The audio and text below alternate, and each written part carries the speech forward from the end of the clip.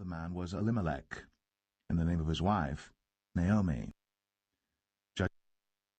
The Book of Ruth, Chapter 1. Now it came to pass in the days when the judges ruled, that there was a famine in the land, and a certain man of Bethlehem, Judah, went to sojourn in the country of Moab, he and his wife, and his 2 sons. And the name of the man was Elimelech, and the name of his wife, Naomi. And the name of his 2 sons, Mahlon and Chilion, Ephrathites of Bethlehem, Judah. And they came into the country of Moab, and continued there. And Elimelech, Naomi's husband, died, and she was left, and her 2 sons. And they took them wives of the women of Moab. The name of the one was Orpah, and the name of the other Ruth. And they dwelled there about 10 years. And Mahlon and Chilion died also, both of them. And the woman was left of her 2 sons and her husband. Then she arose with her daughters-in-law, that she might return from the country of Moab. For she had heard in the country of Moab how that the Lord had visited his people in giving them bread. Wherefore she went forth out of the place where she was, and her 2 daughters-in-law with her. And they went on the way to return unto the land of Judah. And Naomi said unto her 2 daughters-in-law, Go, return each to her mother's house. The Lord deal kindly with you, as ye have dealt with the dead, and with me. The Lord grant you that ye may find rest, each of you, in the house of her husband. Then she kissed them, and they lifted up their voice, and wept. And they said unto her, Surely we will return with thee unto thy people. And Naomi said, Turn again, my daughters, why will ye go with me? Are there yet any more sons in my womb, that they may be your husbands?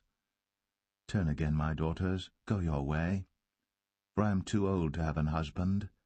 If I should say I have hope, if I should have an husband also tonight, and should also bear sons, would ye tarry for them till they were grown? Would ye stay for them from having husbands?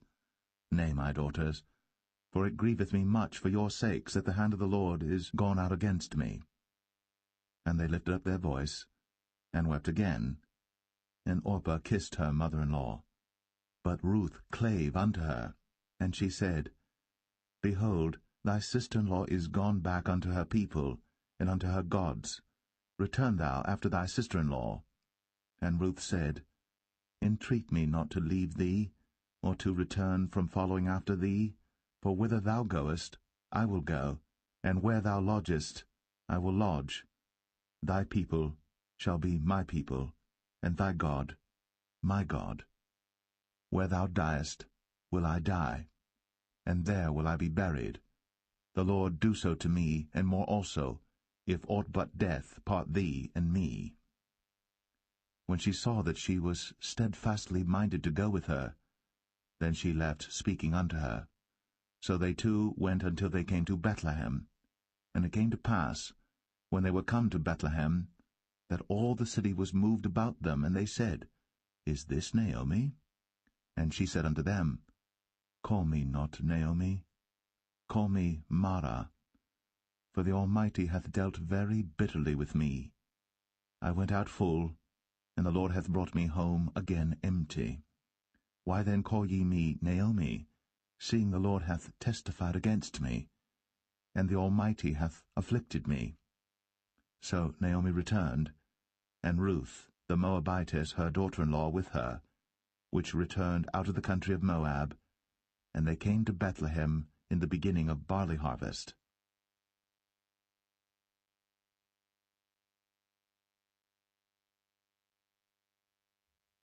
Ruth 2.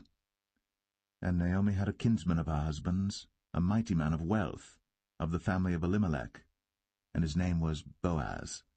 And Ruth the Moabitess said unto Naomi, Let me now go to the field, and glean ears of corn after him in whose sight I shall find grace. And she said unto her, Go, my daughter. And she went and came and gleaned in the field after the reapers, and her hap was to light on a part of the field belonging unto Boaz, who was of the kindred of Elimelech. And behold, Boaz came from Bethlehem, and said unto the reapers, The Lord be with you. And they answered him, The Lord bless thee. Then said Boaz unto his servant that was set over the reapers, Whose damsel is this? And the servant that was set over the reapers answered and said, It is the Moabitish damsel that came back with Naomi out of the country of Moab. And she said, I pray you, let me glean and gather after the reapers among the sheaves. So she came, and hath continued even from the morning until now, that she tarried a little in the house. Then said Boaz unto Ruth, Hearest thou not, my daughter? Go not to glean in another field, neither go from hence, but abide here fast by my maidens. Let thine eyes be on the field that they do reap, and go thou after them. Have I not charged the young men that they shall not touch thee? And when thou art athirst, go unto the vessels, and drink of that which the young men have drawn. Then she fell on her face, and bowed herself to the ground, and said unto him, Why have I found grace in thine eyes, that thou shouldst take knowledge of me, seeing I am a stranger? And Boaz answered and said unto her, It hath fully been shown me all that thou hast done unto thy mother-in-law since the death of thine husband, and how thou hast left thy father and thy mother, and the land of thy nativity, and art come unto a people which thou knewest not heretofore. The Lord recompense thy work, and a full reward be given thee of the Lord God of Israel, under whose wings thou art come to trust. Then she said, Let me find favour in thy sight, my Lord, for that thou hast comforted me, and for that thou hast spoken friendly unto thine handmaid, though I be not like unto one of thine handmaidens. And Boaz said unto her, At mealtime come thou hither, and eat of the bread, and dip thy morsel in the vinegar. And she sat beside the reapers, and he reached her parched corn, and she did eat, and was sufficed, and left. And when she was risen up to glean, Boaz commanded his young men, saying, Let her glean even among the sheaves, and reproach her not. And let fall also some of the handfuls of purpose for her, and leave them, that she may glean them, and rebuke her not. So she gleaned in the field until even, and beat out that she had gleaned, and it was about an ephah of barley.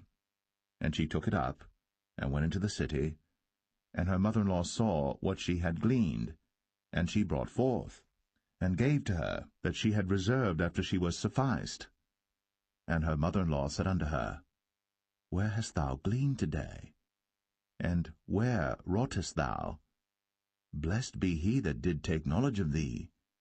And she showed her mother-in-law with whom she had wrought, and said, The man's name with whom I wrought today is Boaz. And Naomi said unto her daughter-in-law, Blessed be he of the Lord, who hath not left off his kindness to the living and to the dead. And Naomi said unto her, The man is near of kin unto us, one of our next kinsmen.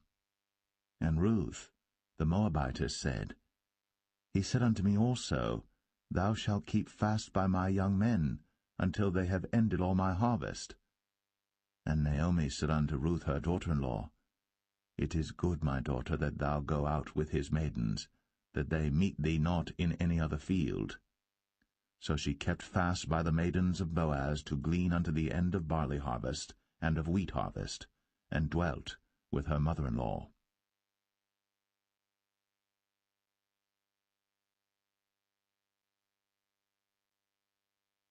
Ruth 3. Then Naomi her mother-in-law said unto her, My daughter, shall I not seek rest for thee, that it may be well with thee? And now is not Boaz of our kindred, with whose maidens thou wast? Behold, he winnoweth barley tonight in the threshing floor. Wash thyself therefore, and anoint thee, and put thy raiment upon thee, and get thee down to the floor. But make not thyself known unto the man until he shall have done eating and drinking. And it shall be, when he lieth down, that thou shalt mark the place where he shall lie, and thou shalt go in, and uncover his feet, and lay thee down, and he will tell thee what thou shalt do. And she said unto her, All that thou sayest unto me, I will do. And she went down unto the floor, and did according to all that her mother-in-law bade her. And when Boaz had eaten and drunk, and his heart was merry, he went to lie down at the end of the heap of corn. And she came softly, and uncovered his feet, and laid her down. And it came to pass at midnight, that the man was afraid, and turned himself, and behold, a woman lay at his feet. And he said, Who art thou? And she answered, I am Ruth thine handmaid. Spread therefore thy skirt over thine handmaid, for thou art a near kinsman. And he said, Blessed be thou of the Lord, my daughter, for thou hast shown more kindness in the latter end than at the beginning, inasmuch as thou followest not young men, whether poor or rich. And now, my daughter, fear not. I will do to thee all that thou requirest, for all the city of my people doth know that thou art a virtuous woman. And now it is true that I am thy near kinsman, howbeit there is a kinsman nearer than I. Tarry this night, and it shall be in the morning that if he will perform unto thee the part of a kinsman, well, let him do the kinsman's part. But if he will not do the part of a kinsman to thee, then will I do the part of a kinsman to thee, as the Lord liveth. Lie down until the morning. And she lay at his feet until the morning, and she rose up before one could know another. And he said, Let it not be known that a woman came into the floor. Also he said, Bring the veil that thou hast upon thee, and hold it. And when she held it, he measured 6 measures of barley, and laid it on her. And she went into the city. And when she came to her mother-in-law, she said, Who art thou, my daughter? And she told her all that the man had done to her. And she said, These 6 measures of barley gave he me, for he said to me, Go not empty unto thy mother-in-law. Then said she, Sit still, my daughter, until thou know how the matter will fall, for the man will not be in rest until he have finished the thing this day.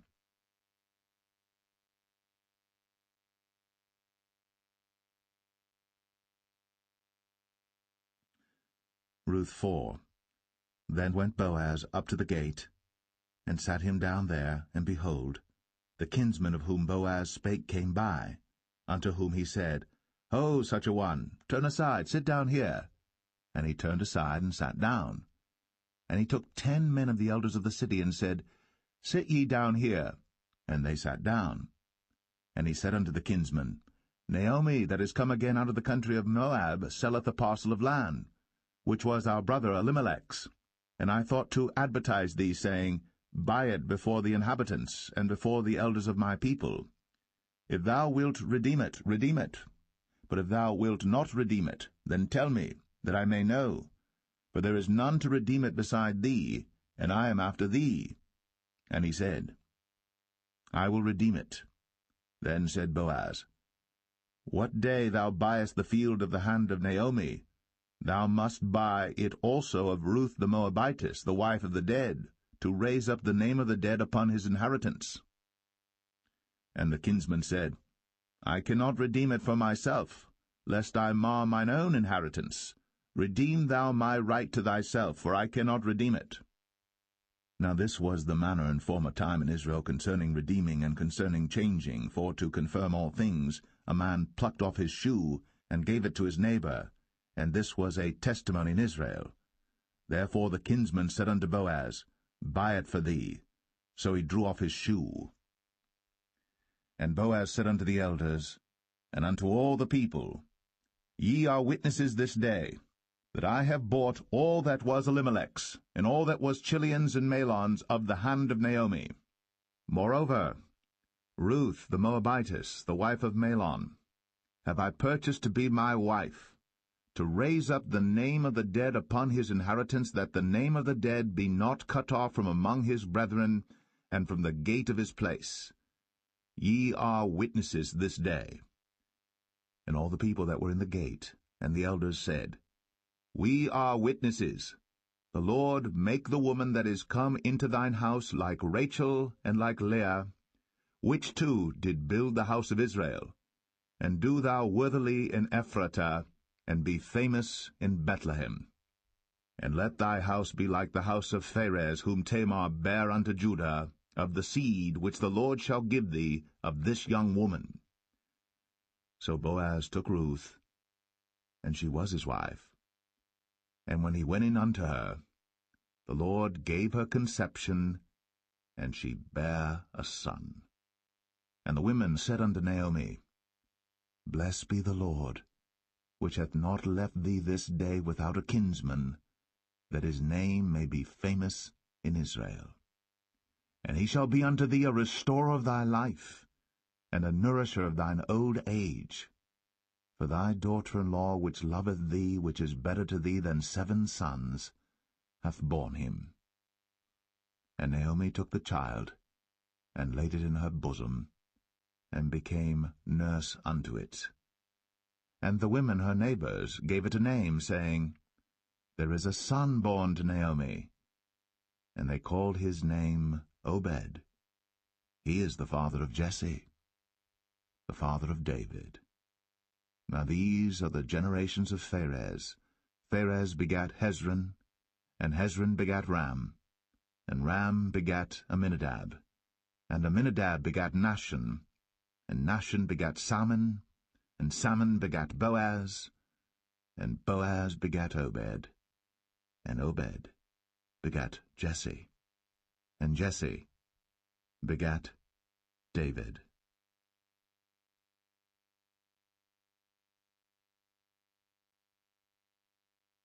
The first book of Samuel, chapter 1.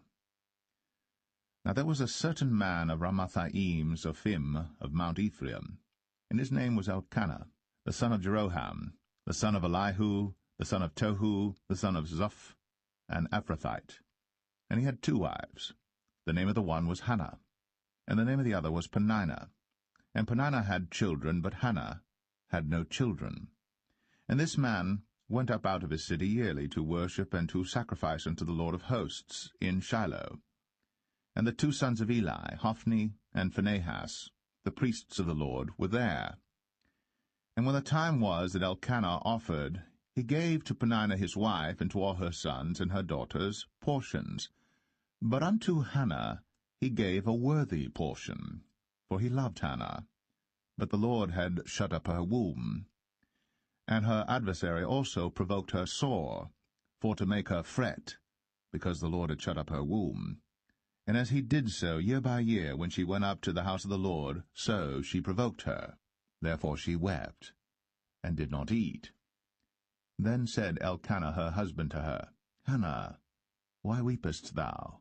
And why eatest thou not? And why is thy heart grieved? Am not I better to thee than 10 sons? So Hannah rose up after they had eaten in Shiloh, and after they had drunk. Now Eli the priest sat upon a seat by a post of the temple of the Lord. And she was in bitterness of soul, and prayed unto the Lord, and wept sore. And she vowed a vow, and said, O Lord of hosts, if thou wilt indeed look on the affliction of thine handmaid, and remember me, and not forget thine handmaid, but wilt give unto thine handmaid a man-child, then I will give him unto the Lord all the days of his life, and there shall no razor come upon his head. And it came to pass, as she continued praying before the Lord, that Eli marked her mouth. Now Hannah, she spake in her heart, only her lips moved, but her voice was not heard. Therefore Eli thought she had been drunken. And Eli said unto her, How long wilt thou be drunken? Put away thy wine from thee. And Hannah answered and said, No, my lord, I am a woman of a sorrowful spirit. I have drunk neither wine nor strong drink, but have poured out my soul before the Lord. Count not thine handmaid for a daughter of Belial, for out of the abundance of my complaint and grief have I spoken hitherto. Then Eli answered and said, Go in peace, and the God of Israel grant thee thy petition that thou hast asked of him. And she said, Let thine handmaid find grace in thy sight. So the woman went her way, and did eat, and her countenance was no more sad. And they rose up in the morning early, and worshipped before the Lord, and returned, and came to their house to Ramah. And Elkanah knew Hannah his wife, and the Lord remembered her. Wherefore it came to pass, when the time was come about after Hannah had conceived, that she bare a son, and called his name Samuel, saying, Because I have asked him of the Lord. And the man Elkanah and all his house went up to offer unto the Lord the yearly sacrifice and his vow. But Hannah went not up. For she said unto her husband, I will not go up until the child be weaned, and then I will bring him, that he may appear before the Lord, and there abide for ever. And Elkanah her husband said unto her, Do what seemeth thee good. Tarry until thou have weaned him. Only the Lord establish his word. So the woman abode, and gave her son suck, until she weaned him. And when she had weaned him, she took him up with her, with 3 bullocks, and 1 ephah of flour, and a bottle of wine, and brought him unto the house of the Lord in Shiloh. And the child was young. And they slew a bullock, and brought the child to Eli. And she said, O my Lord, as thy soul liveth, my Lord, I am the woman that stood by thee here, praying unto the Lord. For this child I prayed, and the Lord hath given me my petition, which I asked of him. Therefore also I have lent him to the Lord. As long as he liveth, he shall be lent to the Lord.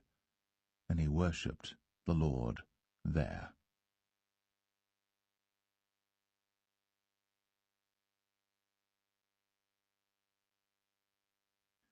1 Samuel chapter 2. And Hannah prayed and said, My heart rejoiceth in the Lord. Mine horn is exalted in the Lord. My mouth is enlarged over mine enemies, because I rejoice in thy salvation.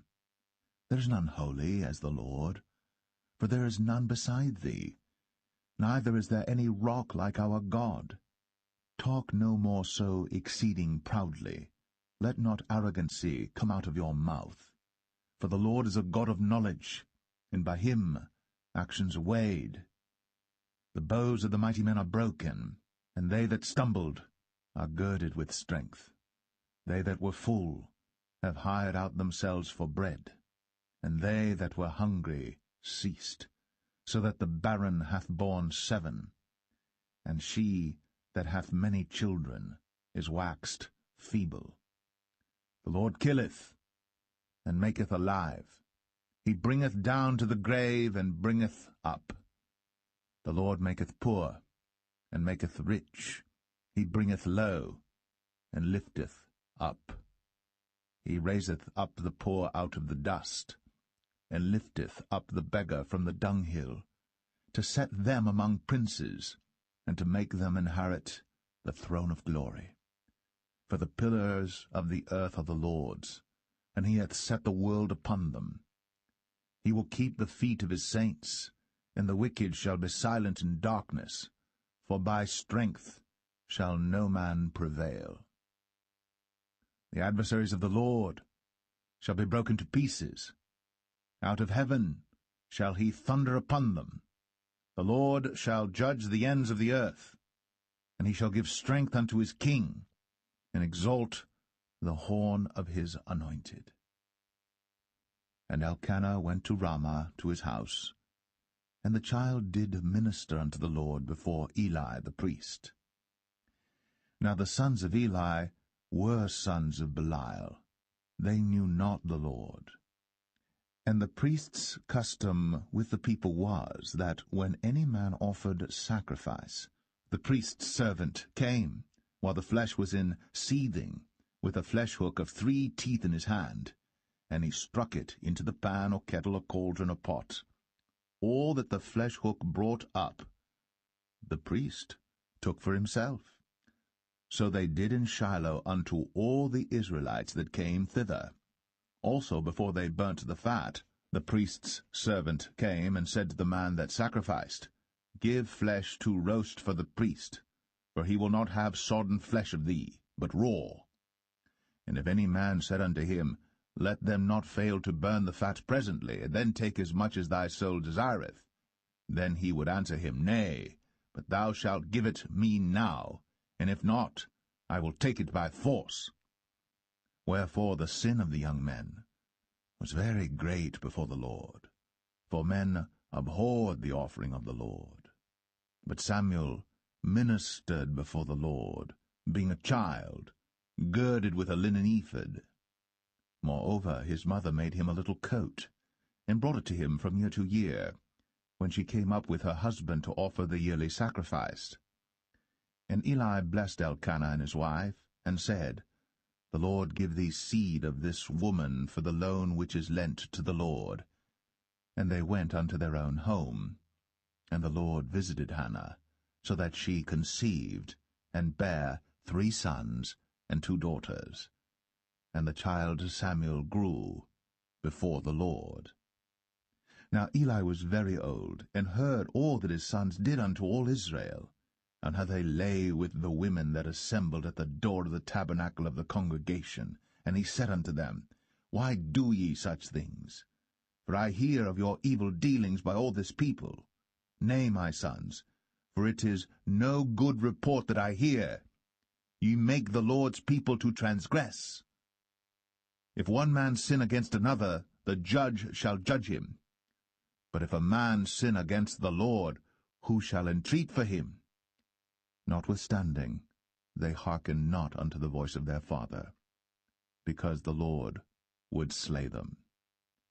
And the child Samuel grew on, and was in favor both with the Lord and also with men.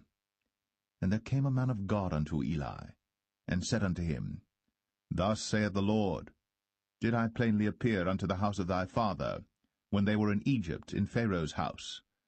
And did I choose him out of all the tribes of Israel to be my priest, to offer upon mine altar, to burn incense, to wear an ephod before me? And did I give unto the house of thy father all the offerings made by fire of the children of Israel? Wherefore kick ye at my sacrifice and at mine offering, which I have commanded in my habitation, and honourest thy sons above me, to make yourselves fat with the chiefest of all the offerings of Israel my people?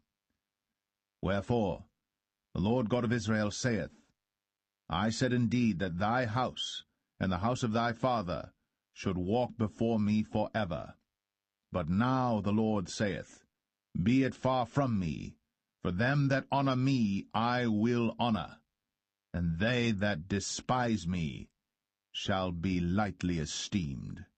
Behold, the days come that I will cut off thine arm, and the arm of thy father's house, that there shall not be an old man in thine house. And thou shalt see an enemy in my habitation, in all the wealth which God shall give Israel. And there shall not be an old man in thine house for ever. And the man of thine whom I shall not cut off from mine altar shall be to consume thine eyes and to grieve thine heart, and all the increase of thine house shall die in the flower of their age. And this shall be a sign unto thee, that shall come upon thy 2 sons, on Hophni and Phinehas, in one day. They shall die, both of them. And I will raise me up a faithful priest, that shall do according to that which is in mine heart and in my mind. And I will build him a sure house, and he shall walk before mine anointed for ever. And it shall come to pass, that every one that is left in thine house shall come and crouch to him for a piece of silver and a morsel of bread, and shall say, Put me, I pray thee, into one of the priest's offices, that I may eat a piece of bread.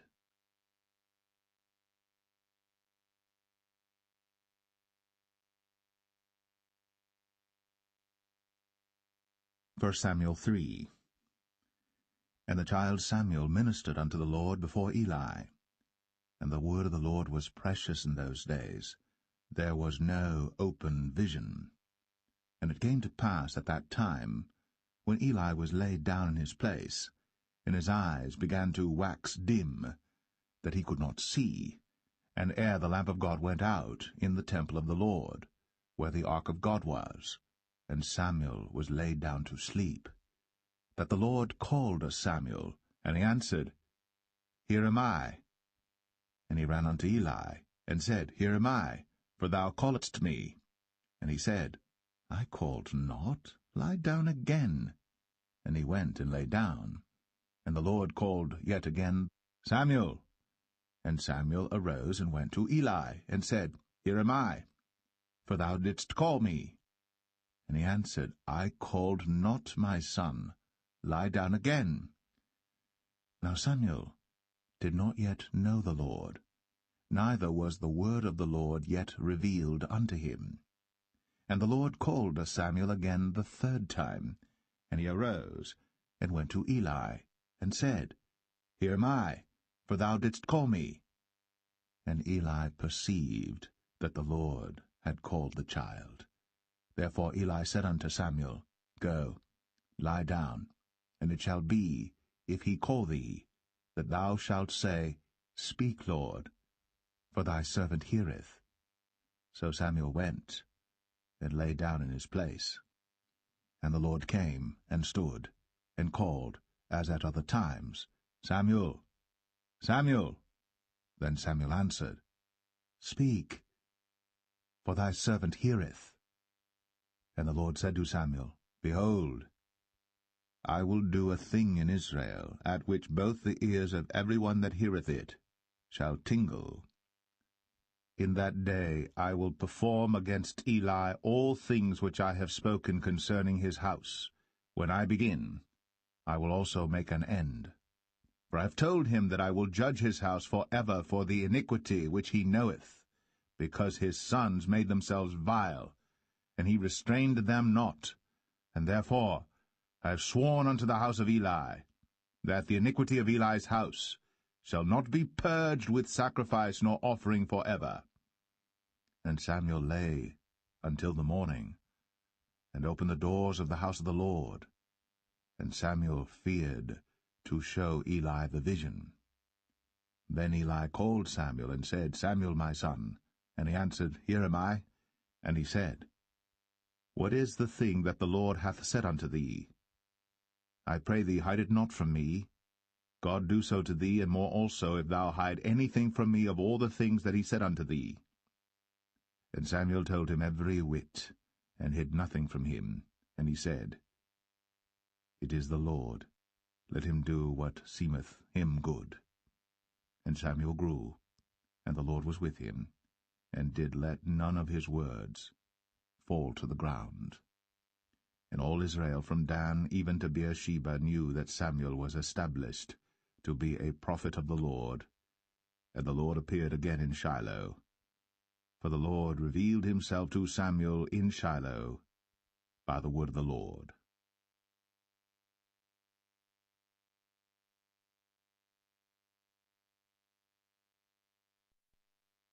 1 Samuel 4. And the word of Samuel came to all Israel. Now Israel went out against the Philistines to battle, and pitched beside Ebenezer.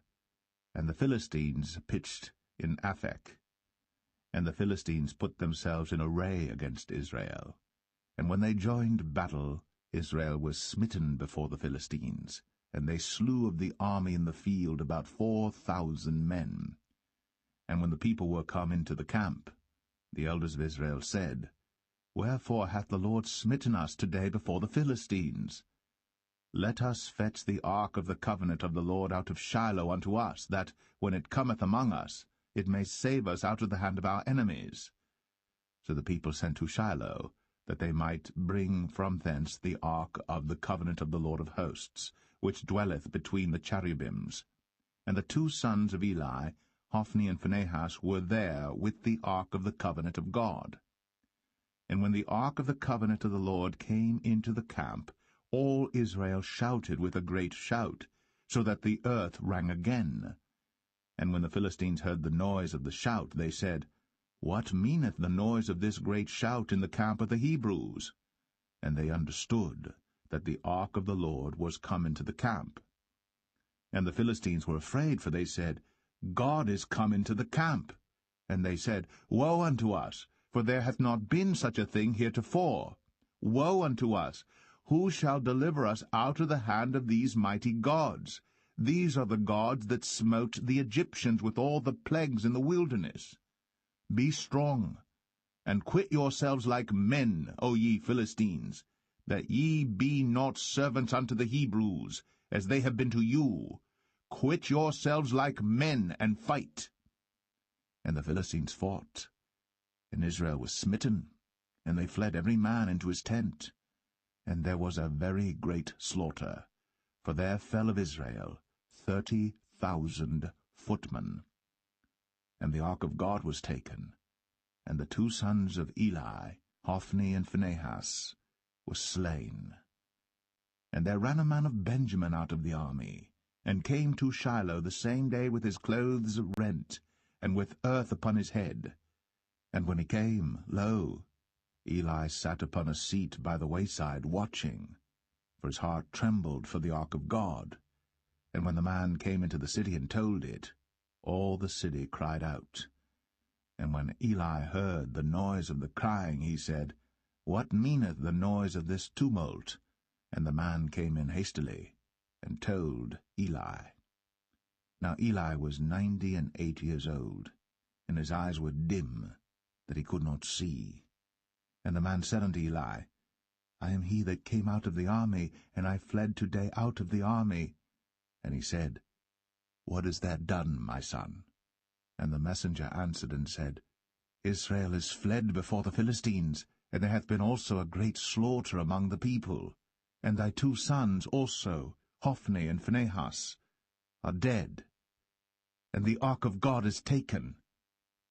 And it came to pass, when he made mention of the ark of God, that he fell from off the seat backward by the side of the gate, and his neck brake, and he died. For he was an old man, and heavy, and he had judged Israel 40 years. And his daughter-in-law Phinehas' wife was with child, near to be delivered.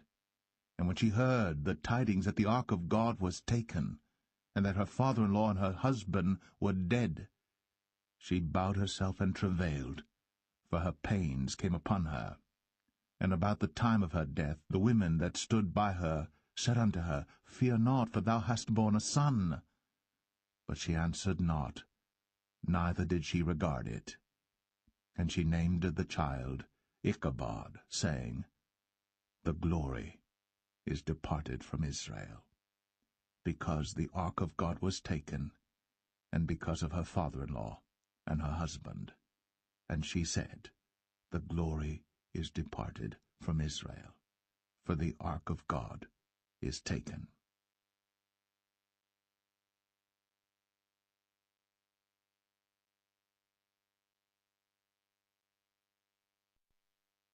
First Samuel 5.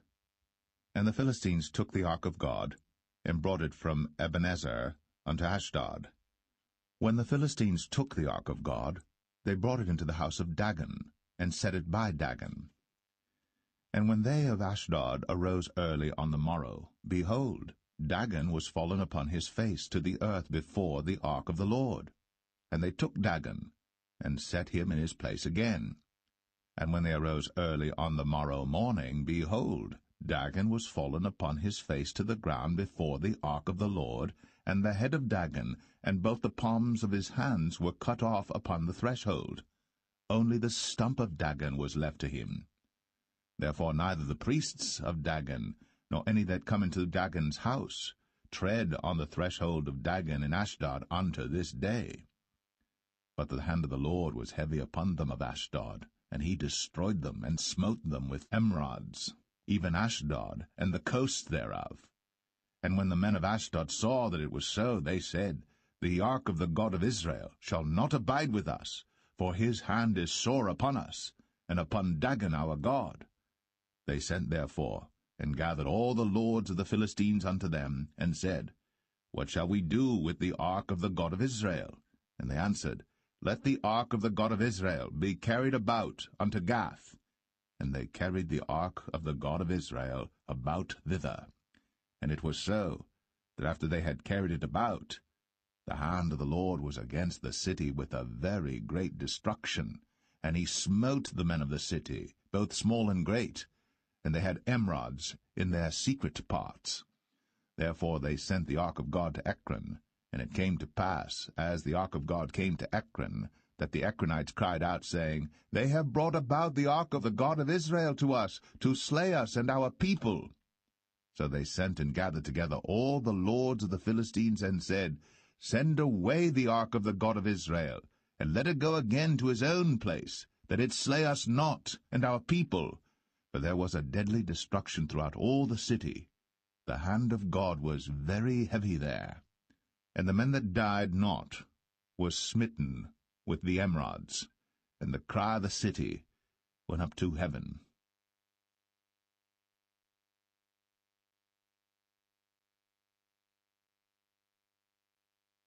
1 Samuel 6. And the ark of the Lord was in the country of the Philistines 7 months. And the Philistines called for the priests and the diviners, saying, What shall we do to the ark of the Lord? Tell us wherewith we shall send it to his place. And they said, If ye send away the ark of the God of Israel, send it not empty, but in any wise return him a trespass offering. Then ye shall be healed, and it shall be known to you why his hand is not removed from you. Then said they, What shall be the trespass offering which we shall return to him? They answered, 5 golden emerods, and 5 golden mice, according to the number of the lords of the Philistines.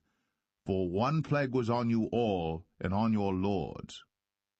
Wherefore ye shall make images of your emerods, and images of your mice that mar the land, and ye shall give glory unto the God of Israel. Peradventure he will lighten his hand from off you, and from off your gods, and from off your land. Wherefore then do ye harden your hearts, as the Egyptians and Pharaoh hardened their hearts, when he had wrought wonderfully among them? Did they not let the people go, and they departed? Now therefore make a new cart, and take 2 milch kine, on which there hath come no yoke, and tie the kine to the cart, and bring their calves home from them. And take the ark of the Lord, and lay it upon the cart, and put the jewels of gold, which ye return him for a trespass offering, in a coffer by the side thereof, and send it away, that it may go. And see, if it goeth up by the way of his own coast, to Bethshemesh, then he hath done us this great evil.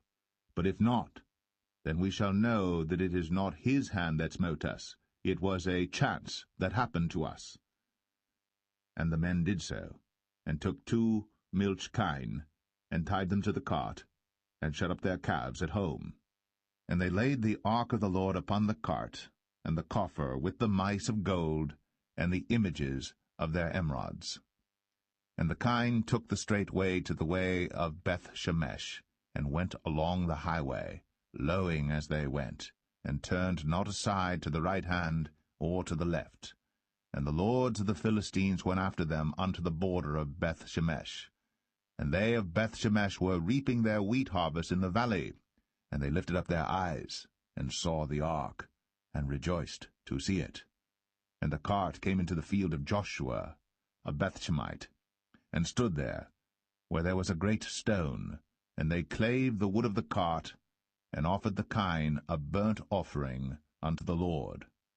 And the Levites took down the ark of the Lord, and the coffer that was with it, wherein the jewels of gold were, and put them on the great stone. And the men of Bethshemesh offered burnt offerings, and sacrificed sacrifices the same day unto the Lord. And when the 5 lords of the Philistines had seen it, they returned to Ekron the same day. And these are the golden emerods, which the Philistines returned for a trespass offering unto the Lord: for Ashdod 1, for Gaza 1, for Ashkelon 1, for Gath 1, for Ekron 1. And the golden mice, according to the number of all the cities of the Philistines, belonging to the 5 lords, both of fenced cities and of country villages, even unto the great stone of Abel, whereon they set down the ark of the Lord, which stone remaineth unto this day in the field of Joshua the Bethshemite. And he smote the men of Bethshemesh, because they had looked into the ark of the Lord. Even he smote of the people 50,010 men, And the people lamented, because the Lord had smitten many of the people with a great slaughter.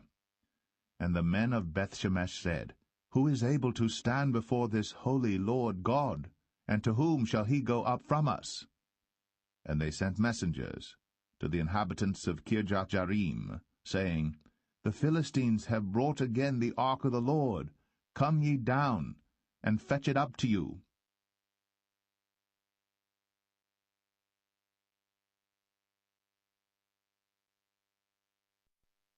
1 Samuel 7.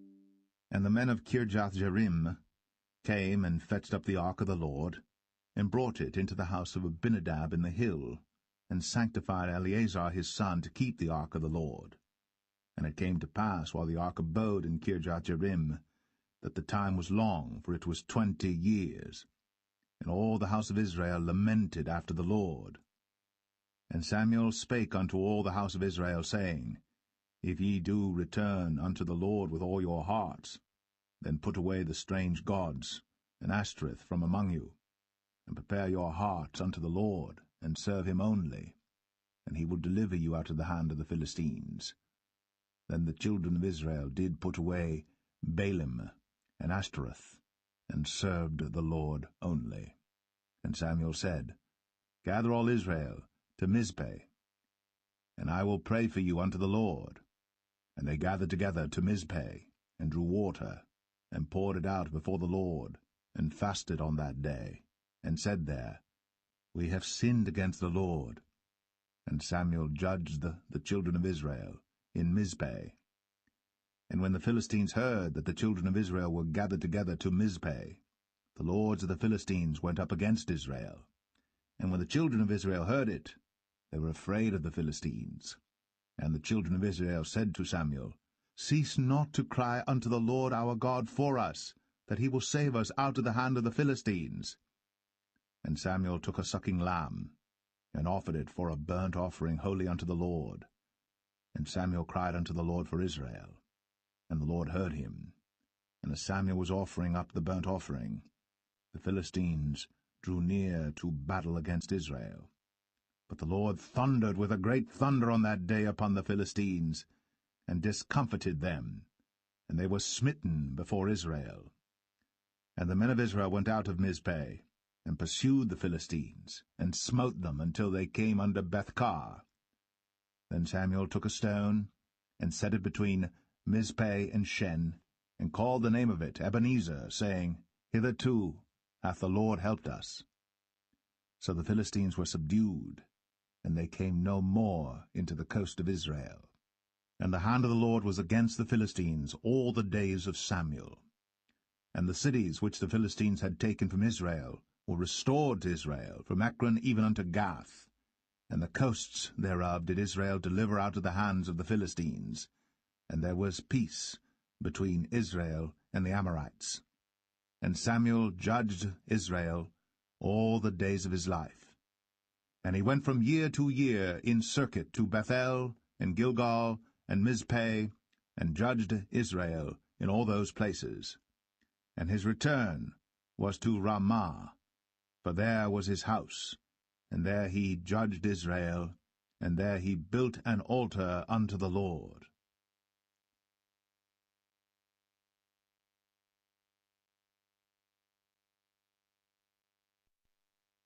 First Samuel 8. And it came to pass, when Samuel was old, that he made his sons judges over Israel. Now the name of his firstborn was Joel, and the name of his second Abiah. They were judges in Beersheba. And his sons walked not in his ways, but turned aside after lucre, and took bribes, and perverted judgment. And all the elders of Israel gathered themselves together, and came to Samuel unto Ramah, and said unto him, Behold, thou art old, and thy sons walk not in thy ways. Now make us a king to judge us like all the nations. But the thing displeased Samuel, when they said, Give us a king to judge us. And Samuel prayed unto the Lord. And the Lord said unto Samuel, Hearken unto the voice of the people, in all that they say unto thee. For they have not rejected thee, but they have rejected me, that I should not reign over them. According to all the works which they have done since the day that I brought them up out of Egypt, even unto this day, wherewith they have forsaken me, and served other gods, so do they also unto thee. Now therefore hearken unto their voice, howbeit yet protest solemnly unto them, and show them the manner of the king that shall reign over them. And Samuel told all the words of the Lord unto the people that asked of him a king. And he said, This will be the manner of the king that shall reign over you. He will take your sons, and appoint them for himself, for his chariots, and to be his horsemen, and some shall run before his chariots. And he will appoint him captains over thousands, and captains over 50s, and will set them to ear his ground, and to reap his harvest, and to make his instruments of war, and instruments of his chariots. And he will take your daughters to be confectionaries, and to be cooks, and to be bakers. And he will take your fields, and your vineyards, and your oliveyards, even the best of them, and give them to his servants. And he will take the tenth of your seed, and of your vineyards, and give to his officers, and to his servants. And he will take your men-servants, and your maidservants, and your goodliest young men, and your asses, and put them to his work. He will take the tenth of your sheep, and ye shall be his servants. And ye shall cry out in that day because of your king which ye shall have chosen you. And the Lord will not hear you in that day. Nevertheless, the people refused to obey the voice of Samuel, and they said, Nay, but we will have a king over us, that we also may be like all the nations, and that our king may judge us, and go out before us, and fight our battles. And Samuel heard all the words of the people, and he rehearsed them in the ears of the Lord. And the Lord said to Samuel, Hearken unto their voice, and make them a king. And Samuel said unto the men of Israel, Go ye every man unto his city.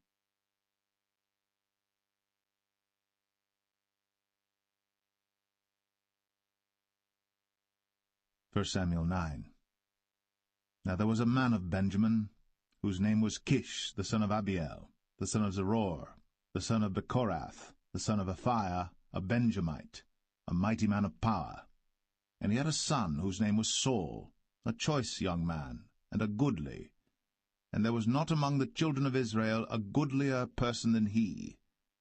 From his shirt and upward he was higher than any of the people. And the asses of Kish, Saul's father, were lost. And Kish said to Saul his son, Take now one of the servants with thee, and arise, go seek the asses. And he passed through Mount Ephraim, and passed through the land of Shalisha. But they found them not. Then they passed through the land of Shalim, and there they were not. And he passed through the land of the Benjamites, but they found them not. And when they were come to the land of Zuph, Saul said to his servant that was with him, Come, and let us return, lest my father leave caring for the asses, and take thought for us. And he said unto him, Behold now, there is in this city a man of God, and he is an honorable man. All that he saith cometh surely to pass. Now let us go thither. Peradventure he can show us our way that we should go. Then said Saul to his servant, But behold, if we go, what shall we bring the man? For the bread is spent in our vessels, and there is not a present to bring to the man of God. What have we? And the servant answered Saul again, and said, Behold, I have here at hand the 4th part of a shekel of silver. That will I give to the man of God, to tell us our way. Before time in Israel, when a man went to inquire of God, thus he spake, Come, and let us go to the seer. For he that is now called a prophet was before time called a seer. Then said Saul to his servant, Well said, come, let us go. So they went unto the city where the man of God was. And as they went up the hill to the city, they found young maidens going out to draw water, and said unto them, Is the seer here? And they answered them, and said, He is, behold, he is before you. Make haste now, for he came today to the city, for there is a sacrifice of the people today in the high place. As soon as ye be come into the city, ye shall straightway find him, before he go up to the high place to eat. For the people will not eat until he come, because he doth bless the sacrifice, and afterwards they eat that be bidden. Now therefore get you up, for about this time ye shall find him. And they went up into the city. And when they were come into the city, behold, Samuel came out against them, for to go up to the high place. Now the Lord had told Samuel in his ear a day before Saul came, saying, Tomorrow about this time I will send thee a man out of the land of Benjamin, and thou shalt anoint him to be captain over my people Israel, that he may save my people out of the hand of the Philistines. For I have looked upon my people, because their cry is come unto me. And when Samuel saw Saul, the Lord said unto him, Behold the man whom I spake to thee of. This same shall reign over my people. Then Saul drew near to Samuel in the gate, and said, Tell me, I pray thee, where the seer's house is. And Samuel answered Saul, and said, I am the seer. Go up before me unto the high place. For ye shall eat with me today, and tomorrow I will let thee go, and will tell thee all that is in thine heart. And as for thine asses that were lost 3 days ago, set not thy mind on them, for they are found. And on whom is all the desire of Israel? Is it not on thee, and on all thy father's house? And Saul answered and said, Am not I a Benjamite, of the smallest of the tribes of Israel, and my family the least of all the families of the tribe of Benjamin? Wherefore then speakest thou so to me? And Samuel took Saul and his servant, and brought them into the parlour, and made them sit in the chiefest place among them that were bidden, which were about 30 persons. And Samuel said unto the cook, Bring the portion which I gave thee, of which I said unto thee, Set it by thee. And the cook took up the shoulder, and that which was upon it, and set it before Saul. And Samuel said, Behold that which is left, set it before thee, and eat. For unto this time hath it been kept for thee, since I said, I have invited the people. So Saul did eat with Samuel that day. And when they were come down from the high place into the city, Samuel communed with Saul upon the top of the house. And they arose early. And it came to pass about the spring of the day that Samuel called Saul to the top of the house, saying, Up, that I may send thee away. And Saul arose. And they went out, both of them, he and Samuel, abroad. And as they were going down to the end of the city, Samuel said to Saul, Bid the servant pass on before us. And he passed on. But stand thou still a while, that I may show thee the word of God.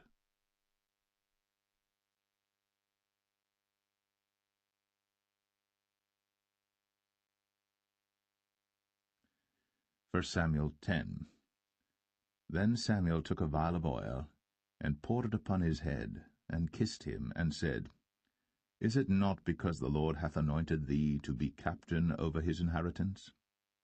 When thou art departed from me today, then thou shalt find 2 men by Rachel's sepulchre, in the border of Benjamin at Zelzah. And they will say unto thee, The asses which thou wentest to seek are found. And lo, thy father hath left the care of the asses, and sorroweth for you, saying, What shall I do for my son? Then shalt thou go on forward from thence, and thou shalt come to the plain of Tabor. And there shall meet thee 3 men going up to God to Bethel, one carrying 3 kids, and another carrying 3 loaves of bread, and another carrying a bottle of wine. And they will salute thee, and give thee 2 loaves of bread, which thou shalt receive of their hands. After that thou shalt come to the hill of God, where is the garrison of the Philistines. And it shall come to pass, when thou art come thither to the city, that thou shalt meet a company of prophets coming down from the high place, with a psaltery, and a tabret, and a pipe, and a harp before them. And they shall prophesy. And the Spirit of the Lord will come upon thee, and thou shalt prophesy with them, and shalt be turned into another man. And let it be, when these signs are come unto thee, that thou do as occasion serve thee, for God is with thee. And thou shalt go down before me to Gilgal, and behold, I will come down unto thee to offer burnt offerings, and to sacrifice sacrifices of peace offerings. 7 days shalt thou tarry, till I come to thee, and show thee what thou shalt do. And it was so that when he had turned his back to go from Samuel, God gave him another heart. And all those signs came to pass that day.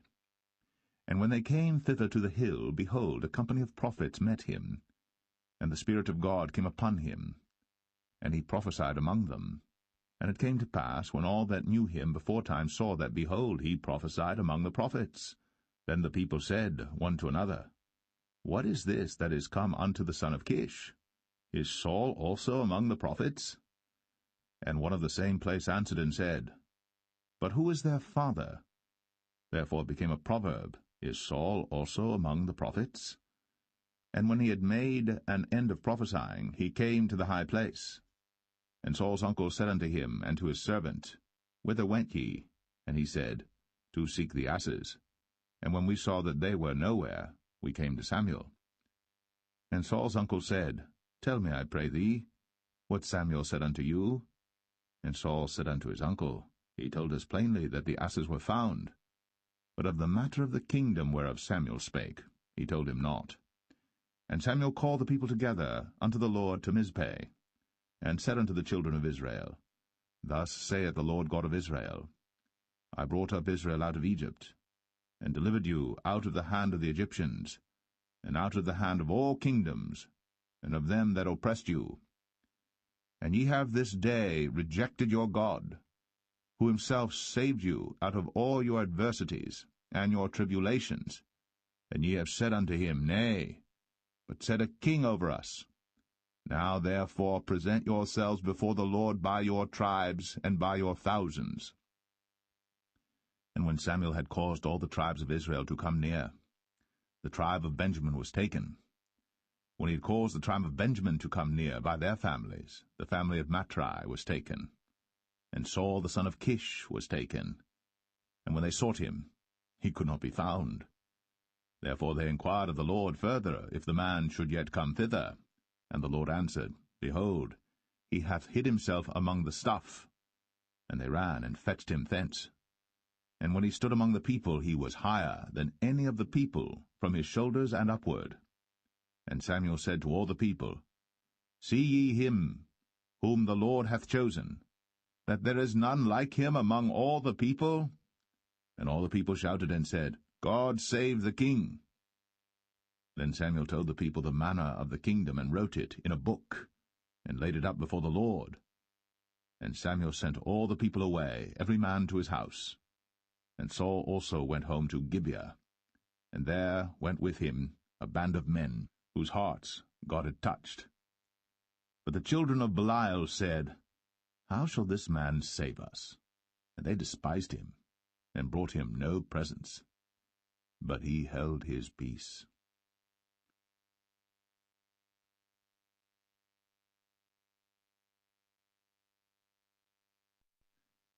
1 Samuel 11.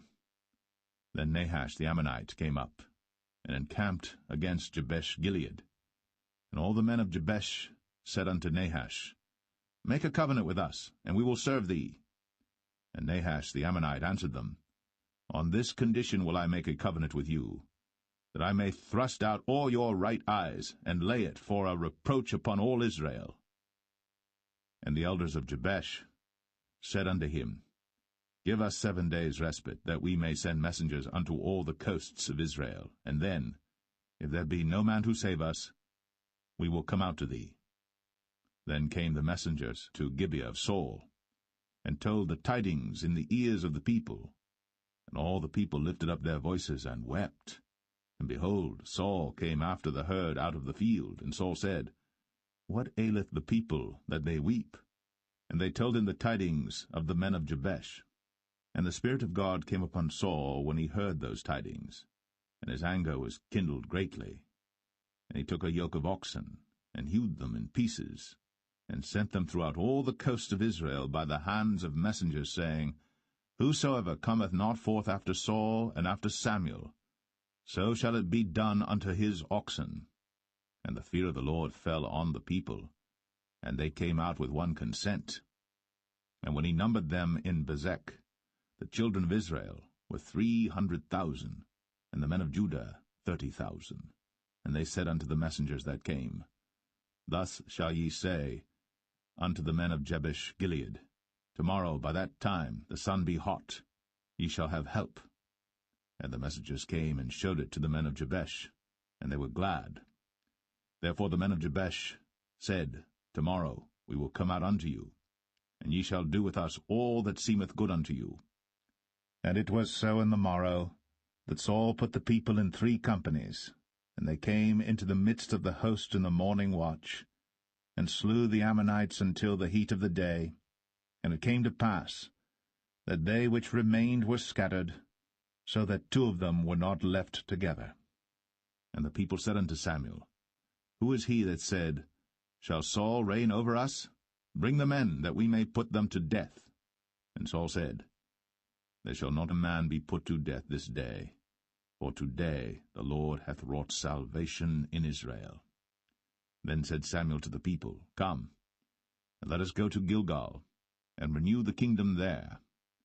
And all the people went to Gilgal, and there they made Saul king before the Lord in Gilgal, and there they sacrificed sacrifices of peace offerings before the Lord.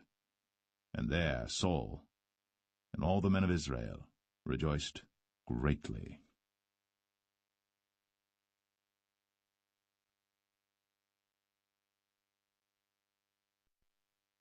1 Samuel 12. And Samuel said unto all Israel, Behold, I have hearkened unto your voice in all that ye said unto me, and have made a king over you.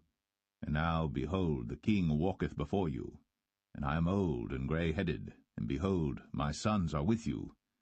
And I have walked before you from my childhood unto this day. Behold, here I am. Witness against me before the Lord and before his anointed, whose ox have I taken? Or whose ass have I taken? Or whom have I defrauded? Whom have I oppressed? Or of whose hand have I received any bribe to blind mine eyes therewith? And I will restore it you. And they said, Thou hast not defrauded us, nor oppressed us, neither hast thou taken aught of any man's hand. And he said unto them, The Lord is witness against you, and his anointed is witness this day, that ye have not found aught in my hand. And they answered, He is witness. And Samuel said unto the people, It is the Lord that advanced Moses and Aaron, and that brought your fathers up out of the land of Egypt. Now therefore stand still, that I may reason with you before the Lord of all the righteous acts of the Lord, which he did to you and to your fathers. When Jacob was come into Egypt, and your fathers cried unto the Lord, then the Lord sent Moses and Aaron, which brought forth your fathers out of Egypt, and made them dwell in this place. And when they forgat the Lord their God, he sold them into the hand of Sisera, captain of the host of Hazor, and into the hand of the Philistines, and into the hand of the king of Moab. And they fought against them. And they cried unto the Lord, and said, We have sinned, because we have forsaken the Lord, and have served Balaam and Ashtoreth. But now deliver us out of the hand of our enemies, and we will serve thee. And the Lord sent Jerubbaal, and Bedan, and Jephthah, and Samuel, and delivered you out of the hand of your enemies on every side, and ye dwelled safe. And when ye saw that Nahash the king of the children of Ammon came against you, ye said unto me, Nay, but a king shall reign over us, when the Lord your God was your king. Now therefore, behold, the king whom ye have chosen, and whom ye have desired, and behold, the Lord hath set a king over you. If ye will fear the Lord, and serve him, and obey his voice, and not rebel against the commandment of the Lord, then shall both ye and also the king that reigneth over you continue following the Lord your God. But if ye will not obey the voice of the Lord, but rebel against the commandment of the Lord, then shall the hand of the Lord be against you, as it was against your fathers. Now therefore stand and see this great thing which the Lord will do before your eyes. Is it not wheat harvest today? I will call unto the Lord, And he shall send thunder and rain, that ye may perceive and see that your wickedness is great, which ye have done in the sight of the Lord in asking you a king.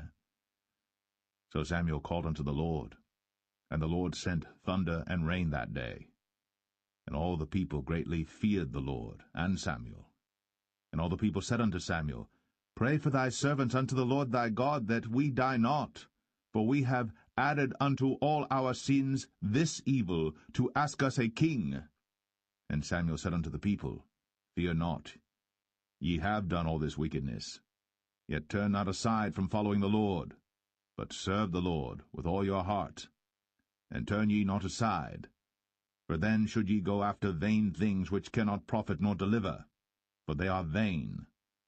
For the Lord will not forsake his people for his great name's sake, because it hath pleased the Lord to make you his people.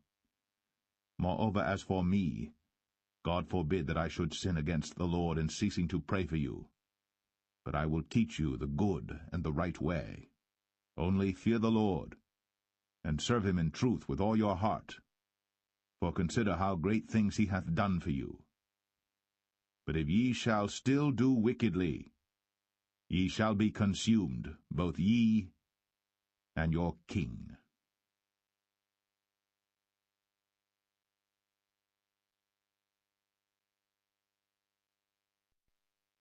1 Samuel 13. Saul reigned 1 year. And when he had reigned 2 years over Israel, Saul chose him 3,000 men of Israel, whereof 2,000 were with Saul in Michmash and in Mount Bethel, and 1,000 were with Jonathan in Gibeah of Benjamin. And the rest of the people he sent every man to his tent. And Jonathan smote the garrison of the Philistines that was in Geba. And the Philistines heard of it. And Saul blew the trumpet throughout all the land, saying, Let the Hebrews hear. And all Israel heard say that Saul had smitten a garrison of the Philistines, and that Israel also was had in abomination with the Philistines. And the people were called together after Saul to Gilgal. And the Philistines gathered themselves together to fight with Israel, 30,000 chariots and 6,000 horsemen, and people as the sand which is on the seashore in multitude. And they came up, and pitched in Michmash, eastward from Bethaven. When the men of Israel saw that they were in a strait, for the people were distressed, then the people did hide themselves in caves, and in thickets, and in rocks, and in high places, and in pits. And some of the Hebrews went over Jordan to the land of Gad and Gilead. As for Saul, he was yet in Gilgal, and all the people followed him trembling. And he tarried 7 days according to the set time that Samuel had appointed. But Samuel came not to Gilgal, and the people were scattered from him. And Saul said, Bring hither a burnt offering to me, and peace offerings. And he offered the burnt offering.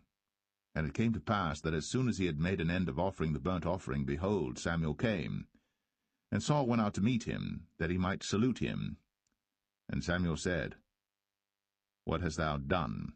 And Saul said, Because I saw that the people were scattered from me, and that thou camest not within the days appointed, and that the Philistines gathered themselves together at Michmash. Therefore said I, The Philistines will come down now upon me to Gilgal, and I have not made supplication unto the Lord. I forced myself therefore, and offered a burnt offering. And Samuel said to Saul, Thou hast done foolishly. Thou hast not kept the commandment of the Lord thy God, which he commanded thee. For now would the Lord have established thy kingdom upon Israel for ever. But now thy kingdom shall not continue. The Lord hath sought him a man after his own heart. And the Lord hath commanded him to be captain over his people, because thou hast not kept that which the Lord commanded thee. And Samuel arose, and gat him up from Gilgal unto Gibeah of Benjamin. And Saul numbered the people that were present with him about 600 men. And Saul and Jonathan his son, and the people that were present with him, abode in Gibeah of Benjamin. But the Philistines encamped in Michmash. And the spoilers came out of the camp of the Philistines in 3 companies. 1 company turned unto the way that leadeth to Ophrah, unto the land of Shual. And another company turned the way to Bethhoron. And another company turned to the way of the border that looketh to the valley of Zeboim, toward the wilderness. Now there was no smith found throughout all the land of Israel, For the Philistines said, Lest the Hebrews make them swords or spears. But all the Israelites went down to the Philistines to sharpen every man his share, and his coulter, and his axe, and his mattock. Yet they had a file for the mattocks, and for the coulters, and for the forks, and for the axes, and to sharpen the goads. So it came to pass in the day of battle that there was neither sword nor spear found in the hand of any of the people that were with Saul and Jonathan. But with Saul and with Jonathan his son was there found. And the garrison of the Philistines went out to the passage of Michmash.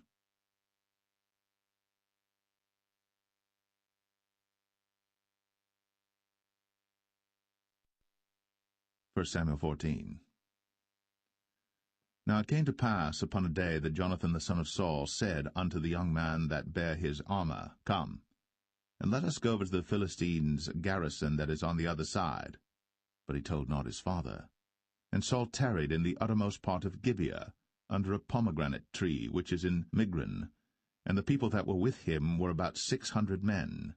And Ahiah, the son of Ahitub, Ichabod's brother, the son of Phinehas, the son of Eli, the Lord's priest in Shiloh, wearing an ephod. And the people knew not that Jonathan was gone. And between the passages, by which Jonathan sought to go over unto the Philistines' garrison, there was a sharp rock on the one side, and a sharp rock on the other side. And the name of the one was Bozez, and the name of the other Sinai. The forefront of the one was situate northward over against Michmash, and the other southward over against Gibeah. And Jonathan said to the young men that bare his armor, Come, and let us go over unto the garrison of these uncircumcised.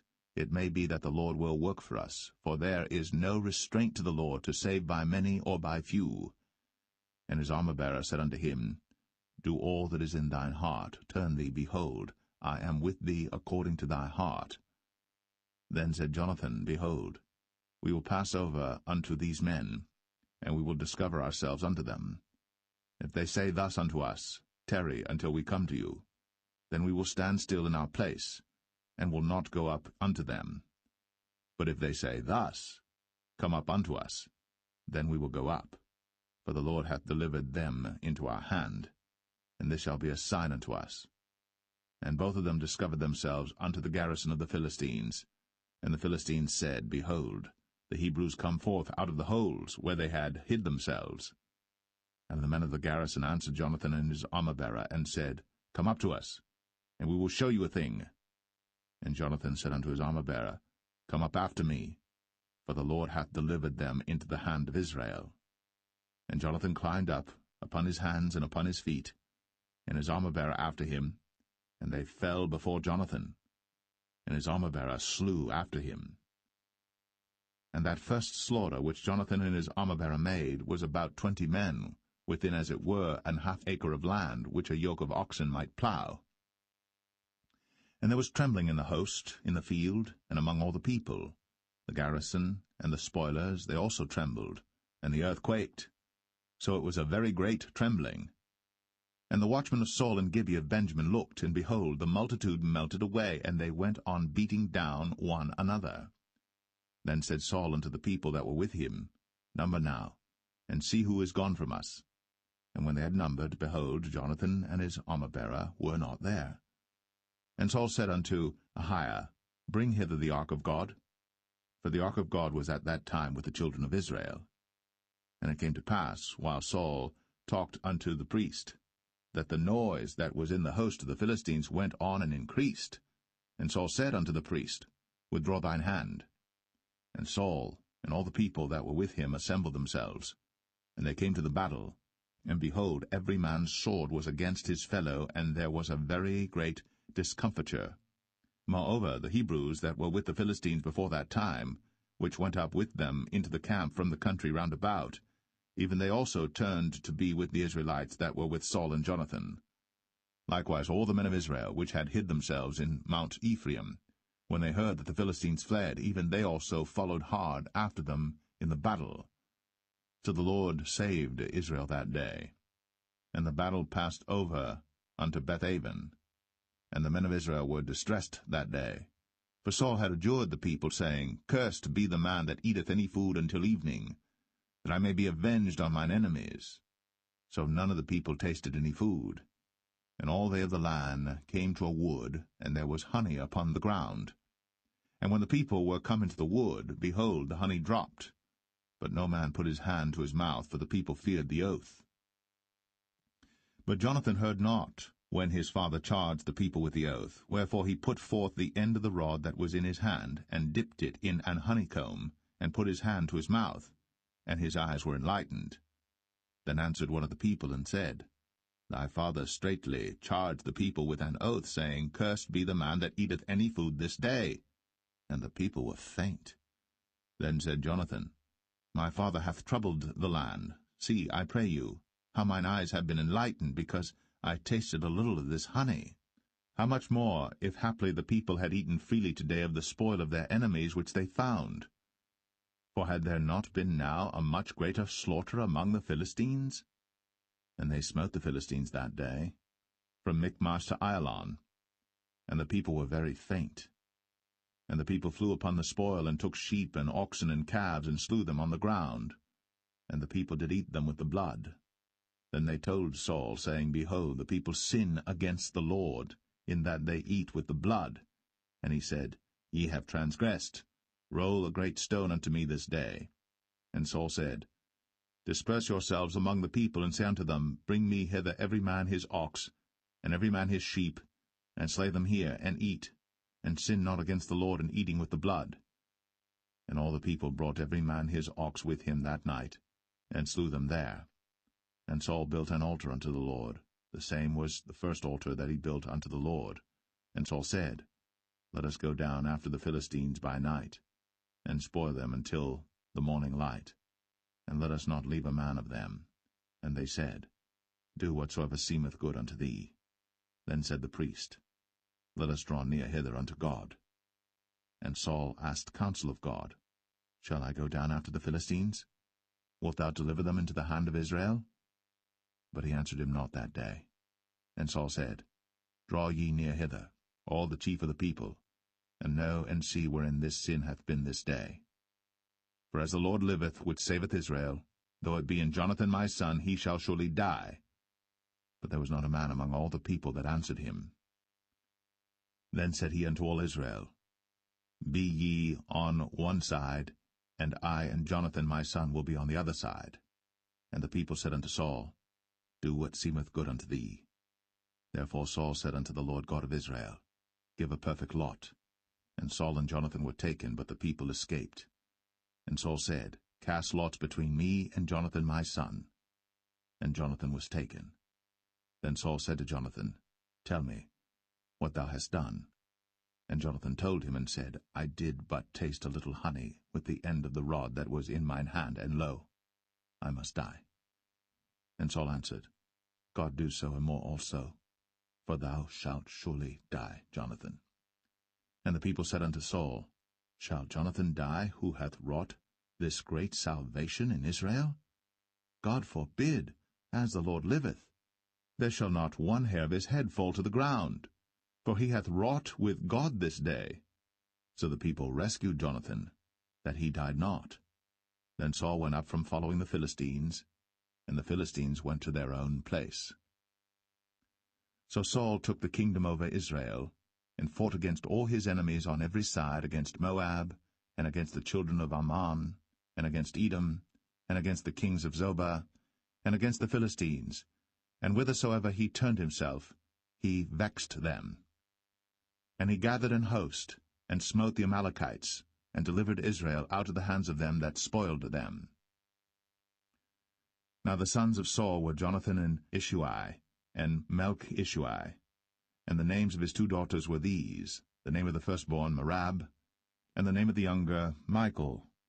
And the name of Saul's wife was Ahinoam, the daughter of Ahimaaz. And the name of the captain of his host was Abner, the son of Ner, Saul's uncle. And Kish was the father of Saul, and Ner, the father of Abner, was the son of Abiel. And there was sore war against the Philistines all the days of Saul. And when Saul saw any strong man or any valiant man, he took him unto him.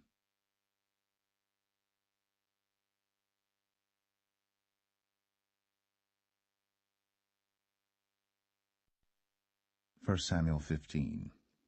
Samuel also said unto Saul, The Lord sent me to anoint thee to be king over his people, over Israel. Now therefore hearken thou unto the voice of the words of the Lord. Thus saith the Lord of hosts, I remember that which Amalek did to Israel, how he laid wait for him in the way when he came up from Egypt. Now go, and smite Amalek, and utterly destroy all that they have, and spare them not, but slay both man and woman, infant and suckling, ox and sheep, camel and ass. And Saul gathered the people together, and numbered them in Telaim 200,000 footmen, and 10,000 men of Judah. And Saul came to a city of Amalek, and laid wait in the valley. And Saul said unto the Kenites, Go, depart, get you down from among the Amalekites, lest I destroy you with them. For ye showed kindness to all the children of Israel when they came up out of Egypt. So the Kenites departed from among the Amalekites. And Saul smote the Amalekites from Havilah until thou comest to Shur, that is over against Egypt. And he took Agag, the king of the Amalekites, alive, and utterly destroyed all the people with the edge of the sword. But Saul and the people spared Agag, and the best of the sheep, and of the oxen, and of the fatlings, and the lambs, and all that was good, and would not utterly destroy them. But everything that was vile and refuse, that they destroyed utterly. Then came the word of the Lord unto Samuel, saying, It repenteth me that I have set up Saul to be king, for he is turned back from following me, and hath not performed my commandments. And it grieved Samuel, and he cried unto the Lord all night. And when Samuel rose early to meet Saul in the morning, it was told Samuel, saying, Saul came to Carmel, and behold, he set him up a place, and is gone about, and passed on, and gone down to Gilgal. And Samuel came to Saul, and Saul said unto him, Blessed be thou of the Lord, I have performed the commandment of the Lord. And Samuel said, What meaneth then this bleating of the sheep in mine ears, and the lowing of the oxen which I hear? And Saul said, They have brought them from the Amalekites, for the people spared the best of the sheep and of the oxen to sacrifice unto the Lord thy God, and the rest we have utterly destroyed. Then Samuel said unto Saul, Stay, and I will tell thee what the Lord hath said to me this night. And he said unto him, Say on. And Samuel said, When thou wast little in thine own sight, wast thou not made the head of the tribes of Israel? And the Lord anointed thee king over Israel? And the Lord sent thee on a journey, and said, Go, and utterly destroy the sinners, the Amalekites, and fight against them until they be consumed. Wherefore then didst thou not obey the voice of the Lord, but didst fly upon the spoil, and didst evil in the sight of the Lord? And Saul said unto Samuel, Yea, I have obeyed the voice of the Lord, and have gone the way which the Lord sent me, and have brought Agag, the king of Amalek, and have utterly destroyed the Amalekites. But the people took of the spoil sheep and oxen, the chief of the things which should have been utterly destroyed, to sacrifice unto the Lord thy God in Gilgal. And Samuel said, Hath the Lord as great delight in burnt offerings and sacrifices as in obeying the voice of the Lord? Behold, to obey is better than sacrifice, and to hearken than the fat of rams. For rebellion is as the sin of witchcraft, and stubbornness is as iniquity and idolatry. Because thou hast rejected the word of the Lord, he hath also rejected thee from being king. And Saul said unto Samuel, I have sinned, for I have transgressed the commandment of the Lord, and thy words, because I feared the people, and obeyed their voice. Now therefore, I pray thee, pardon my sin, and turn again with me, that I may worship the Lord. And Samuel said unto Saul, I will not return with thee, for thou hast rejected the word of the Lord, and the Lord hath rejected thee from being king over Israel. And as Samuel turned about to go away, he laid hold upon the skirt of his mantle, and it rent. And Samuel said unto him, The Lord hath rent the kingdom of Israel from thee this day, and hath given it to a neighbor of thine, that is better than thou. And also the strength of Israel will not lie nor repent, for he is not a man that he should repent. Then he said, I have sinned. Yet honor me now, I pray thee, before the elders of my people, and before Israel, and turn again with me, that I may worship the Lord thy God. So Samuel turned again after Saul, and Saul worshipped the Lord. Then said Samuel, Bring ye hither to me Agag the king of the Amalekites. And Agag came unto him delicately. And Agag said, Surely the bitterness of death is past.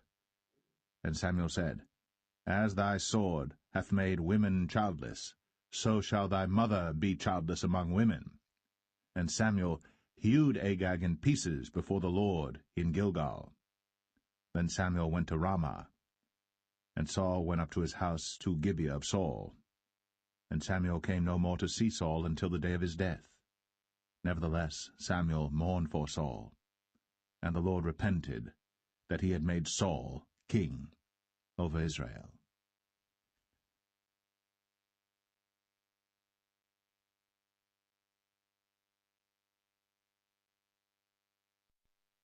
1 Samuel 16. And the Lord said unto Samuel, How long wilt thou mourn for Saul, seeing I have rejected him from reigning over Israel? Fill thine horn with oil, and go. I will send thee to Jesse the Bethlehemite, for I have provided me a king among his sons. And Samuel said, How can I go? If Saul hear it, he will kill me. And the Lord said, Take an heifer with thee, and say, I am come to sacrifice to the Lord. And call Jesse to the sacrifice. And I will show thee what thou shalt do, and thou shalt anoint unto me him whom I name unto thee. And Samuel did that which the Lord spake, and came to Bethlehem. And the elders of the town trembled at his coming, and said, Comest thou peaceably? And he said, Peaceably. I am come to sacrifice unto the Lord. Sanctify yourselves, and come with me to the sacrifice. And he sanctified Jesse and his sons, and called them to the sacrifice. And it came to pass, when they were come, that he looked on Eliab, and said, Surely the Lord's anointed is before him. But the Lord said unto Samuel, Look not on his countenance, or on the height of his stature, because I have refused him. For the Lord seeth not as man seeth. For man looketh on the outward appearance, but the Lord looketh on the heart. Then Jesse called Abinadab, and made him pass before Samuel, and he said, Neither hath the Lord chosen this. Then Jesse made Shammah to pass by, and he said, Neither hath the Lord chosen this. Again Jesse made 7 of his sons to pass before Samuel. And Samuel said unto Jesse, The Lord hath not chosen these. And Samuel said unto Jesse, Are here all thy children? And he said, There remaineth yet the youngest, and behold, he keepeth the sheep. And Samuel said unto Jesse, Send and fetch him, for we will not sit down till he come hither. And he sent and brought him in. Now he was ruddy, and withal of a beautiful countenance, and goodly to look to. And the Lord said, Arise, anoint him, for this is he. Then Samuel took the horn of oil, and anointed him in the midst of his brethren. And the Spirit of the Lord came upon David from that day forward. So Samuel rose up, and went to Ramah. But the Spirit of the Lord departed from Saul, and an evil spirit from the Lord troubled him. And Saul's servant said unto him, Behold now, an evil spirit from God troubleth thee. Let our Lord now command thy servants, which are before thee, to seek out a man who is a cunning player on an harp. And it shall come to pass, when the evil spirit from God is upon thee, that he shall play with his hand, and thou shalt be well. And Saul said unto his servants, Provide me now a man that can play well, and bring him to me.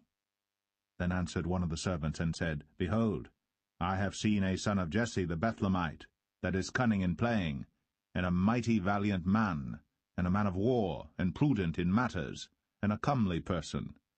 And the Lord is with him. Wherefore Saul sent messengers unto Jesse, and said, Send me David thy son, which is with the sheep. And Jesse took an ass laden with bread, and a bottle of wine, and a kid, and sent them by David his son unto Saul. And David came to Saul, and stood before him. And he loved him greatly, and he became his armor-bearer. And Saul sent to Jesse, saying, Let David, I pray thee, stand before me, for he hath found favor in my sight. And it came to pass, when the evil spirit from God was upon Saul, that David took an harp, and played with his hand. So Saul was refreshed, and was well, and the evil spirit departed from him.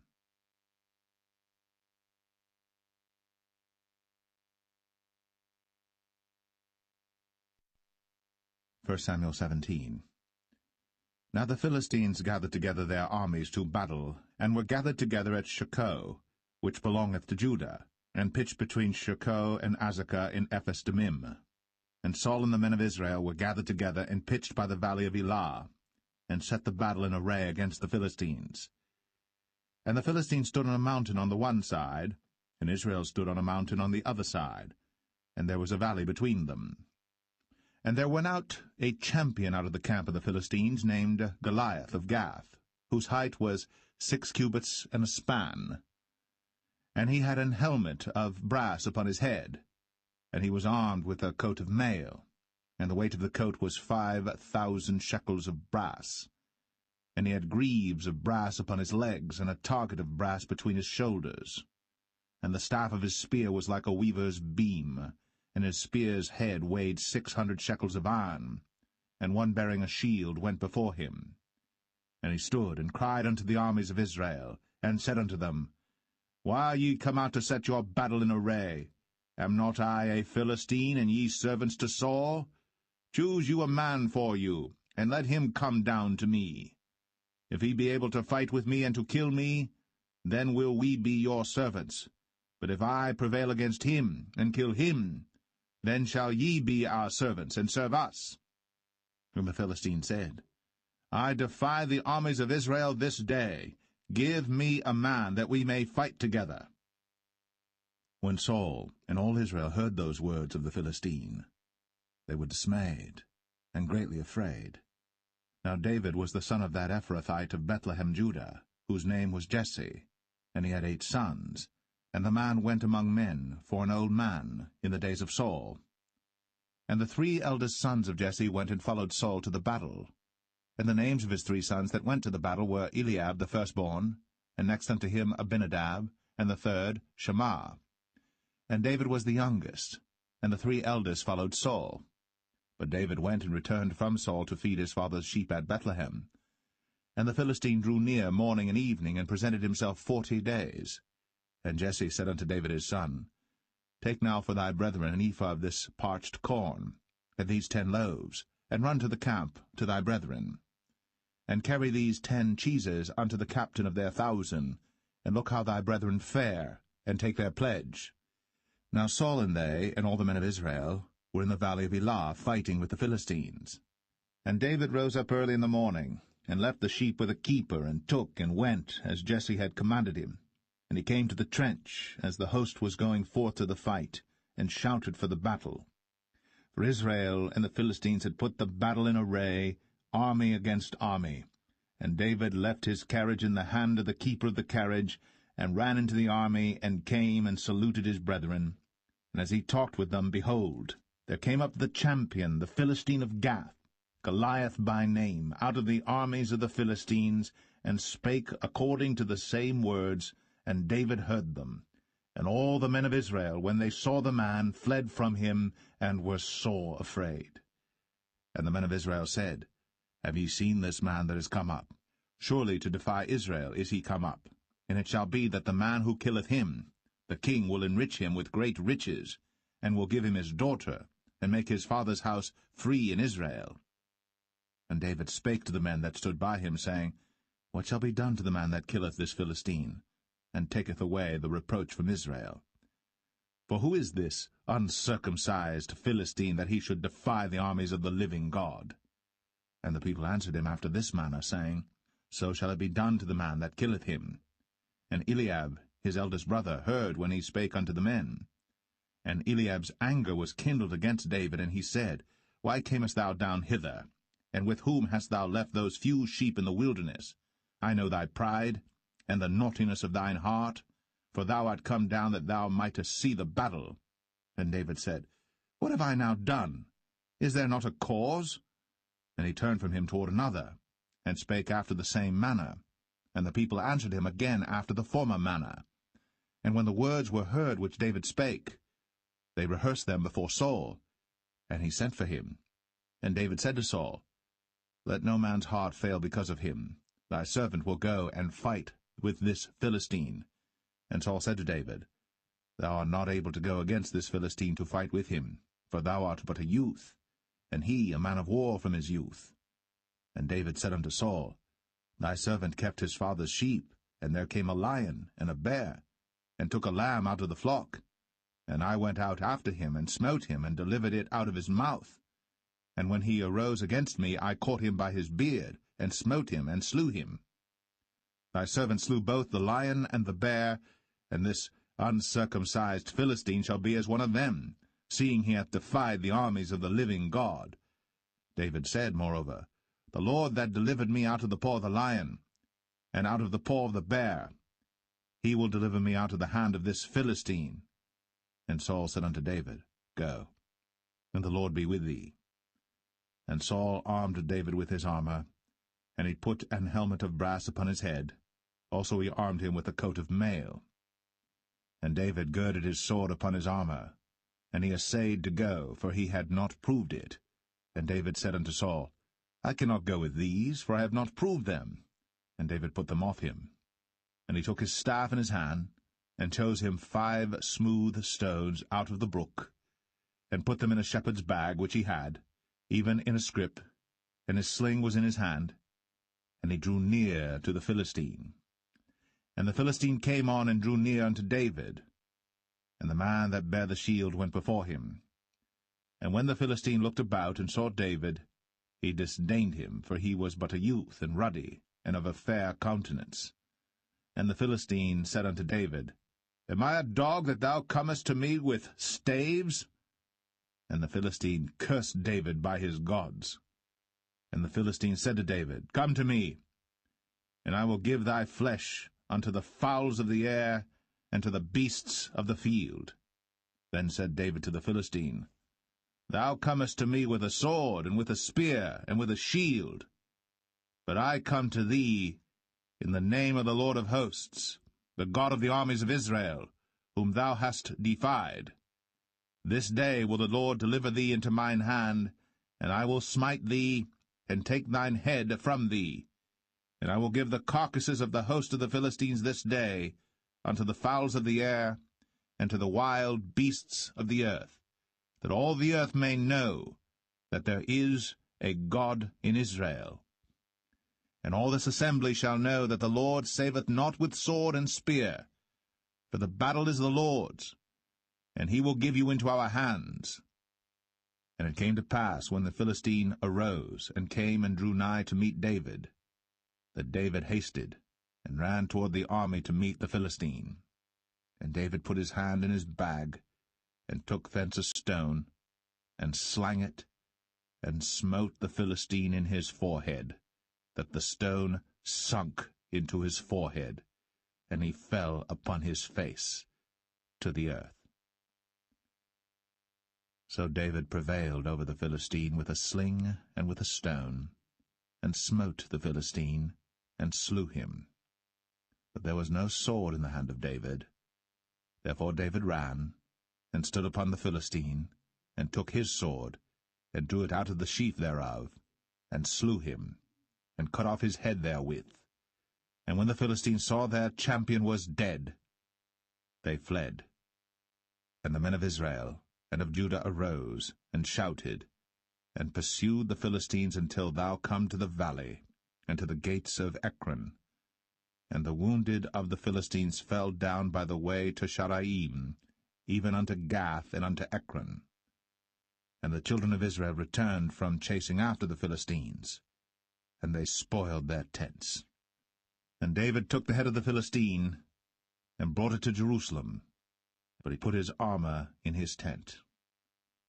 And when Saul saw David go forth against the Philistines, he said unto Abner, the captain of the host, Abner, whose son is this youth? And Abner said, As thy soul liveth, O king, I cannot tell. And the king said, Inquire thou whose son the stripling is. And as David returned from the slaughter of the Philistine, Abner took him, and brought him before Saul with the head of the Philistine in his hand. And Saul said to him, Whose son art thou, thou young man? And David answered, I am the son of thy servant Jesse, the Bethlehemite.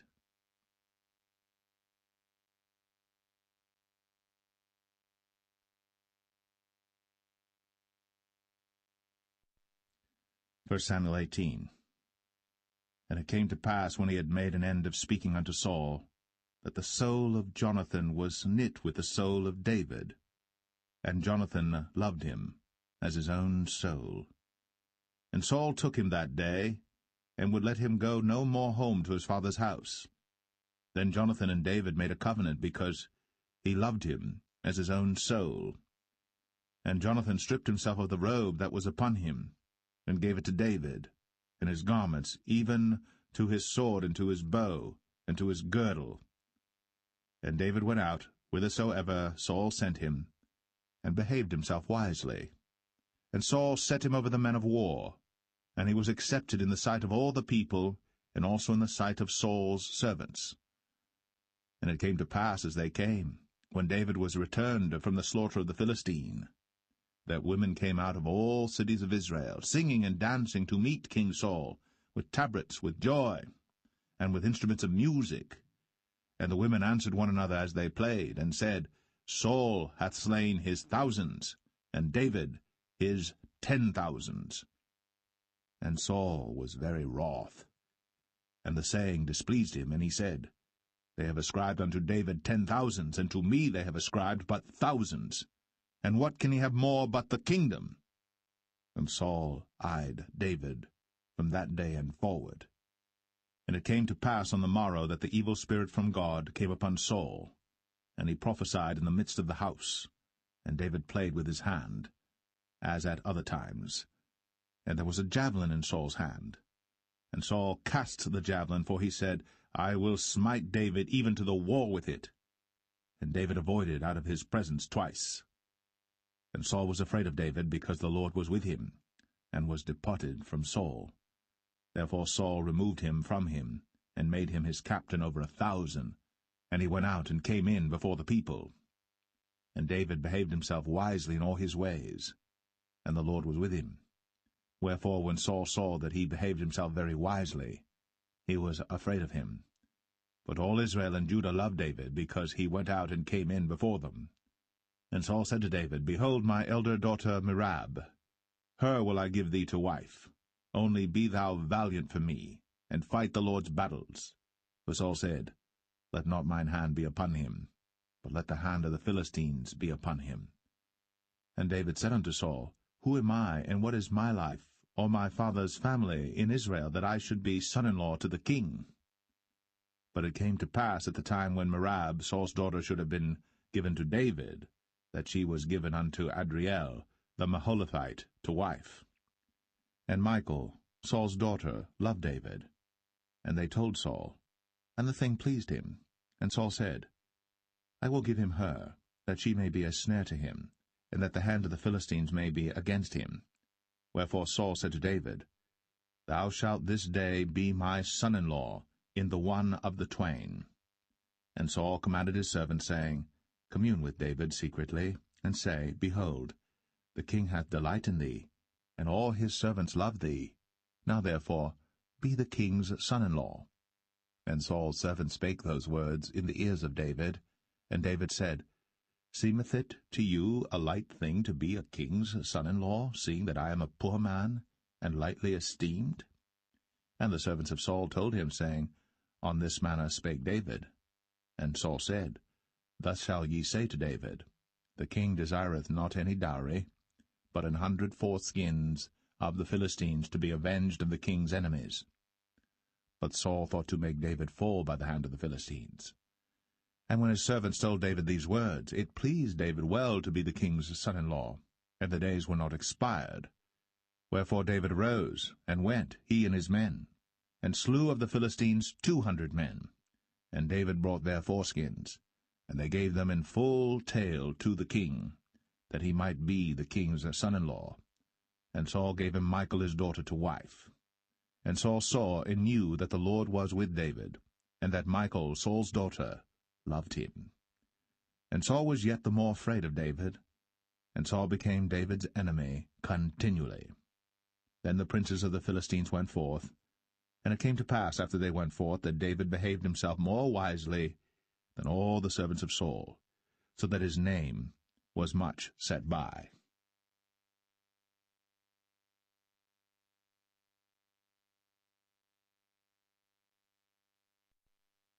1 Samuel 19. And Saul spake to Jonathan his son, and to all his servants, that they should kill David. But Jonathan Saul's son delighted much in David. And Jonathan told David, saying, Saul my father seeketh to kill thee. Now therefore I pray thee, take heed to thyself until the morning, and abide in a secret place, and hide thyself. And I will go out and stand beside my father in the field where thou art.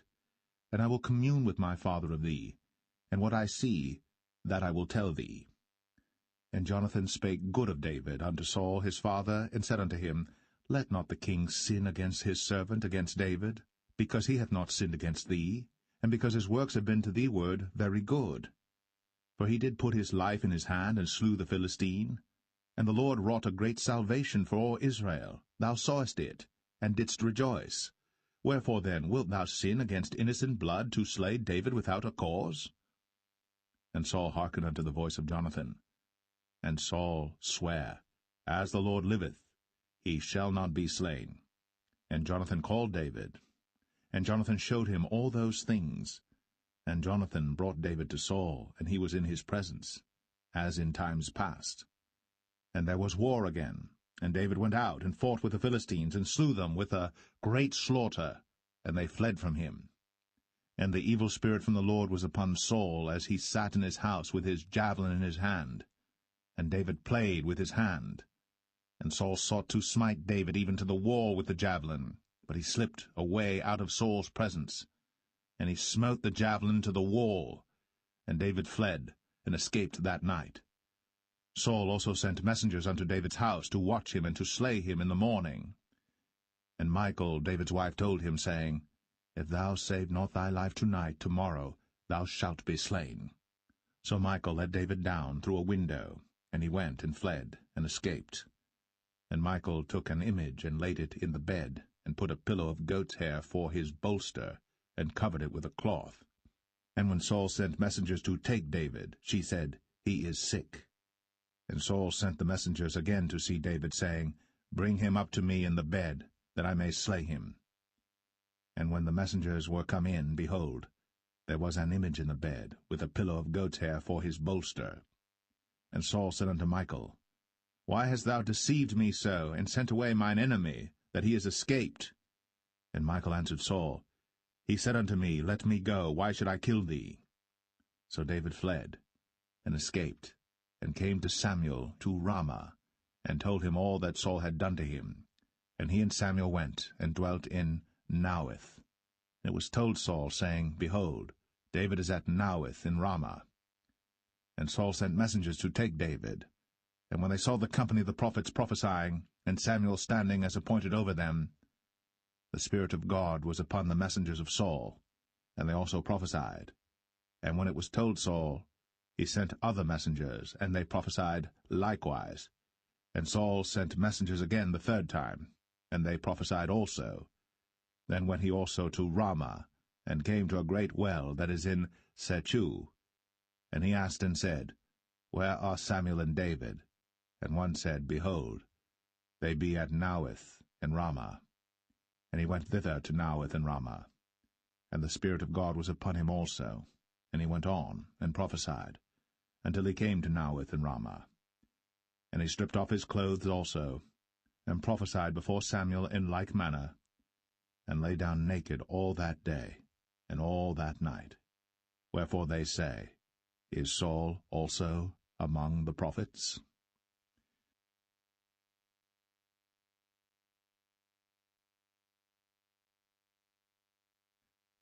1 Samuel 20.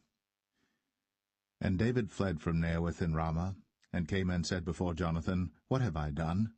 What is mine iniquity? And what is my sin before thy father, that he seeketh my life?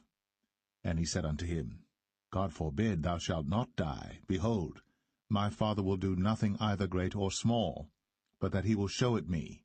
And why should my father hide this thing from me? It is not so. And David sware moreover, and said, Thy father certainly knoweth that I have found grace in thine eyes. And he saith, Let not Jonathan know this, lest he be grieved. But truly as the Lord liveth, and as thy soul liveth, there is but a step between me and death. Then said Jonathan unto David, Whatsoever thy soul desireth, I will even do it for thee.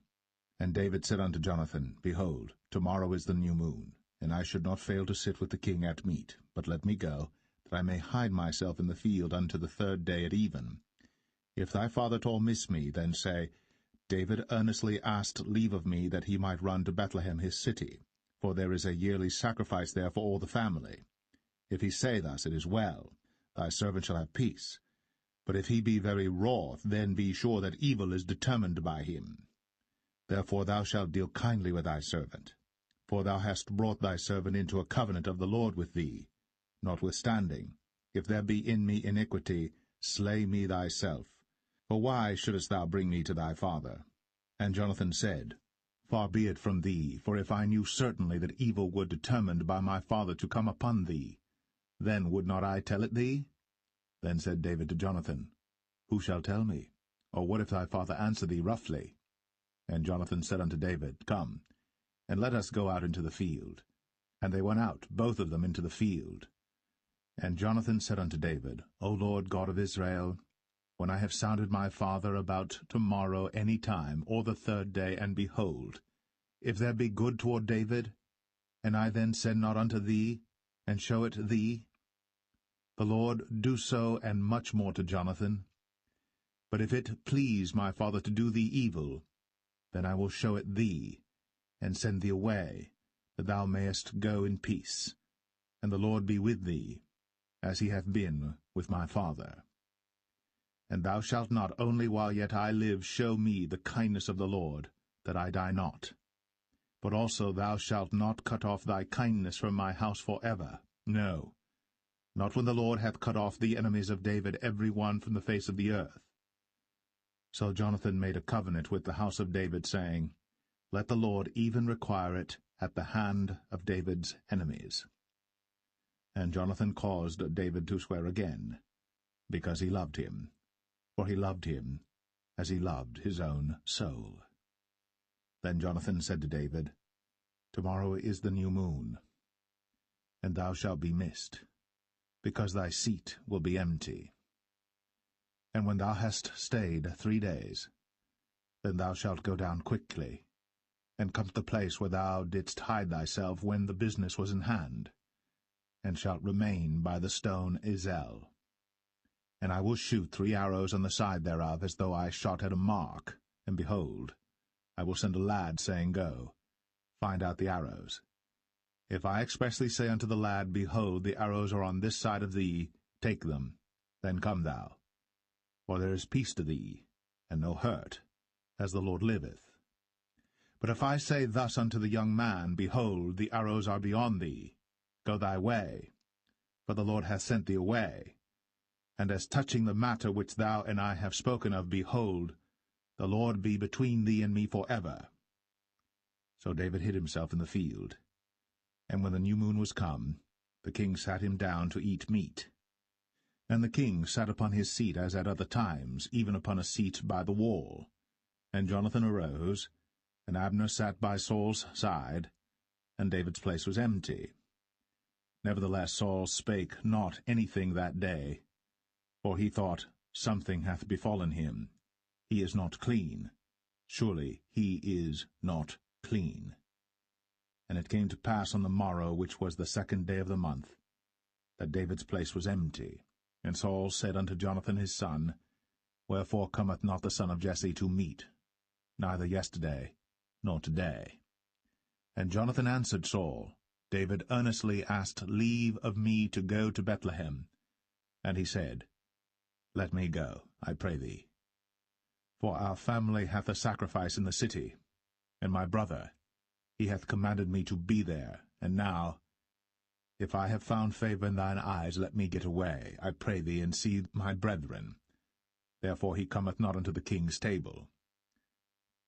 Then Saul's anger was kindled against Jonathan, and he said unto him, Thou son of the perverse, rebellious woman, do not I know that thou hast chosen the son of Jesse to thine own confusion and unto the confusion of thy mother's nakedness? For as long as the son of Jesse liveth upon the ground, thou shalt not be established, nor thy kingdom. Wherefore, now send and fetch him unto me, for he shall surely die. And Jonathan answered Saul his father, and said unto him, Wherefore shall he be slain? What hath he done? And Saul cast a javelin at him to smite him, whereby Jonathan knew that it was determined of his father to slay David. So Jonathan arose from the table in fierce anger, and did eat no meat the 2nd day of the month, for he was grieved for David, because his father had done him shame. And it came to pass in the morning that Jonathan went out into the field at the time appointed with David, and a little lad with him. And he said unto his lad, Run, find out now the arrows which I shoot. And as the lad ran, he shot an arrow beyond him. And when the lad was come to the place of the arrow which Jonathan had shot, Jonathan cried after the lad, and said, Is not the arrow beyond thee? And Jonathan cried after the lad, Make speed, haste, stay not. And Jonathan's lad gathered up the arrows, and came to his master. But the lad knew not anything, only Jonathan and David knew the matter. And Jonathan gave his artillery unto his lad, and said unto him, Go, carry them to the city. And as soon as the lad was gone, David arose out of a place toward the south, and fell on his face to the ground, and bowed himself 3 times. And they kissed one another, and wept one with another, until David exceeded. And Jonathan said to David, Go in peace, for as much as we have sworn both of us in the name of the Lord, saying, The Lord be between me and thee, and between my seed and thy seed forever. And he arose, and departed. And Jonathan went into the city.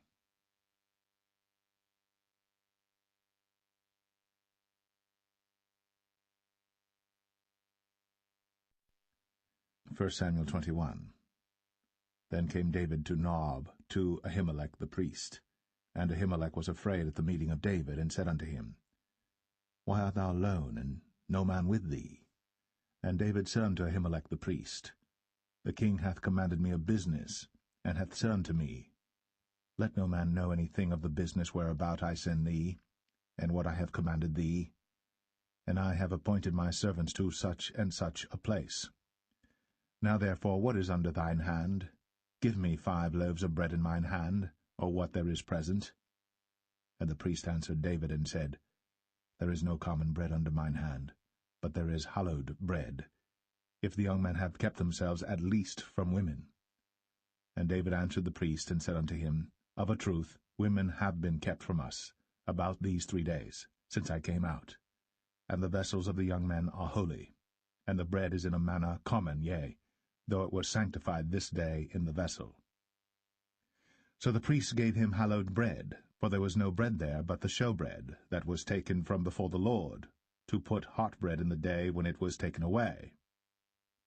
Now a certain man of the servants of Saul was there that day, detained before the Lord, and his name was Doeg, an Edomite, the chiefest of the herdmen that belonged to Saul. And David said unto Ahimelech, And is there not here under thine hand spear or sword? For I have neither brought my sword nor my weapons with me, because the king's business required haste. And the priest said, The sword of Goliath the Philistine, whom thou slewest in the valley of Elah, behold, it is here, wrapped in a cloth behind the ephod. If thou wilt take that, take it, for there is no other save that here. And David said, There is none like that, give it me. And David arose, and fled that day for fear of Saul, and went to Achish, the king of Gath. And the servants of Achish said unto him, Is not this David the king of the land? Did they not sing one to another of him in dances, saying, Saul hath slain his thousands, and David his 10,000s? And David laid up these words in his heart, and was sore afraid of Achish the king of Gath. And he changed his behaviour before them, and feigned himself mad in their hands, and scrabbled on the doors of the gate, and let his spittle fall down upon his beard. Then said Achish unto his servants, Lo, ye see the man is mad.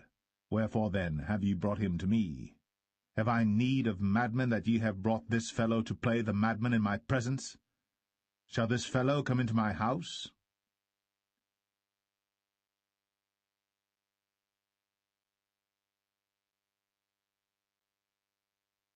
First Samuel 22. David therefore departed thence, and escaped to the cave Adullam. And when his brethren and all his father's house heard it, they went down thither to him. And every one that was in distress, and every one that was in debt, and every one that was discontented gathered themselves unto him. And he became a captain over them. And there were with him about 400 men. And David went thence to Mizpeh of Moab. And he said unto the king of Moab, Let my father and my mother, I pray thee, come forth, and be with you, till I know what God will do for me. And he brought them before the king of Moab, and they dwelt with him all the while that David was in the hold. And the prophet Gad said unto David, Abide not in the hold, depart, and get thee into the land of Judah. Then David departed, and came into the forest of Hareth. When Saul heard that David was discovered, and the men that were with him. Now Saul abode in Gibeah under a tree in Ramah, having his spear in his hand, and all his servants were standing about him.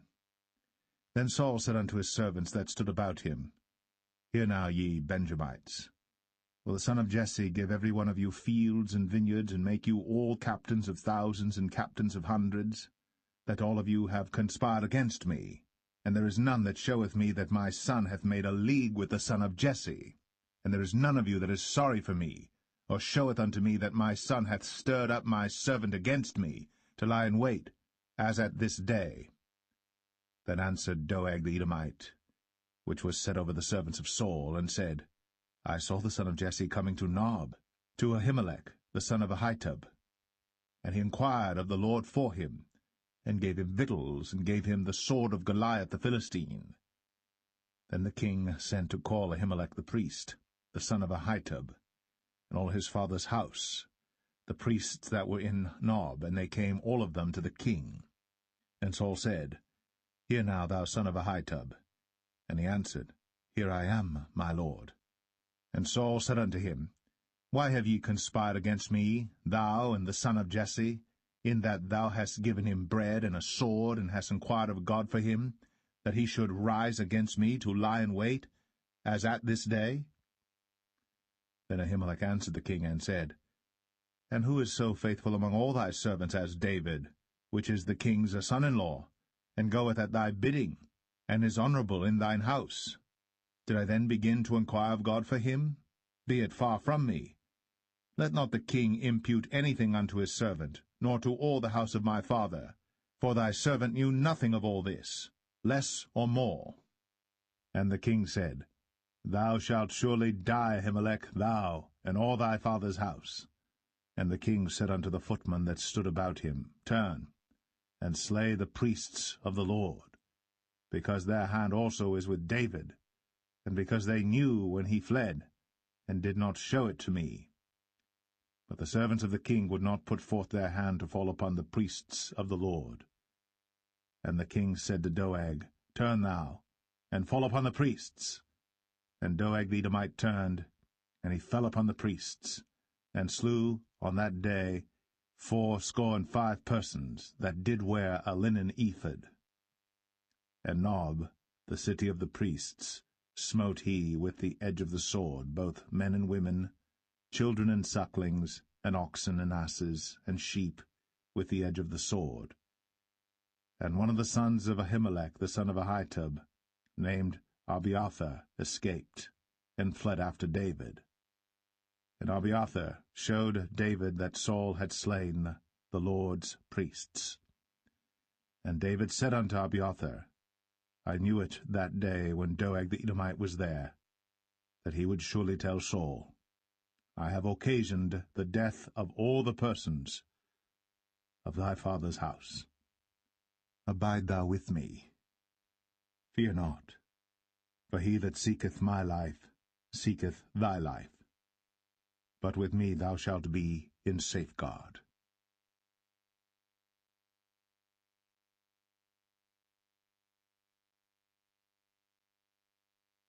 First Samuel 23.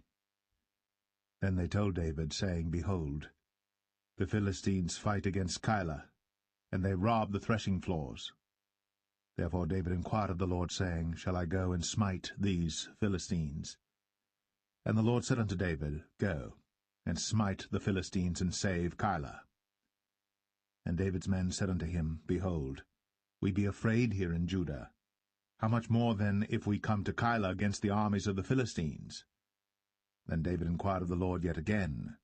And the Lord answered him and said, Arise, go down to Keilah, for I will deliver the Philistines into thine hand.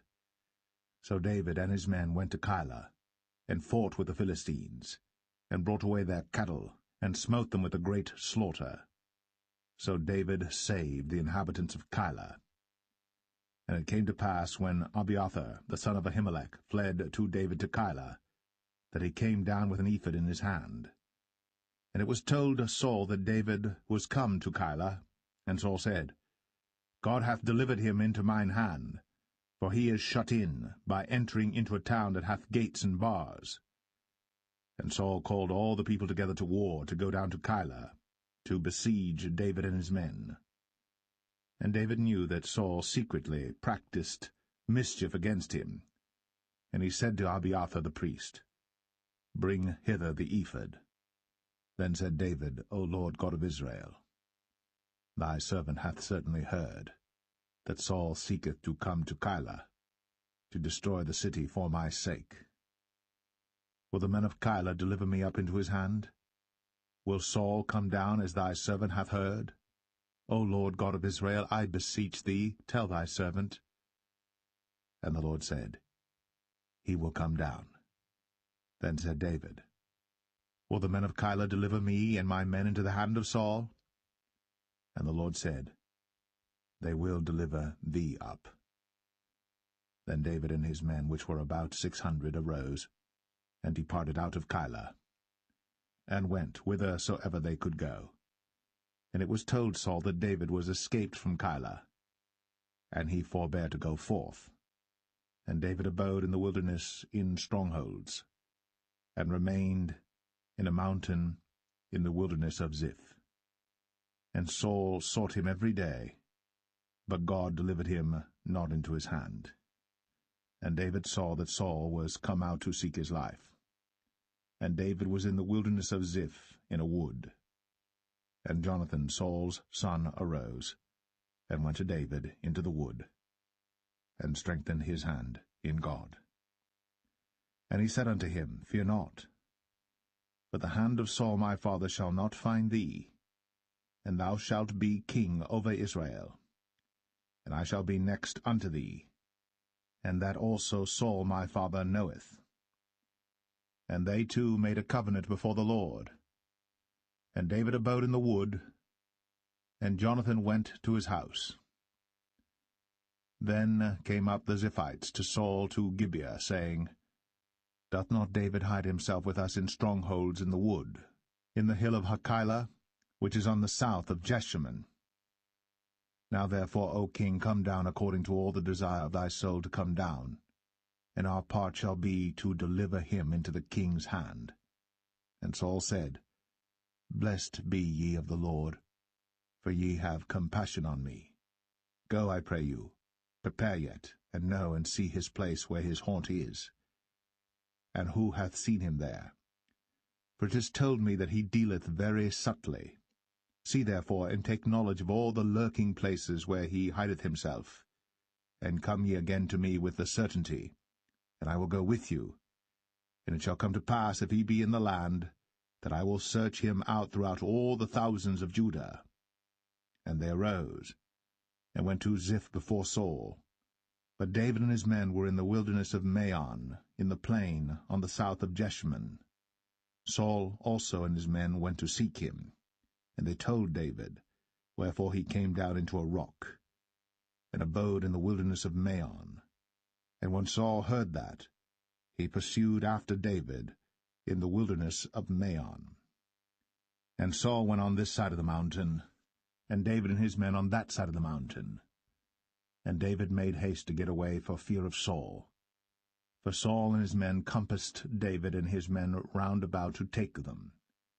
But there came a messenger unto Saul, saying, Haste thee, and come, for the Philistines have invaded the land. Wherefore Saul returned from pursuing after David, and went against the Philistines. Therefore they called that place Selah Hamalekoth. And David went up from thence, and dwelt in strongholds at En-gedi.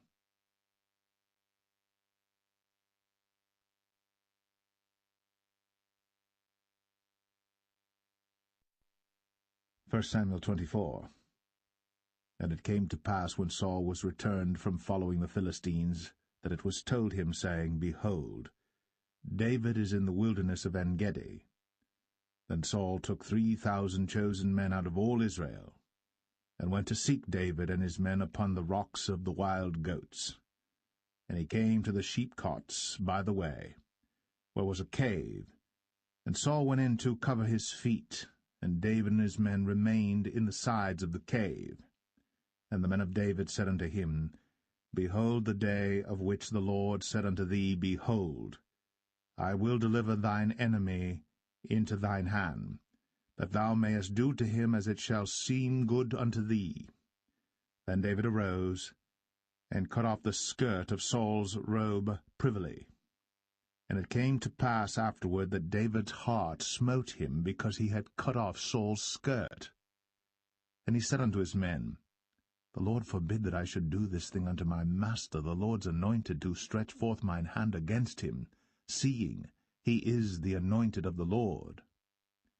So David stayed his servants with these words, and suffered them not to rise against Saul. But Saul rose up out of the cave, and went on his way.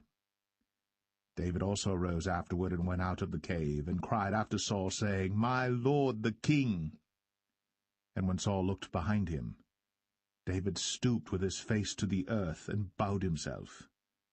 And David said to Saul, Wherefore hearest thou men's words, saying, Behold, David seeketh thy hurt? Behold, this day thine eyes have seen how that the Lord had delivered thee today into mine hand in the cave, and some bade me kill thee. But mine eyes spared thee, and I said, I will not put forth mine hand against my Lord, for he is the Lord's anointed. Moreover, my father, see the skirt of thy robe in my hand. For in that I cut off the skirt of thy robe, and killed thee not. Know thou, and see that there is neither evil nor transgression in mine hand. And I have not sinned against thee, yet thou huntest my soul to take it. The Lord judge between me and thee, and the Lord avenge me of thee, but mine hand shall not be upon thee. As saith the proverb of the ancients, Wickedness proceedeth from the wicked, but mine hand shall not be upon thee. After whom is the king of Israel come out? After whom dost thou pursue? After a dead dog, after a flea? The Lord therefore be judge, and judge between me and thee, and see, and plead my cause, and deliver me out of thine hand. And it came to pass, when David had made an end of speaking these words unto Saul, that Saul said, Is this thy voice, my son David? And Saul lifted up his voice, and wept. And he said to David, Thou art more righteous than I, for thou hast rewarded me good, whereas I have rewarded thee evil. And thou hast shown this day how that thou hast dealt well with me, forasmuch as when the Lord had delivered me into thine hand, thou killedst me not. For if a man find his enemy, will he let him go well away? Wherefore the Lord reward thee good for that thou hast done unto me this day. And now behold, I know well that thou shalt surely be king, and that the kingdom of Israel shall be established in thine hand. Swear now therefore unto me by the Lord, that thou wilt not cut off my seed after me, and that thou wilt not destroy my name out of my father's house. And David sware unto Saul. And Saul went home, but David and his men gat them up unto the hold.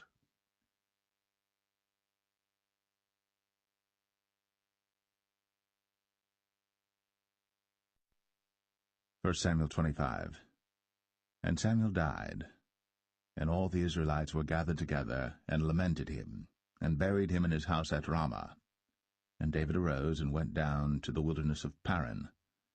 And there was a man in Maon, whose possessions were in Carmel. And the man was very great, and he had 3,000 sheep and 1,000 goats. And he was shearing his sheep in Carmel. Now the name of the man was Nabal, and the name of his wife Abigail. And she was a woman of good understanding, and of a beautiful countenance. But the man was churlish, and evil in his doings, and he was of the house of Caleb. And David heard in the wilderness that Nabal did shear his sheep. And David sent out 10 young men, and David said unto the young men, Get you up to Carmel, and go to Nabal, and greet him in my name. And thus shall ye say to him that liveth in prosperity, Peace be both to thee, and peace be to thine house, and peace be unto all that thou hast. And now I have heard that thou hast shearers. Now thy shepherds which were with us, we hurt them not, neither was there aught missing unto them all the while they were in Carmel. Ask thy young men, and they will show thee. Wherefore let the young men find favour in thine eyes. For we come in a good day. Give, I pray thee, whatsoever cometh to thine hand unto thy servants, and to thy son David. And when David's young men came, they spake to Nabal according to all those words in the name of David, and ceased. And Nabal answered David's servants, and said, Who is David? And who is the son of Jesse? There be many servants nowadays that break away every man from his master. Shall I then take my bread and my water and my flesh that I have killed for my shearers, and give it unto men whom I know not whence they be? So David's young men turned their way, and went again, and came and told him all those sayings. And David said unto his men, Gird ye on every man his sword. And they girded on every man his sword. And David also girded on his sword. And there went up after David about 400 men, and 200 abode by the stuff. But one of the young men told Abigail, Nabal's wife, saying, Behold, David sent messengers out of the wilderness to salute our master, and he railed on them. But the men were very good unto us, and we were not hurt, neither missed we any thing as long as we were conversant with them when we were in the fields. They were a wall unto us both by night and day. All the while we were with them keeping the sheep. Now therefore know and consider what thou wilt do, for evil is determined against our master, and against all his household. For he is such a son of Belial, that a man cannot speak to him. Then Abigail made haste, and took 200 loaves and 2 bottles of wine, and 5 sheep ready dressed, and 5 measures of parched corn, and 100 clusters of raisins, and 200 cakes of figs, and laid them on asses. And she said unto her servants, Go on before me, behold, I come after you. But she told not her husband Nabal.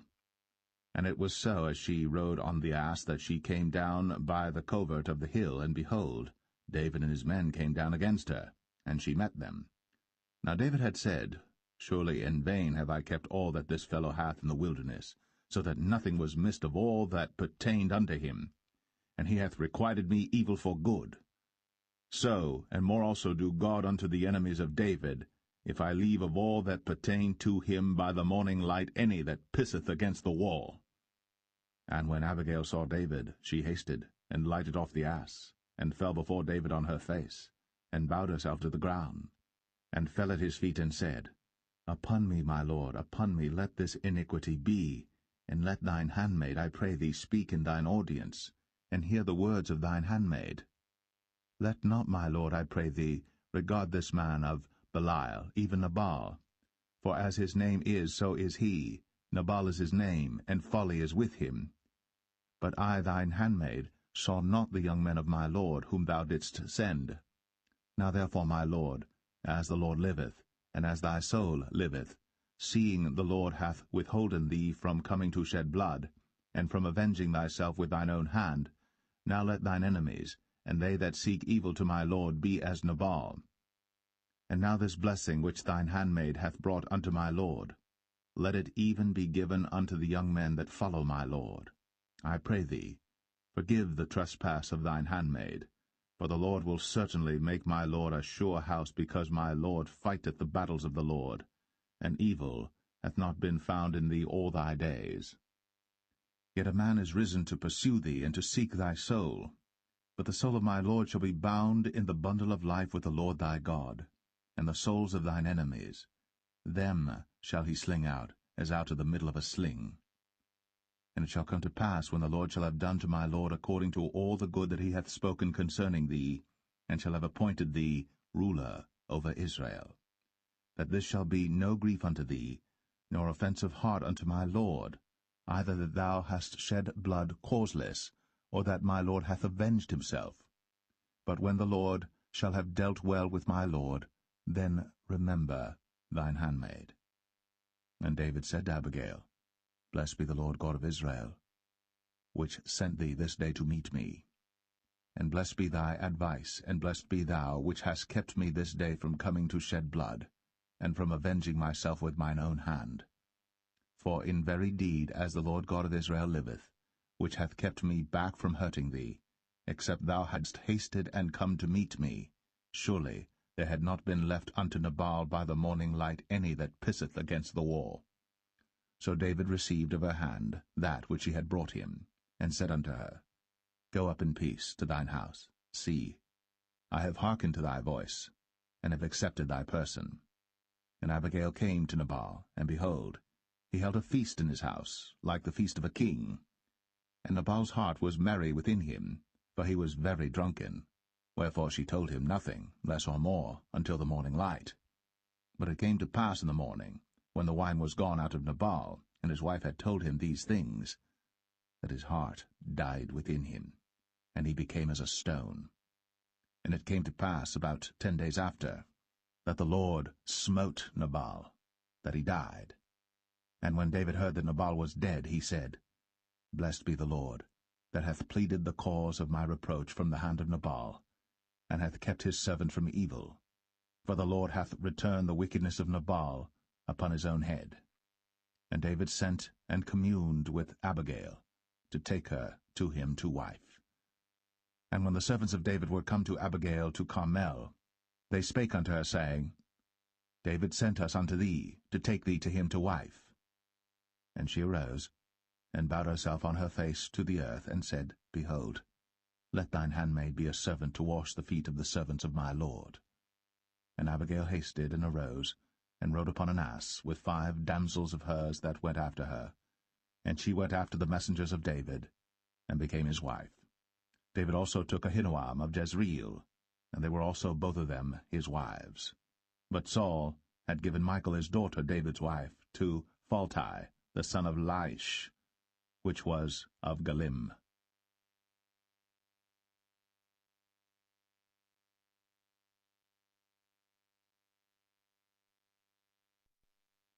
1 Samuel 26. And the Ziphites came unto Saul to Gibeah, saying, Doth not David hide himself in the hill of Hachilah, which is before Jeshimon?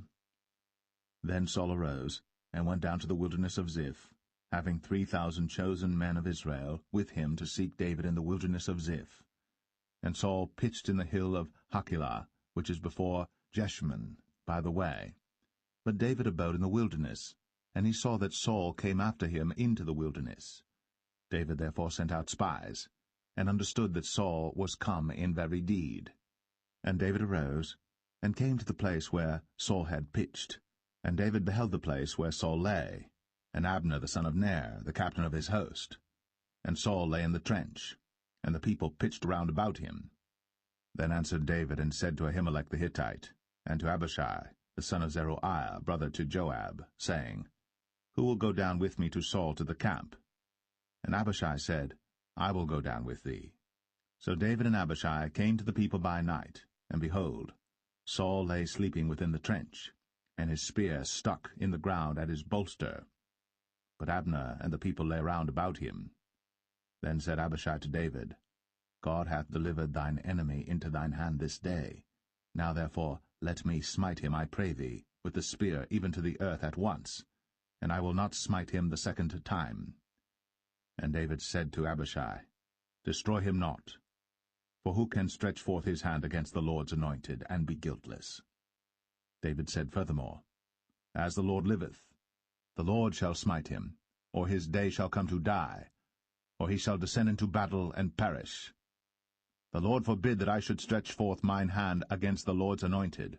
But I pray thee, take thou now the spear that is at his bolster, and the cruse of water, and let us go. So David took the spear and the cruse of water from Saul's bolster, and they gat them away. And no man saw it, nor knew it, neither awaked, for they were all asleep, because a deep sleep from the Lord was fallen upon them.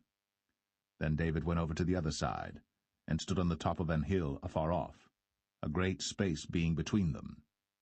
And David cried to the people, and to Abner the son of Ner, saying, Answerest thou not, Abner? Then Abner answered and said, Who art thou that criest to the king? And David said to Abner, Art not thou a valiant man? And who is like to thee in Israel? Wherefore then hast thou not kept thy lord the king? For there came one of the people in to destroy the king thy lord. This thing is not good that thou hast done. As the Lord liveth, ye are worthy to die, because ye have not kept your master the Lord's anointed. And now see where the king's spear is, and the cruse of water that was at his bolster. And Saul knew David's voice, and said, Is this thy voice, my son, David? And David said, It is my voice, my lord, O king. And he said, Wherefore doth my lord thus pursue after his servant? For what have I done, or what evil is in mine hand? Now therefore, I pray thee, let my lord the king hear the words of his servant. If the Lord have stirred thee up against me, let him accept an offering. But if they be the children of men, cursed be they before the Lord, for they have driven me out this day from abiding in the inheritance of the Lord, saying, Go serve other gods. Now therefore, let not my blood fall to the earth before the face of the Lord. For the king of Israel is come out to seek a flea, as when one doth hunt a partridge in the mountains. Then said Saul, I have sinned. Return, my son David. For I will no more do thee harm, because my soul was precious in thine eyes this day. Behold, I have played the fool, and have erred exceedingly. And David answered and said, Behold the king's spear, and let one of the young men come over and fetch it. The Lord render to every man his righteousness and his faithfulness. For the Lord delivered thee into my hand today. But I would not stretch forth mine hand against the Lord's anointed. And behold, as thy life was much set by this day in mine eyes, so let my life be much set by in the eyes of the Lord, and let him deliver me out of all tribulation. Then Saul said to David, Blessed be thou, my son David. Thou shalt both do great things, and also shalt still prevail. So David went on his way, and Saul returned to his place.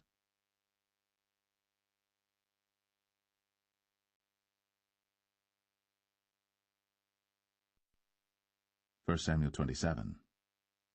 And David said in his heart, I shall now perish one day by the hand of Saul.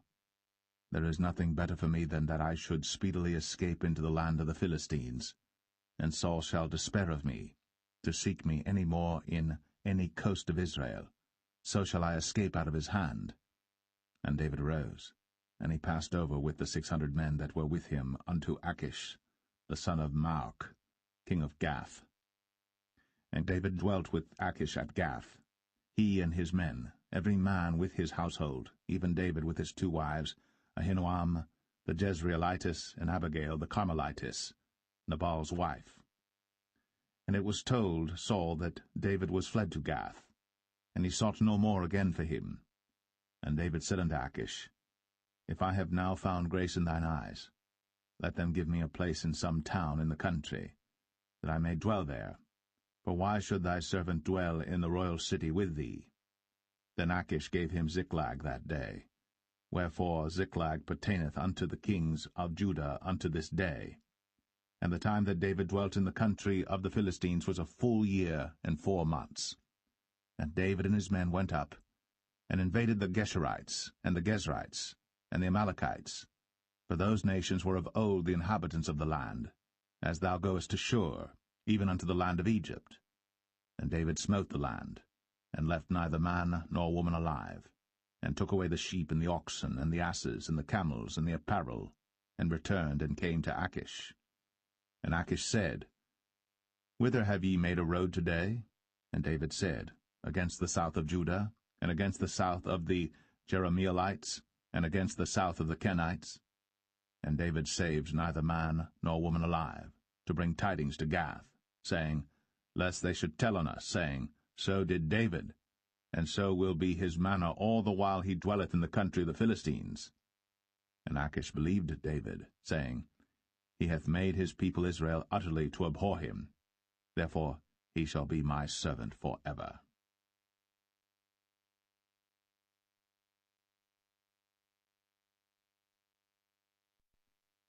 1 Samuel 28.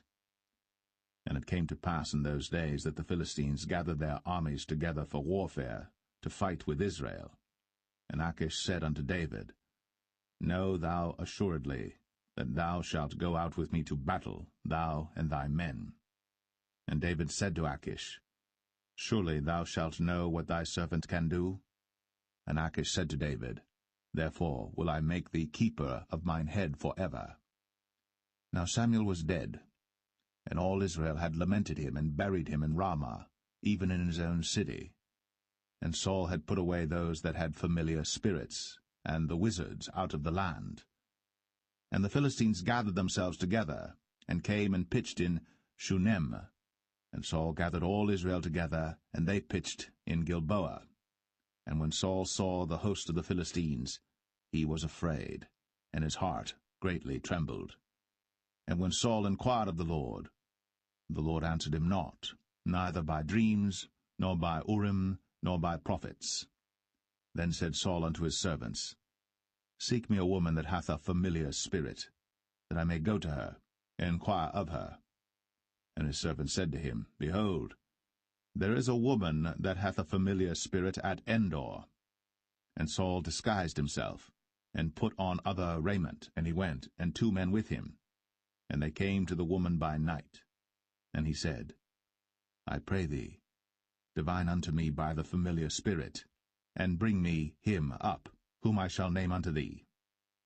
And the woman said unto him, Behold, thou knowest what Saul hath done, how he hath cut off those that have familiar spirits and the wizards out of the land. Wherefore then layest thou a snare for my life, to cause me to die? And Saul sware to her by the Lord, saying, As the Lord liveth, there shall no punishment happen to thee for this thing. Then said the woman, Whom shall I bring up unto thee? And he said, Bring me up Samuel.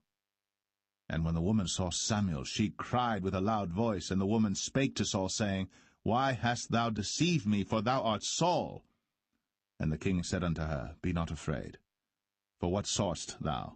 And the woman said unto Saul, I saw gods ascending out of the earth. And he said unto her, What form is he of? And she said, An old man cometh up, and he is covered with a mantle. And Saul perceived that it was Samuel, and he stooped with his face to the ground, and bowed himself. And Samuel said to Saul, Why hast thou disquieted me to bring me up? And Saul answered, I am sore distressed, for the Philistines make war against me, and God is departed from me, and answereth me no more, neither by prophets nor by dreams. Therefore I have called thee, that thou mayest make known unto me what I shall do. Then said Samuel, Wherefore then dost thou ask of me, seeing the Lord is departed from thee, and is become thine enemy?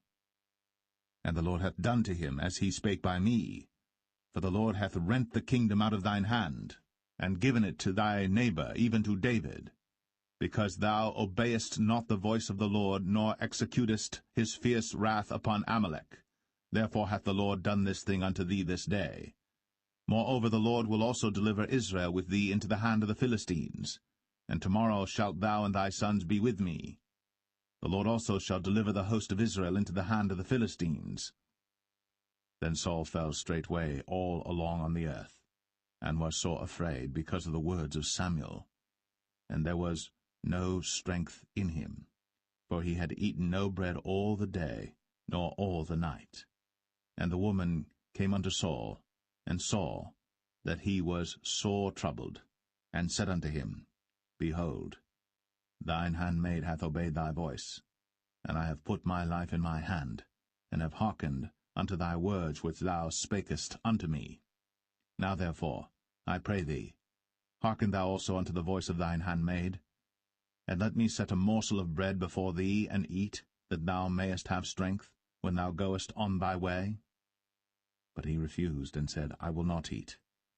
But his servants, together with the woman, compelled him, and he hearkened unto their voice. So he arose from the earth, and sat upon the bed. And the woman had a fat calf in the house, and she hasted and killed it, and took flour and kneaded it, and did bake unleavened bread thereof. And she brought it before Saul, and before his servants, and they did eat. Then they rose up, and went away that night.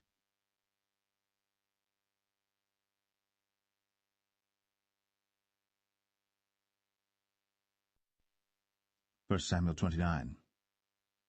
Now the Philistines gathered together all their armies to Aphek, and the Israelites pitched by a fountain which is in Jezreel. And the lords of the Philistines passed on by hundreds and by thousands, but David and his men passed on in the rearward with Achish. Then said the princes of the Philistines, What do these Hebrews here? And Achish said unto the princes of the Philistines, Is not this David the servant of Saul the king of Israel, which hath been with me these days, or these years? And I have found no fault in him since he fell unto me unto this day. And the princes of the Philistines were wroth with him. And the princes of the Philistines said unto him, Make this fellow return, that he may go again to his place, which thou hast appointed him. And let him not go down with us to battle, lest in the battle he be an adversary to us. For wherewith should he reconcile himself unto his master? Should it not be with the heads of these men? Is not this David, of whom they sang one to another in dances, saying, Saul slew his thousands, and David his 10,000s? Then Achish called David and said unto him, Surely as the Lord liveth, thou hast been upright, and thy going out and thy coming in with me in the host is good in my sight. For I have not found evil in thee since the day of thy coming unto me unto this day. Nevertheless the Lord's favour thee not. Wherefore now return and go in peace, that thou displease not the lords of the Philistines. And David said unto Achish, But what have I done? And what hast thou found in thy servant so long as I have been with thee unto this day, that I may not go fight against the enemies of my lord the king? And Achish answered and said to David, I know that thou art good in my sight, as an angel of God. Notwithstanding the princes of the Philistines have said, He shall not go up with us to the battle. Wherefore now rise up early in the morning with thy master's servants that are come with thee, and as soon as ye be up early in the morning and have light, depart. So David and his men rose up early to depart in the morning, to return into the land of the Philistines. And the Philistines went up to Jezreel.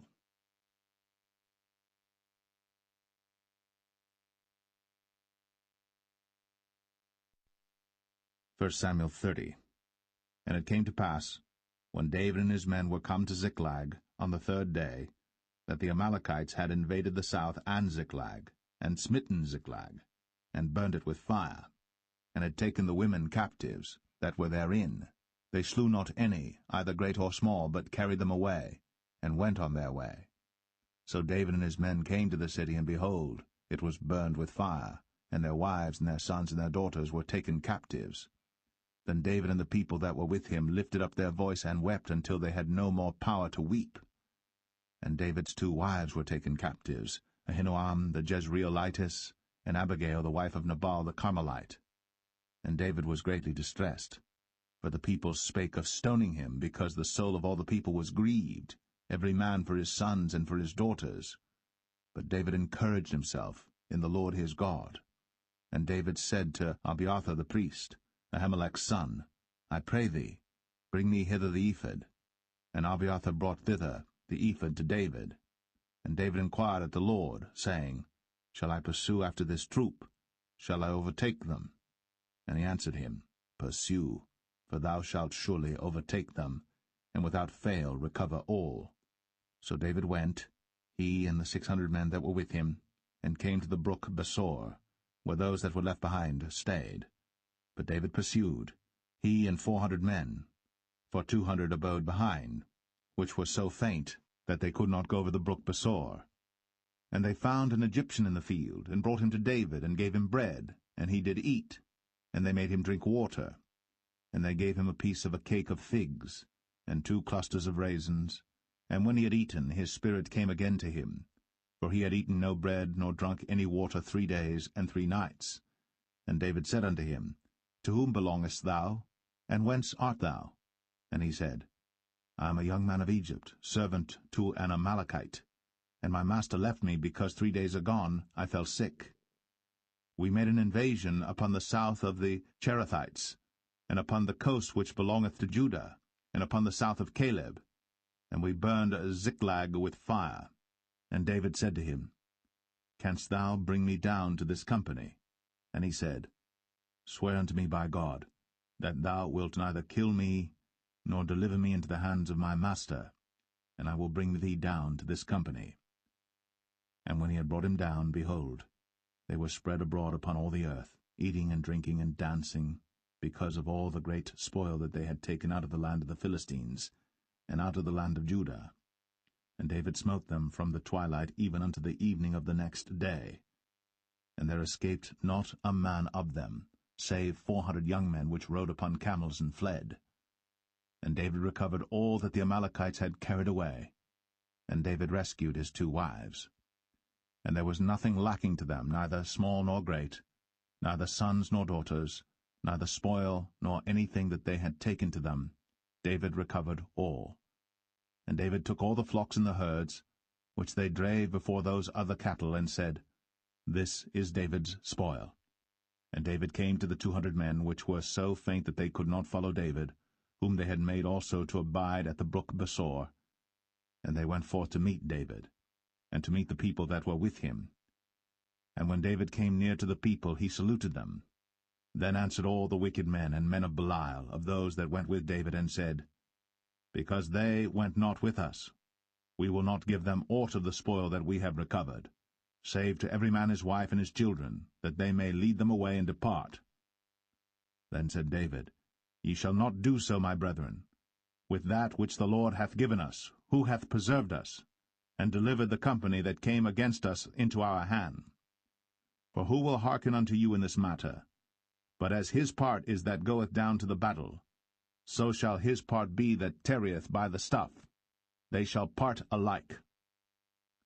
And it was so from that day forward that he made it a statute and an ordinance for Israel unto this day.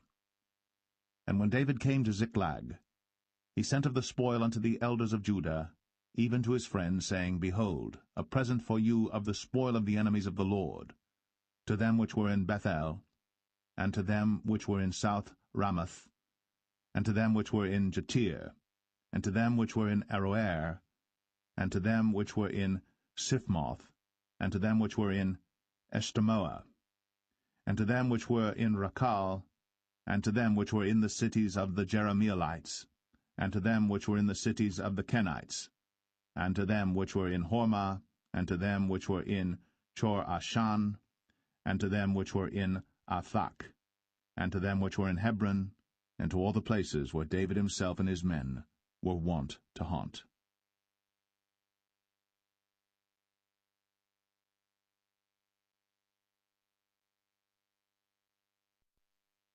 1 Samuel 31. Now the Philistines fought against Israel, and the men of Israel fled from before the Philistines, and fell down slain in Mount Gilboa. And the Philistines followed hard upon Saul and upon his sons.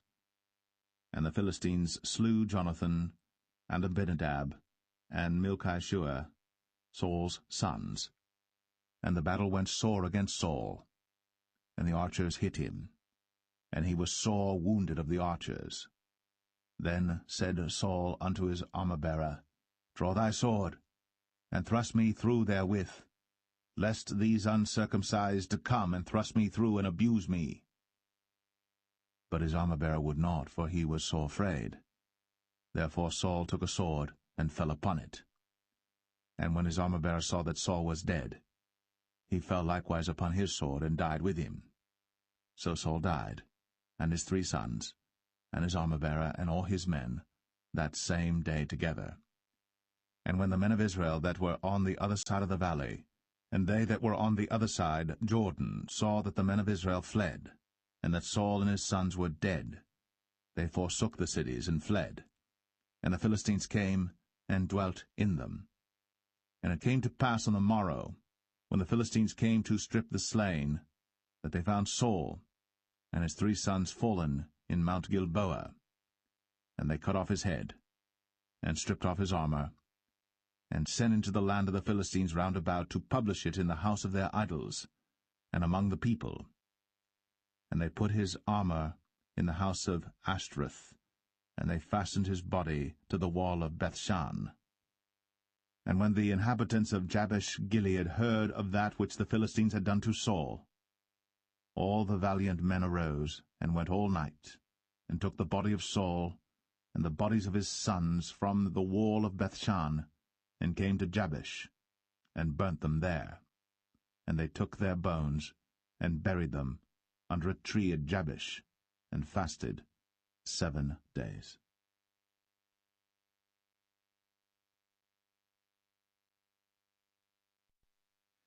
The second book of Samuel, chapter 1. Now it came to pass after the death of Saul, when David was returned from the slaughter of the Amalekites, and David had abode 2 days in Ziklag, it came even to pass on the 3rd day that, behold, a man came out of the camp from Saul with his clothes rent, and earth upon his head. And so it was when he came to David, that he fell to the earth, and did obeisance. And David said unto him, From whence comest thou? And he said unto him, Out of the camp of Israel am I escaped. And David said unto him, How went the matter? I pray thee, tell me. And he answered, That the people are fled from the battle, and many of the people also are fallen and dead. And Saul and Jonathan his son are dead also. Then David said unto the young man that told him, How knowest thou that Saul and Jonathan his son be dead? And the young man that told him said, As I happened by chance upon Mount Gilboa, behold, Saul leaned upon his spear, and lo, the chariots and horsemen followed hard after him. And when he looked behind him, he saw me, and called unto me, and I answered, Here am I. And he said unto me, Who art thou? And I answered him, I am an Amalekite. He said unto me again, Stand, I pray thee, upon me, and slay me. For anguish is come upon me, because my life is yet whole in me. So I stood upon him, and slew him, because I was sure that he could not live after that he was fallen. And I took the crown that was upon his head, and the bracelet that was on his arm, and have brought them hither unto my lord. Then David took hold on his clothes, and rent them, and likewise all the men that were with him. And they mourned, and wept, and fasted until even, for Saul and for Jonathan his son, and for the people of the Lord, and for the house of Israel, because they were fallen by the sword. And David said unto the young man that told him, Whence art thou? And he answered, I am the son of a stranger, an Amalekite. And David said unto him, How wast thou not afraid to stretch forth thine hand to destroy the Lord's anointed? And David called one of the young men and said, Go near, and fall upon him. And he smote him that he died. And David said unto him, Thy blood be upon thy head. For thy mouth hath testified against thee, saying, I have slain the Lord's anointed. And David lamented with this lamentation over Saul and over Jonathan his son. Also he bade them teach the children of Judah the use of the bow. Behold, it is written in the book of Jasher, The beauty of Israel is slain upon thy high places. How are the mighty fallen! Tell it not in Gath. Publish it not in the streets of Ashkelon, lest the daughters of the Philistines rejoice, lest the daughters of the uncircumcised triumph. Ye mountains of Gilboa, let there be no dew, neither let there be rain upon you, nor fields of offerings. For there the shield of the mighty is vilely cast away, the shield of Saul, as though he had not been anointed with oil. From the blood of the slain, from the fat of the mighty, the bow of Jonathan turned not back, and the sword of Saul returned not empty. Saul and Jonathan were lovely and pleasant in their lives, and in their death they were not divided. They were swifter than eagles. They were stronger than lions. Ye daughters of Israel, weep over Saul, who clothed you in scarlet, with other delights, who put on ornaments of gold upon your apparel. How are the mighty fallen in the midst of the battle, O Jonathan! Thou wast slain in thine high places. I am distressed for thee, my brother Jonathan. Very pleasant hast thou been unto me. Thy love to me was wonderful, passing the love of women. How are the mighty fallen, and the weapons of war perished!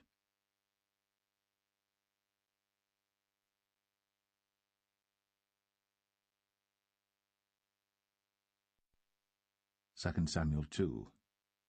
And it came to pass after this that David inquired of the Lord, saying, Shall I go up into any of the cities of Judah? And the Lord said unto him, Go up. And David said, Whither shall I go up? And he said, Unto Hebron. So David went up thither, and his 2 wives also, Ahinoam the Jezreelitess, and Abigail Nabal's wife, the Carmelite. And his men that were with him did David bring up, every man with his household, and they dwelt in the cities of Hebron. And the men of Judah came, and there they anointed David king over the house of Judah. And they told David, saying, that the men of Jabesh-Gilead were they that buried Saul. And David sent messengers unto the men of Jabesh-Gilead, and said unto them, Blessed be ye of the Lord, that ye have shown this kindness unto your Lord, even unto Saul, and have buried him. And now the Lord show kindness and truth unto you, and I also will requite you this kindness, because ye have done this thing. Therefore now let your hands be strengthened, and be ye valiant, for your master Saul is dead, and also the house of Judah have anointed me king over them. But Abner, the son of Ner, captain of Saul's host, took Ishbosheth, the son of Saul, and brought him over to Mahanaim, and made him king over Gilead, and over the Asherites, and over Jezreel, and over Ephraim, and over Benjamin, and over all Israel.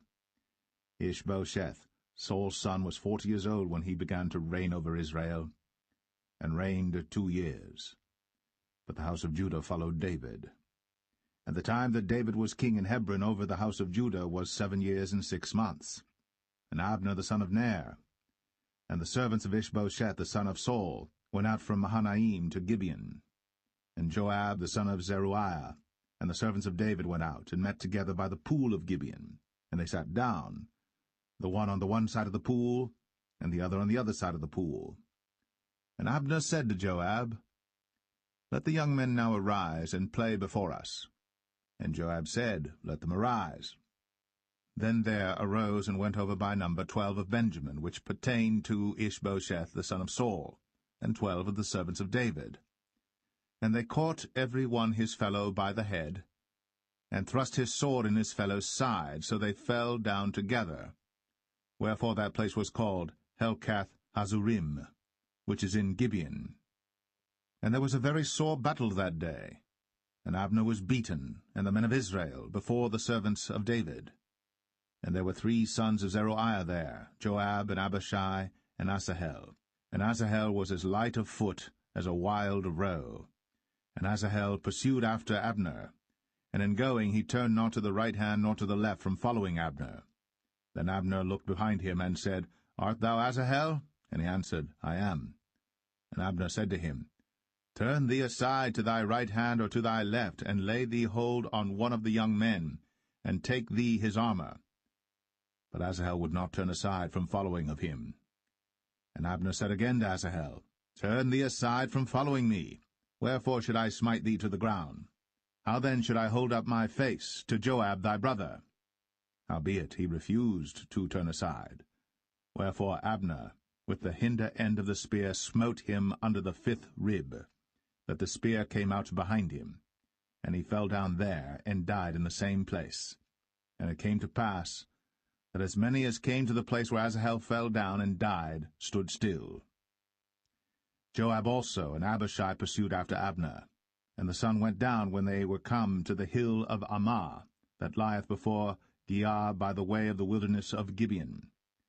And the children of Benjamin gathered themselves together after Abner, and became one troop, and stood on the top of an hill. Then Abner called to Joab and said, Shall the sword devour for ever? Knowest thou not that it will be bitterness in the latter end?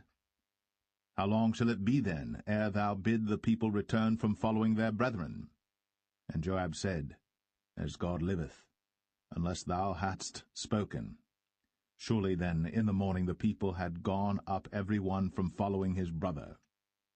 So Joab blew a trumpet, and all the people stood still, and pursued after Israel no more, neither fought they any more. And Abner and his men walked all that night through the plain, and passed over Jordan, and went through all Bithron, and they came to Mahanaim. And Joab returned from following Abner. And when he had gathered all the people together, there lacked of David's servants 19 men, and Asahel. But the servants of David had smitten of Benjamin, and of Abner's men, so that 360 men died. And they took up Asahel, and buried him in the sepulchre of his father, which was in Bethlehem.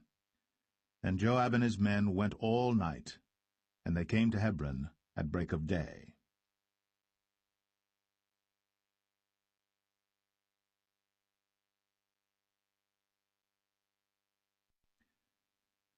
Second Samuel 3. Now there was long war between the house of Saul and the house of David. But David waxed stronger and stronger, and the house of Saul waxed weaker and weaker.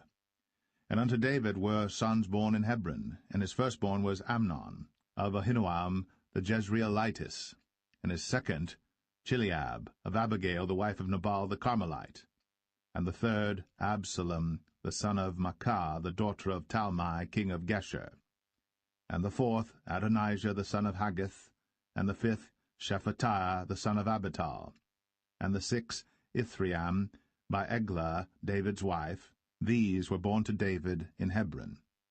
And it came to pass, while there was war between the house of Saul and the house of David, that Abner made himself strong for the house of Saul. And Saul had a concubine, whose name was Rizpah, the daughter of Ai. And Ishbosheth said to Abner, Wherefore hast thou gone in unto my father's concubine? Then was Abner very wroth for the words of Ishbosheth, and said, Am I a dog's head, which against Judah do show kindness this day unto the house of Saul thy father, to his brethren, and to his friends, and have not delivered thee into the hand of David, that thou chargest me today with a fault concerning this woman? So do God to Abner, and more also, except as the Lord hath sworn to David, even so I do to him, to translate the kingdom from the house of Saul, and to set up the throne of David over Israel and over Judah, from Dan even to Beersheba. And he could not answer Abner a word again, because he feared him. And Abner sent messengers to David on his behalf, saying, Whose is the land? Saying also, Make thy league with me, and behold, my hand shall be with thee, to bring about all Israel unto thee. And he said, Well, I will make a league with thee. But one thing I require of thee, that is, thou shalt not see my face, except thou first bring Michal, Saul's daughter, when thou comest to see my face. And David sent messengers to Ishbosheth, Saul's son, saying, Deliver me my wife Michal, which I espoused to me, for 100 foreskins of the Philistines. And Ishbosheth sent and took her from her husband, even from Phaltiel, the son of Laish. and her husband went with her, along weeping behind her to Bahurim. Then said Abner unto him, Go, return. And he returned. And Abner had communication with the elders of Israel, saying, Ye sought for David in times past to be king over you. Now then do it. For the Lord hath spoken of David, saying, By the hand of my servant David I will save my people Israel out of the hand of the Philistines, and out of the hand of all their enemies. And Abner also spake in the ears of Benjamin. And Abner went also to speak in the ears of David in Hebron all that seemed good to Israel, and that seemed good to the whole house of Benjamin. So Abner came to David to Hebron, and 20 men with him. And David made Abner and the men that were with him a feast. And Abner said unto David, I will arise and go, and will gather all Israel unto my lord the king, that they may make a league with thee, and that thou mayest reign over all that thine heart desireth. And David sent Abner away, and he went in peace. And behold, the servants of David and Joab came from pursuing a troop, and brought in a great spoil with them. But Abner was not with David in Hebron, for he had sent him away, and he was gone in peace.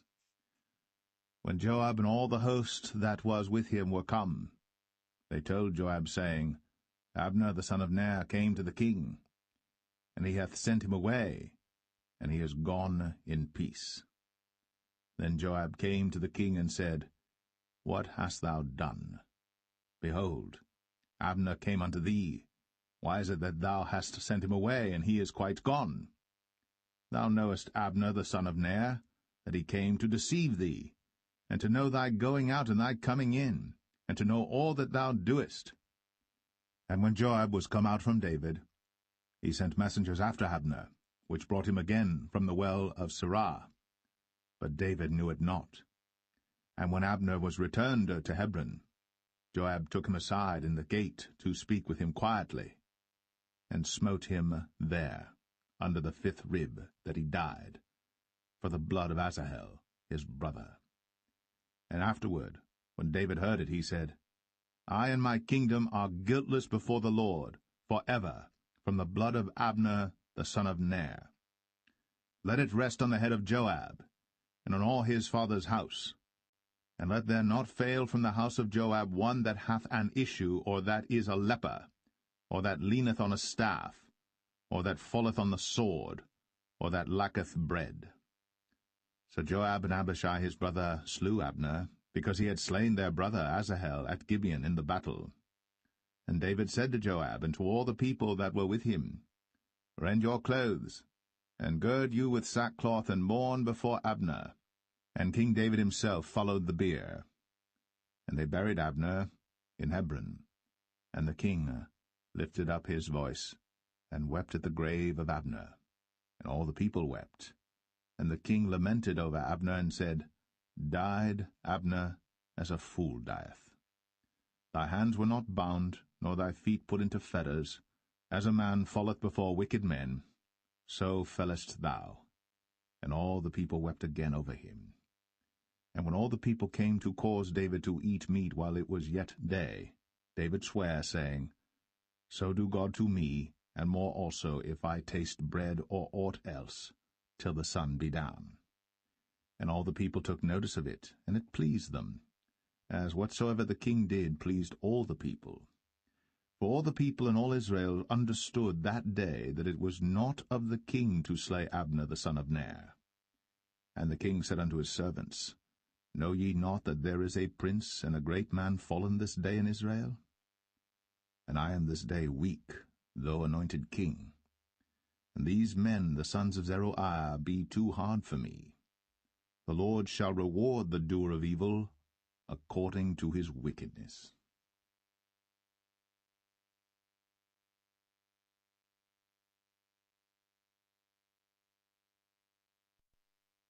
Second Samuel 4. And when Saul's son heard that Abner was dead in Hebron, his hands were feeble, and all the Israelites were troubled. And Saul's son had 2 men that were captains of bands. The name of the one was Baanah, and the name of the other Rechab, the sons of Rimmon, a Beerothite, of the children of Benjamin, for Beroth also was reckoned to Benjamin. And the Berathites fled to Gittaim, and were sojourners there until this day. And Jonathan, Saul's son, had a son that was lame of his feet. He was 5 years old when the tidings came of Saul and Jonathan out of Jezreel. And his nurse took him up and fled. And it came to pass, as she made haste to flee, that he fell and became lame. And his name was Mephibosheth. And the sons of Rimmon the Beerothite, Rechab and Baanah, went, and came about the heat of the day to the house of Ishbosheth, who lay on a bed at noon. And they came thither into the midst of the house, as though they would have fetched wheat, and they smote him under the 5th rib. And Rechab and Baanah his brother escaped. For when they came into the house, he lay on his bed in his bedchamber, and they smote him, and slew him, and beheaded him, and took his head, and gat them away through the plain all night. And they brought the head of Ishbosheth unto David to Hebron, and said to the king, Behold, the head of Ishbosheth, the son of Saul, thine enemy, which sought thy life. And the Lord hath avenged my lord the king this day of Saul, and of his seed. And David answered Rechab and Baanah his brother, the sons of Rimmon the Beerothite, and said unto them, As the Lord liveth, who hath redeemed my soul out of all adversity? When one told me, saying, Behold, Saul is dead, thinking to have brought good tidings, I took hold of him, and slew him in Ziklag, who thought that I would have given him a reward for his tidings. How much more, when wicked men have slain a righteous person in his own house upon his bed? Shall I not therefore now require his blood of your hand, and take you away from the earth? And David commanded his young men, and they slew them, and cut off their hands and their feet, and hanged them up over the pool in Hebron. But they took the head of Ishbosheth, and buried it in the sepulchre of Abner in Hebron.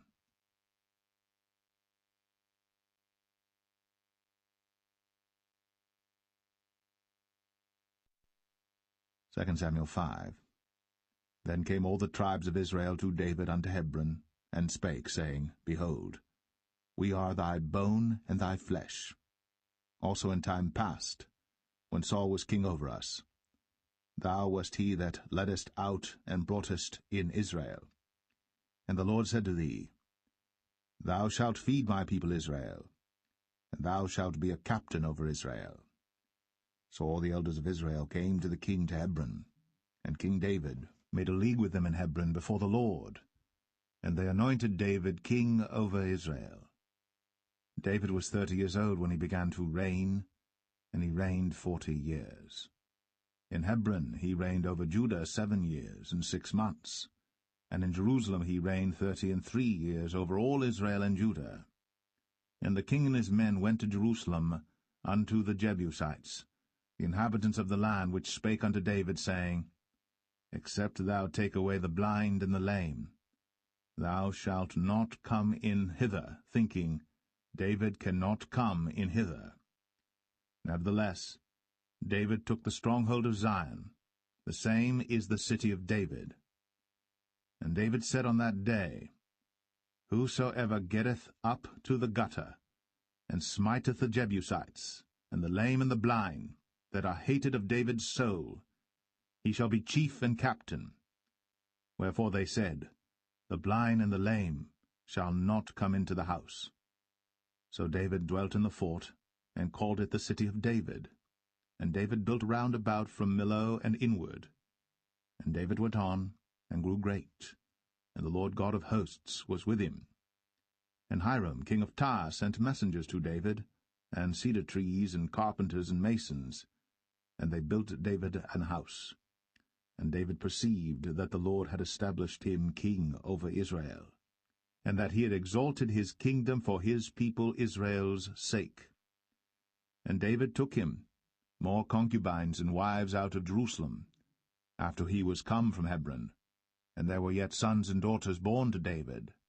And these be the names of those that were born unto him in Jerusalem, Shammua, and Shobab, and Nathan, and Solomon, Ibhar also, and Elishua, and Nepheg, and Japhia, and Elishama, and Eliada, and Eliphalet. But when the Philistines heard that they had anointed David king over Israel, all the Philistines came up to seek David, and David heard of it, and went down to the hold. The Philistines also came and spread themselves in the valley of Rephaim. And David inquired of the Lord, saying, Shall I go up to the Philistines? Wilt thou deliver them into mine hand? And the Lord said unto David, Go up, for I will doubtless deliver the Philistines into thine hand. And David came to Baal Perazim, and David smote them there, and said, The Lord hath broken forth upon mine enemies before me, as the breach of waters. Therefore he called the name of that place Baal Perazim. And there they left their images, and David and his men burned them. And the Philistines came up yet again, and spread themselves in the valley of Rephaim. And when David inquired of the Lord, he said, Thou shalt not go up, but fetch a compass behind them, and come upon them over against the mulberry trees. And let it be, when thou hearest the sound of a going in the tops of the mulberry trees, that then thou shalt bestir thyself, for then shall the Lord go out before thee to smite the host of the Philistines. And David did so, as the Lord had commanded him, and smote the Philistines from Geba until thou come to Gazer.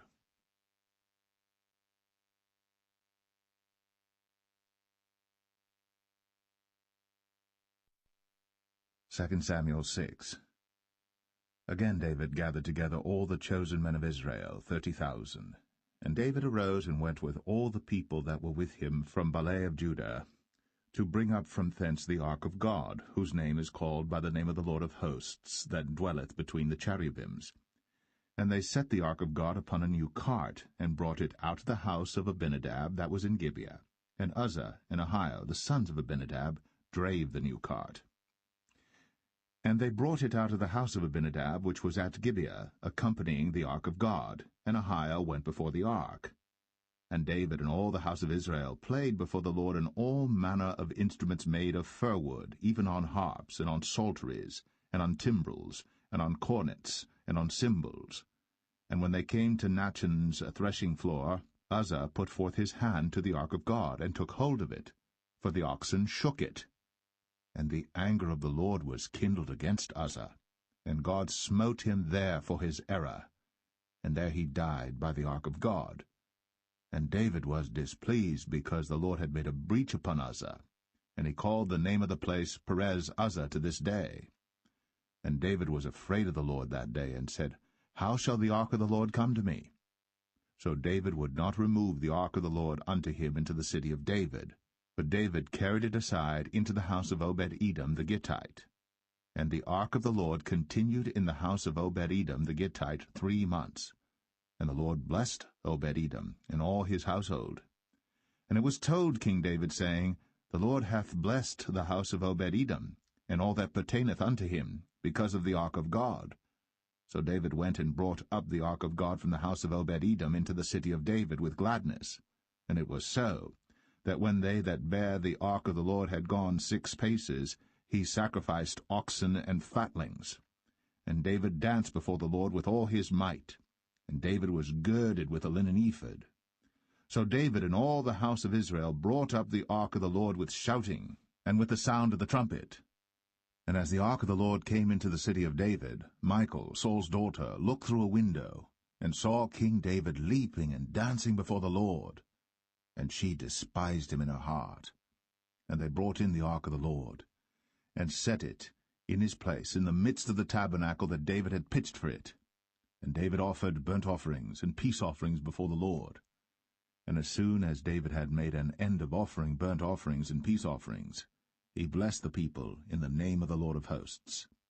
And he dealt among all the people, even among the whole multitude of Israel, as well to the women as men, to every one a cake of bread, and a good piece of flesh, and a flagon of wine.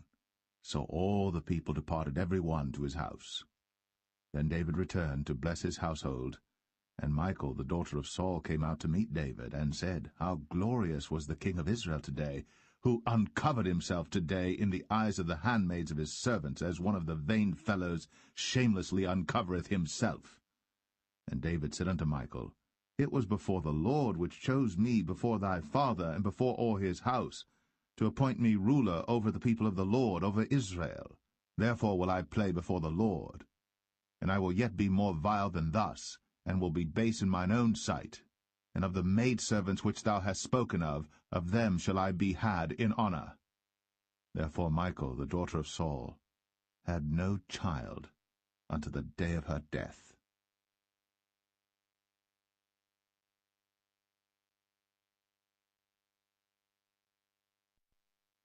2 Samuel 7. And it came to pass, when the king sat in his house, and the Lord had given him rest round about from all his enemies, that the king said unto Nathan the prophet, See now, I dwell in an house of cedar, but the ark of God dwelleth within curtains. And Nathan said to the king, Go, do all that is in thine heart, for the Lord is with thee. And it came to pass that night that the word of the Lord came unto Nathan, saying, Go and tell my servant David, Thus saith the Lord, Shalt thou build me an house for me to dwell in? Whereas I have not dwelt in any house since the time that I brought up the children of Israel out of Egypt, even to this day, but have walked in a tent and in a tabernacle. In all the places wherein I have walked with all the children of Israel spake I a word with any of the tribes of Israel, whom I commanded to feed my people Israel, saying, Why build ye not me an house of cedar? Now therefore, so shalt thou say unto my servant David, Thus saith the Lord of hosts, I took thee from the sheepcot, from following the sheep, to be ruler over my people, over Israel. And I was with thee whithersoever thou wentest, and have cut off all thine enemies out of thy sight, and have made thee a great name, like unto the name of the great men that are in the earth. Moreover, I will appoint a place for my people Israel, and will plant them, that they may dwell in a place of their own, and move no more, neither shall the children of wickedness afflict them any more as beforetime. And as since the time that I commanded judges to be over my people Israel, and have caused thee to rest from all thine enemies, also the Lord telleth thee, that he will make thee an house. And when thy days be fulfilled, and thou shalt sleep with thy fathers, I will set up thy seed after thee, which shall proceed out of thy bowels, and I will establish his kingdom. He shall build an house for my name, and I will establish the throne of his kingdom for ever. I will be his father, and he shall be my son. If he commit iniquity, I will chasten him with the rod of men, and with the stripes of the children of men. But my mercy shall not depart away from him, as I took it from Saul, whom I put away before thee. And thine house, and thy kingdom shall be established for ever before thee.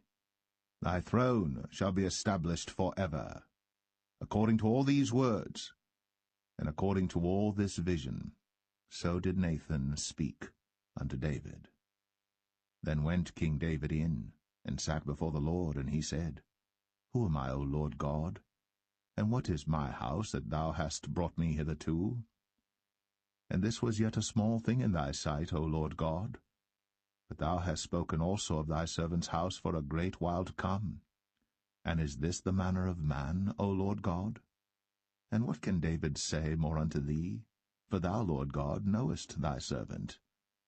For thy word's sake, and according to thine own heart, hast thou done all these great things, to make thy servant know them. Wherefore thou art great, O Lord God. For there is none like thee, neither is there any God beside thee, according to all that we have heard with our ears. And what one nation in the earth is like thy people, even like Israel, whom God went to redeem for a people to himself, and to make him a name, and to do for you great things and terrible for thy land, before thy people, which thou redeemedst to thee from Egypt, from the nations and their gods. For thou hast confirmed to thyself thy people Israel to be a people unto thee for ever. And thou, Lord, art become their God. And now, O Lord God, the word that thou hast spoken concerning thy servant and concerning his house, establish it for ever, and do as thou hast said. And let thy name be magnified for ever, saying, The Lord of hosts is the God of Israel. And let the house of thy servant David be established before thee. For thou, O Lord of hosts, God of Israel, hast revealed to thy servant, saying, I will build thee an house. Therefore hath thy servant found in his heart to pray this prayer unto thee. And now, O Lord God, thou art that God, and thy words be true, and thou hast promised this goodness unto thy servant. Therefore now, let it please thee to bless the house of thy servant, that it may continue for ever before thee. For thou, O Lord God, hast spoken it, and with thy blessing let the house of thy servant be blessed for ever.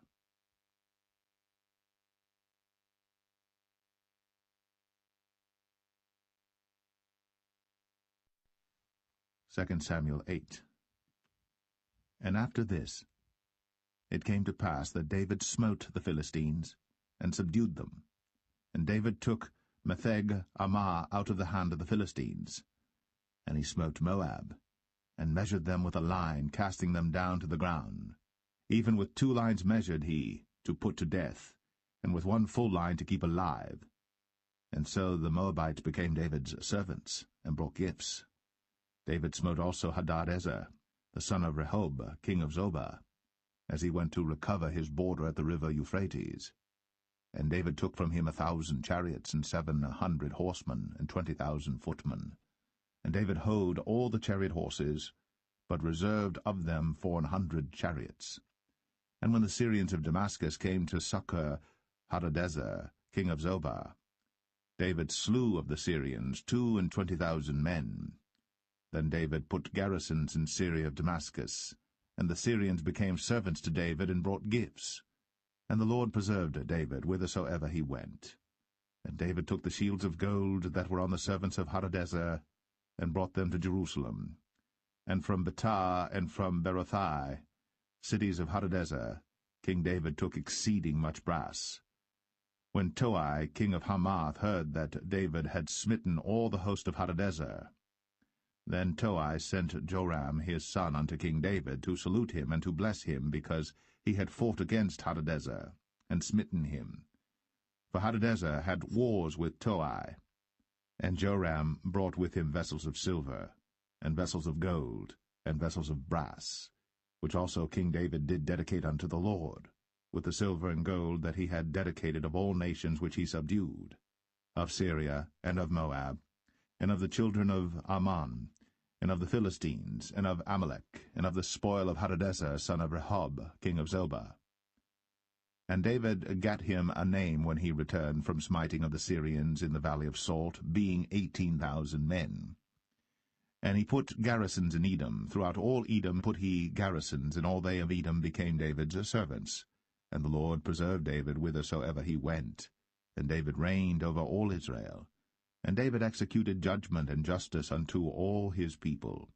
And Joab the son of Zeruiah was over the host, and Jehoshaphat the son of Ahilud was recorder, and Zadok the son of Ahitub, and Ahimelech the son of Abiathar were the priests, and Seraiah was the scribe, and Benaniah the son of Jehoiada was over both the Cherethites and the Pelethites, and David's sons were chief rulers.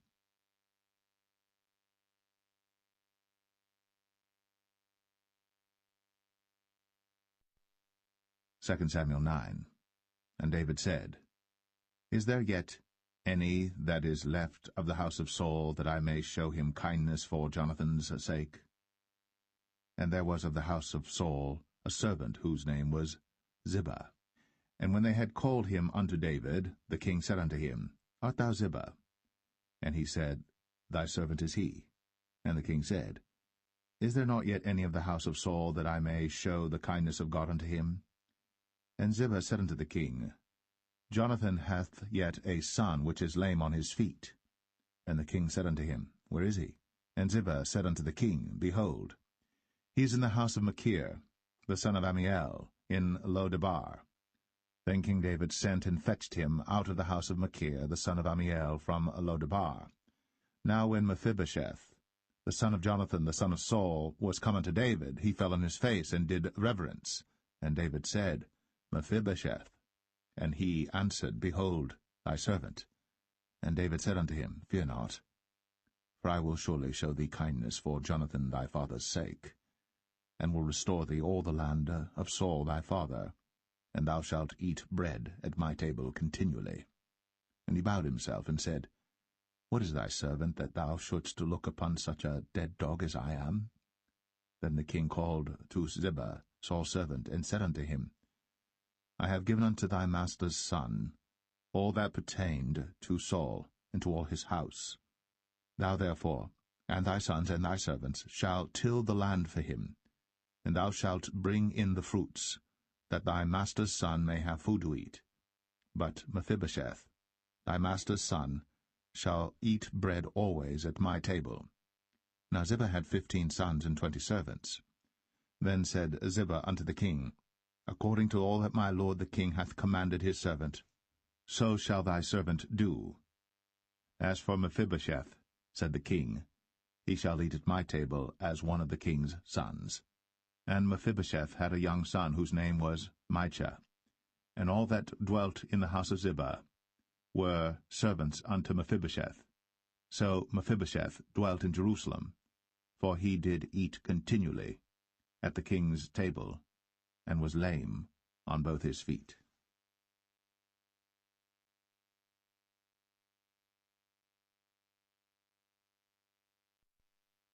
2 Samuel 10.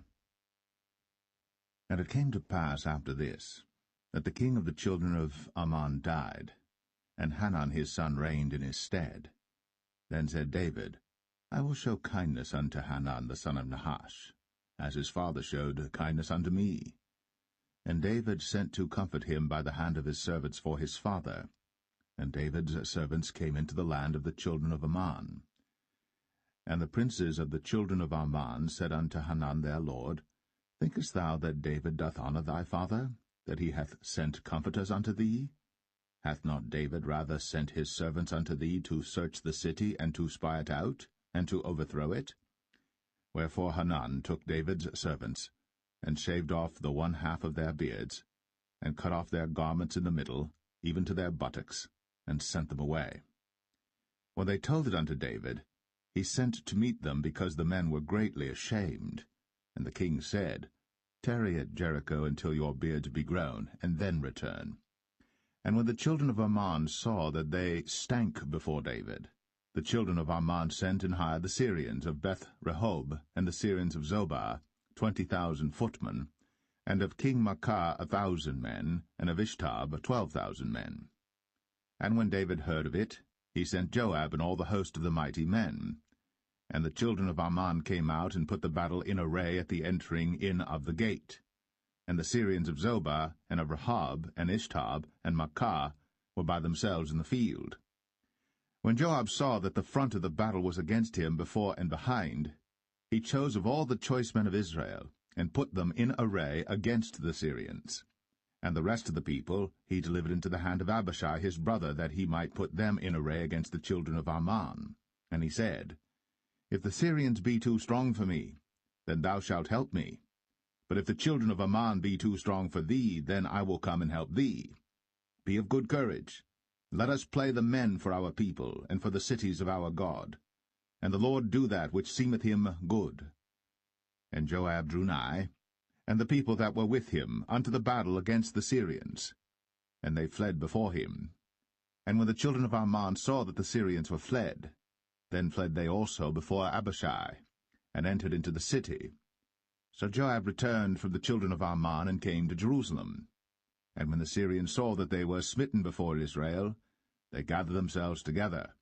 And Hadarezer sent, and brought out the Syrians that were beyond the river, and they came to Helam.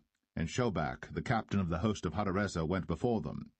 And when it was told David, he gathered all Israel together, and passed over Jordan, and came to Helam.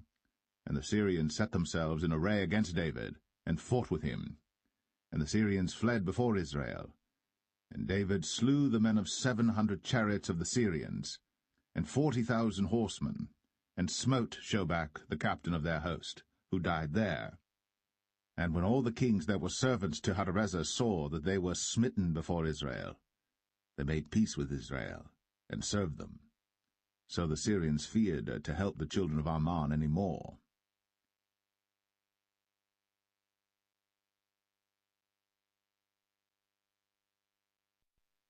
Second Samuel 11.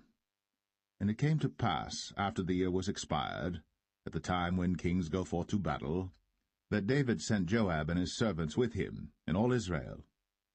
And they destroyed the children of Ammon, and besieged Rabbah. But David tarried still at Jerusalem. And it came to pass in an evening tide that David arose from off his bed, and walked upon the roof of the king's house. And from the roof he saw a woman washing herself, and the woman was very beautiful to look upon. And David sent and inquired after the woman. And one said, Is not this Bathsheba, the daughter of Eliam, the wife of Uriah the Hittite? And David sent messengers, and took her. And she came in unto him, and he lay with her, for she was purified from her uncleanness, and she returned unto her house. And the woman conceived, and sent and told David, and said, I am with child. And David sent to Joab, saying, Send me Uriah the Hittite. And Joab sent Uriah to David. And when Uriah was come unto him, David demanded of him how Joab did, and how the people did, and how the war prospered. And David said to Uriah, Go down to thy house, and wash thy feet. And Uriah departed out of the king's house, and there followed him a mess of meat from the king. But Uriah slept at the door of the king's house with all the servants of his lord, and went not down to his house. And when they had told David, saying, Uriah went not down unto his house, David said unto Uriah, Camest thou not from thy journey? Why then didst thou not go down unto thine house? And Uriah said unto David, The ark and Israel and Judah abide in tents, and my lord Joab and the servants of my lord are encamped in the open fields. Shall I then go into mine house to eat and to drink and to lie with my wife? As thou livest, and as thy soul liveth, I will not do this thing. And David said to Uriah, Tarry here today also, and tomorrow I will let thee depart. So Uriah abode in Jerusalem that day and the morrow. And when David had called him, he did eat and drink before him, and he made him drunk. And at even he went out to lie on his bed with the servants of his lord, but went not down to his house. And it came to pass in the morning that David wrote a letter to Joab, and sent it by the hand of Uriah. And he wrote in the letter, saying, Set ye Uriah in the forefront of the hottest battle, and retire ye from him, that he may be smitten and die. And it came to pass, when Joab observed the city, that he assigned Uriah unto a place where he knew that valiant men were. And the men of the city went out, and fought with Joab, and there fell some of the people of the servants of David, and Uriah the Hittite died also. Then Joab sent and told David all the things concerning the war, and charged the messenger, saying, When thou hast made an end of telling the matters of the war unto the king, and if so be that the king's wrath arise, and he say unto thee, Wherefore approached ye so nigh unto the city when ye did fight? Knew ye not that they would shoot from the wall? Who smote Abimelech, the son of Jerubbesheth? Did not a woman cast a piece of a millstone upon him from the wall, that he died in Thebez? Why went ye nigh the wall? Then say thou, Thy servant Uriah the Hittite is dead also. So the messenger went, and came and showed David all that Joab had sent him for. And the messenger said unto David, Surely the men prevailed against us, and came out unto us into the field, and we were upon them even unto the entering of the gate. And the shooters shot from off the wall upon thy servants, and some of the king's servants be dead, and thy servant Uriah the Hittite is dead also. Then David said unto the messenger, Thus shalt thou say unto Joab, Let not this thing displease thee, for the sword devoureth one as well as another. Make thy battle more strong against the city, and overthrow it, and encourage thou him. And when the wife of Uriah heard that Uriah her husband was dead, she mourned for her husband. And when the morning was past, David sent and fetched her to his house, and she became his wife, and bare him a son. But the thing that David had done displeased the Lord.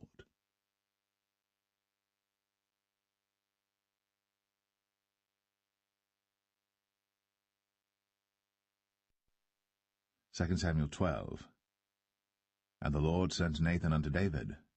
And he came unto him, and said unto him, There were 2 men in one city, the one rich and the other poor. The rich man had exceeding many flocks and herds, but the poor man had nothing save one little ewe lamb, which he had bought and nourished up. And it grew up together with him, and with his children. It did eat of his own meat, and drank of his own cup, and lay in his bosom, and was unto him as a daughter. And there came a traveller unto the rich man, and he spared to take of his own flock and of his own herd to dress for the wayfaring man that was come unto him, but took the poor man's lamb, and dressed it for the man that was come to him. And David's anger was greatly kindled against the man, and he said to Nathan, As the Lord liveth, the man that hath done this thing shall surely die, and he shall restore the lamb 4-fold, because he did this thing, and because he had no pity. And Nathan said to David, Thou art the man. Thus saith the Lord God of Israel, I anointed thee king over Israel, and I delivered thee out of the hand of Saul.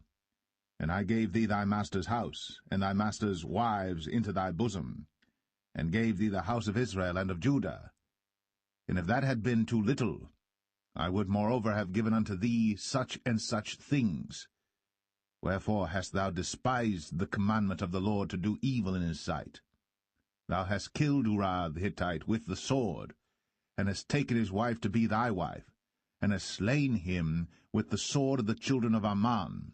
Now, therefore, the sword shall never depart from thine house, because thou hast despised me, and hast taken the wife of Uriah the Hittite to be thy wife.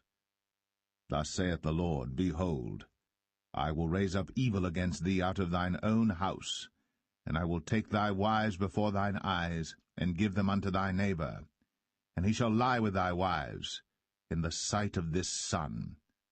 For thou didst it secretly, but I will do this thing before all Israel, and before the sun. And David said unto Nathan, I have sinned against the Lord. And Nathan said unto David, The Lord also hath put away thy sin. Thou shalt not die. Howbeit, because by this deed thou hast given great occasion to the enemies of the Lord to blaspheme, the child also that is born unto thee shall surely die. And Nathan departed unto his house. And the Lord struck the child that Uriah's wife bare unto David, and it was very sick. David therefore besought God for the child. And David fasted, and went in, and lay all night upon the earth. And the elders of his house arose, and went to him, to raise him up from the earth. But he would not, neither did he eat bread with them. And it came to pass on the 7th day that the child died. And the servants of David feared to tell him that the child was dead, for they said, Behold, while the child was yet alive, we spake unto him, and he would not hearken unto our voice. How will he then vex himself, if we tell him that the child is dead? But when David saw that his servants whispered, David perceived that the child was dead. Therefore David said unto his servants, Is the child dead? And they said, He is dead. Then David arose from the earth, and washed, and anointed himself, and changed his apparel, and came into the house of the Lord, and worshipped. Then he came to his own house, and when he required, they set bread before him, and he did eat. Then said his servants unto him, What thing is this that thou hast done? Thou didst fast and weep for the child while it was alive, but when the child was dead thou didst rise and eat bread. And he said, While the child was yet alive, I fasted and wept, for I said, Who can tell whether God will be gracious to me, that the child may live? But now he is dead, wherefore should I fast? Can I bring him back again? I shall go to him, but he shall not return to me. And David comforted Bathsheba his wife, and went in unto her, and lay with her. And she bare a son, and he called his name Solomon. And the Lord loved him. And he sent by the hand of Nathan the prophet, and he called his name Jedediah, because of the Lord. And Joab fought against Rabbah of the children of Ammon, and took the royal city. And Joab sent messengers to David, and said, I have fought against Rabbah, and have taken the city of waters. Now therefore, gather the rest of the people together, and encamp against the city, and take it, lest I take the city, and it be called after my name. And David gathered all the people together, and went to Rabbah, and fought against it, and took it. And he took their king's crown from off his head, the weight whereof was a talent of gold, with the precious stones, and it was set on David's head. And he brought forth the spoil of the city in great abundance. And he brought forth the people that were therein, and put them under saws, and under harrows of iron, and under axes of iron, and made them pass through the brick kiln. And thus did he unto all the cities of the children of Ammon. So David and all the people returned unto Jerusalem.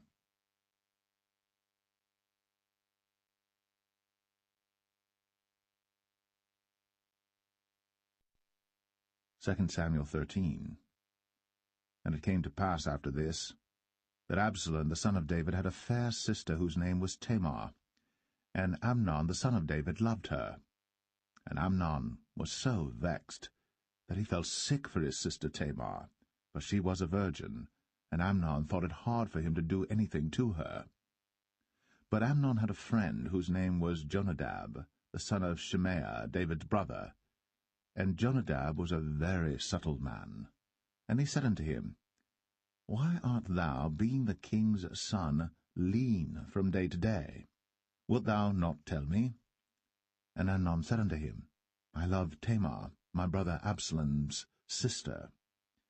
And Jonadab said unto him, Lay thee down on thy bed, and make thyself sick. And when thy father cometh to see thee, say unto him, I pray thee, let my sister Tamar come and give me meat, and dress the meat in my sight, that I may see it, and eat it at her hand. So Amnon lay down, and made himself sick. And when the king was come to see him, Amnon said unto the king, I pray thee, let Tamar my sister come, and make me a couple of cakes in my sight, that I may eat at her hand. Then David sent home to Tamar, saying, Go now to thy brother Amnon's house, and dress him meat. So Tamar went to her brother Amnon's house, and he was laid down. And she took flour, and kneaded it, and made cakes in his sight, and did bake the cakes. And she took a pan, and poured them out before him. But he refused to eat. And Amnon said, Have out all men from me. And they went out every man from him. And Amnon said unto Tamar, Bring the meat into the chamber, that I may eat of thine hand. And Tamar took the cakes which she had made, and brought them into the chamber to Amnon her brother. And when she had brought them unto him to eat, he took hold of her, and said unto her, Come, lie with me, my sister. And she answered him, Nay, my brother, do not force me. For no such thing ought to be done in Israel. Do not thou this folly. And I, whither shall I cause my shame to go? And as for thee, thou shalt be as one of the fools in Israel. Now therefore I pray thee, speak unto the king, for he will not withhold me from thee. Howbeit, he would not hearken unto her voice, but being stronger than she, forced her, and lay with her. Then Amnon hated her exceedingly, so that the hatred wherewith he hated her was greater than the love wherewith he had loved her. And Amnon said unto her, Arise, be gone. And she said unto him, There is no cause. This evil in sending me away is greater than the other that thou didst unto me. But he would not hearken unto her. Then he called his servant that ministered unto him, and said, Put now this woman out from me, and bolt the door after her. And she had a garment of divers colours upon her, for with such robes were the king's daughters that were virgins apparelled. Then his servant brought her out, and bolted the door after her. And Tamar put ashes on her head, and rent her garment of divers colours that was on her, and laid her hand on her head, and went on crying. And Absalom, her brother, said unto her, Hath Amnon thy brother been with thee? But hold now thy peace, my sister. He is thy brother. Regard not this thing. So Tamar remained desolate in her brother Absalom's house. But when King David heard of all these things, he was very wroth. And Absalom spake unto his brother Amnon, neither good nor bad, for Absalom hated Amnon, because he had forced his sister Tamar. And it came to pass after 2 full years, that Absalom had sheep-shearers in Baal-Hazor, which is beside Ephraim. And Absalom invited all the king's sons. And Absalom came to the king and said, Behold now, thy servant hath sheep-shearers. Let the king, I beseech thee, and his servants go with thy servant. And the king said to Absalom, Nay, my son, let us not all now go, lest we be chargeable unto thee. And he pressed him, howbeit he would not go, but blessed him. Then said Absalom, If not, I pray thee, let my brother Amnon go with us. And the king said unto him, Why should he go with thee? But Absalom pressed him that he let Amnon and all the king's sons go with him. Now Absalom had commanded his servant, saying, Mark ye now, when Amnon's heart is merry with wine, and when I say unto you, Smite Amnon, then kill him. Fear not. Have not I commanded you? Be courageous, and be valiant. And the servants of Absalom did unto Amnon, as Absalom had commanded. Then all the king's sons arose, and every man gat him up upon his mule, and fled. And it came to pass, while they were in the way, that tidings came to David, saying, Absalom hath slain all the king's sons, and there is not one of them left. Then the king arose, and tare his garments, and lay on the earth, and all his servants stood by with their clothes rent. And Jonadab, the son of Shemaiah, David's brother, answered and said, Let not my lord suppose that they have slain all the young men, the king's sons, for Amnon only is dead. For by the appointment of Absalom this hath been determined from the day that he forced his sister Tamar. Now therefore, let not my lord the king take the thing to his heart, to think that all the king's sons are dead, for Amnon only is dead. But Absalom fled. And the young man that kept the watch lifted up his eyes, and looked, and behold, there came much people by the way of the hillside behind him. And Jonadab said unto the king, Behold, the king's sons come, as thy servant said, so it is. And it came to pass, as soon as he had made an end of speaking, that, behold, the king's sons came, and lifted up their voice, and wept. And the king also and all his servants wept very sore. But Absalom fled and went to Talmai, the son of Ammihud, king of Geshur. And David mourned for his son every day. So Absalom fled and went to Geshur, and was there 3 years. And the soul of King David longed to go forth unto Absalom, for he was comforted concerning Amnon, seeing he was dead.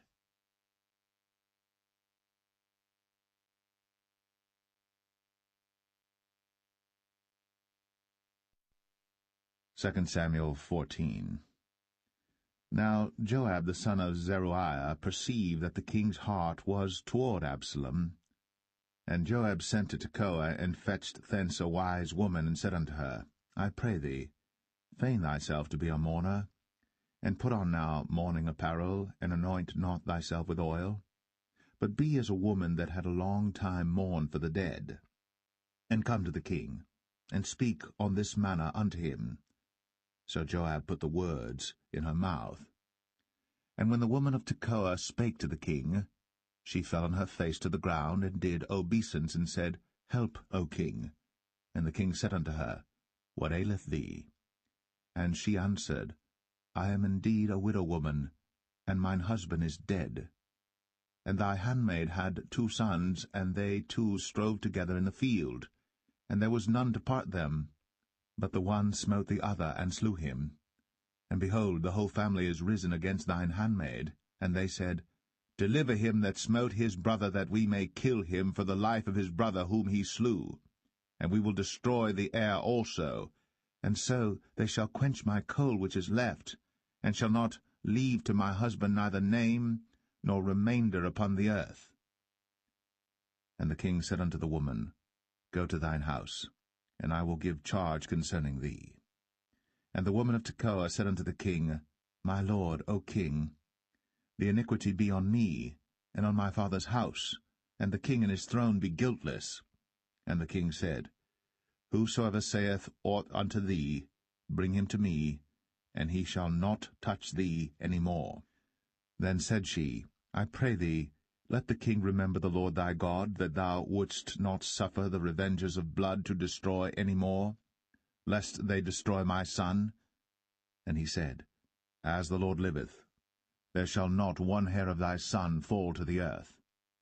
Then the woman said, Let thine handmaid, I pray thee, speak one word unto my lord the king. And he said, Say on. And the woman said, Wherefore then hast thou thought such a thing against the people of God? For the king doth speak this thing as one which is faulty, in that the king doth not fetch home again his banished. For we must needs die, and are as water spilt on the ground, which cannot be gathered up again. Neither doth God respect any person, yet doth he devise means that his banished be not expelled from him. Now therefore that I am come to speak of this thing unto my lord the king, it is because the people have made me afraid. And thy handmaid said, I will now speak unto the king. It may be that the king will perform the request of his handmaid. For the king will hear to deliver his handmaid out of the hand of the man that would destroy me and my son together out of the inheritance of God. Then thine handmaid said, The word of my lord the king shall now be comfortable. For as an angel of God, so is my lord the king to discern good and bad. Therefore the Lord thy God will be with thee. Then the king answered and said unto the woman, Hide not from me, I pray thee, the thing that I shall ask thee. And the woman said, Let my lord the king now speak. And the king said, Is not the hand of Joab with thee in all this? And the woman answered and said, As thy soul liveth, my lord the king, none can turn to the right hand or to the left from aught that my lord the king hath spoken. For thy servant Joab, he bade me, and he put all these words in the mouth of thine handmaid. To fetch about this form of speech hath thy servant Joab done this thing. And my lord is wise, according to the wisdom of an angel of God, to know all things that are in the earth. And the king said unto Joab, Behold now, I have done this thing. Go therefore, bring the young man Absalom again. And Joab fell to the ground on his face, and bowed himself, and thanked the king. And Joab said, Today thy servant knoweth that I have found grace in thy sight, my lord, O king, in that the king hath fulfilled the request of his servant. So Joab arose and went to Geshur, and brought Absalom to Jerusalem. And the king said, Let him turn to his own house, and let him not see my face. So Absalom returned to his own house, and saw not the king's face. But in all Israel there was none to be so much praised as Absalom for his beauty. From the sole of his foot even to the crown of his head, there was no blemish in him. And when he polled his head, for it was at every year's end that he polled it, because the hair was heavy on him, therefore he polled it, he weighed the hair of his head at 200 shekels after the king's weight. And unto Absalom there were born 3 sons, and 1 daughter, whose name was Tamar. She was a woman of a fair countenance. So Absalom dwelt 2 full years in Jerusalem, and saw not the king's face. Therefore Absalom sent for Joab to have sent him to the king, but he would not come to him. And when he sent again the second time, he would not come. Therefore he said unto his servants, See, Joab's field is near mine, and he hath barley there. Go and set it on fire. And Absalom's servants set the field on fire. Then Joab arose, and came to Absalom unto his house, and said unto him, Wherefore have thy servants set my field on fire? And Absalom answered Joab, Behold, I sent unto thee, saying, Come hither, that I may send thee to the king, to say, Wherefore am I come from Geshur? It had been good for me to have been there still. Now therefore let me see the king's face, and if there be any iniquity in me, let him kill me. So Joab came to the king, and told him. And when he had called for Absalom, he came to the king, and bowed himself on his face to the ground before the king. And the king kissed Absalom.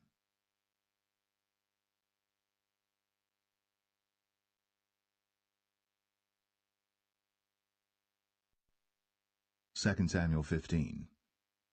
And it came to pass after this, that Absalom prepared him chariots and horses, and 50 men to run before him.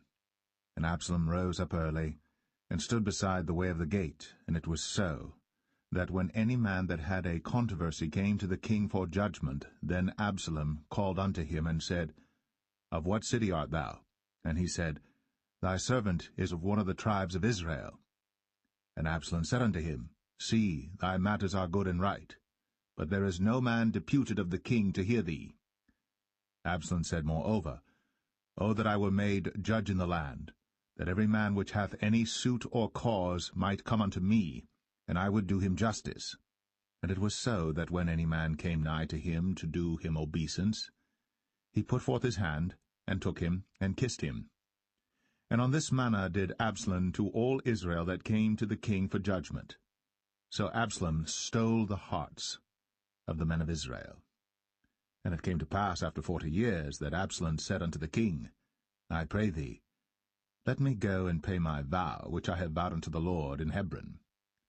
For thy servant vowed a vow while I abode at Geshur in Syria, saying, If the Lord shall bring me again indeed to Jerusalem, then I will serve the Lord. And the king said unto him, Go in peace. So he arose, and went to Hebron. But Absalom sent spies throughout all the tribes of Israel, saying, As soon as ye hear the sound of the trumpet, then ye shall say, Absalom reigneth in Hebron. And with Absalom went 200 men out of Jerusalem, that were called, and they went in their simplicity, and they knew not anything. And Absalom sent for Ahithophel the Gilonite, David's counselor, from his city, even from Gilo, while he offered sacrifices. And the conspiracy was strong, for the people increased continually with Absalom. And there came a messenger to David, saying, The hearts of the men of Israel are after Absalom. And David said unto all his servants that were with him at Jerusalem, Arise, and let us flee. For we shall not else escape from Absalom. Make speed to depart, lest he overtake us suddenly, and bring evil upon us, and smite the city with the edge of the sword. And the king's servant said unto the king, Behold, thy servants are ready to do whatsoever my lord the king shall appoint. And the king went forth, and all his household after him. And the king left 10 women which were concubines to keep the house. And the king went forth, and all the people after him, and tarried in a place that was far off. And all his servants passed on beside him, and all the Cherethites, and all the Pelethites, and all the Gittites, 600 men which came after him from Gath, passed on before the king. Then said the king to Ittai the Gittite, Wherefore goest thou also with us? Return to thy place, and abide with the king, for thou art a stranger, and also an exile. Whereas thou camest but yesterday, should I this day make thee go up and down with us? Seeing I go whither I may, return thou, and take back thy brethren. Mercy and truth be with thee.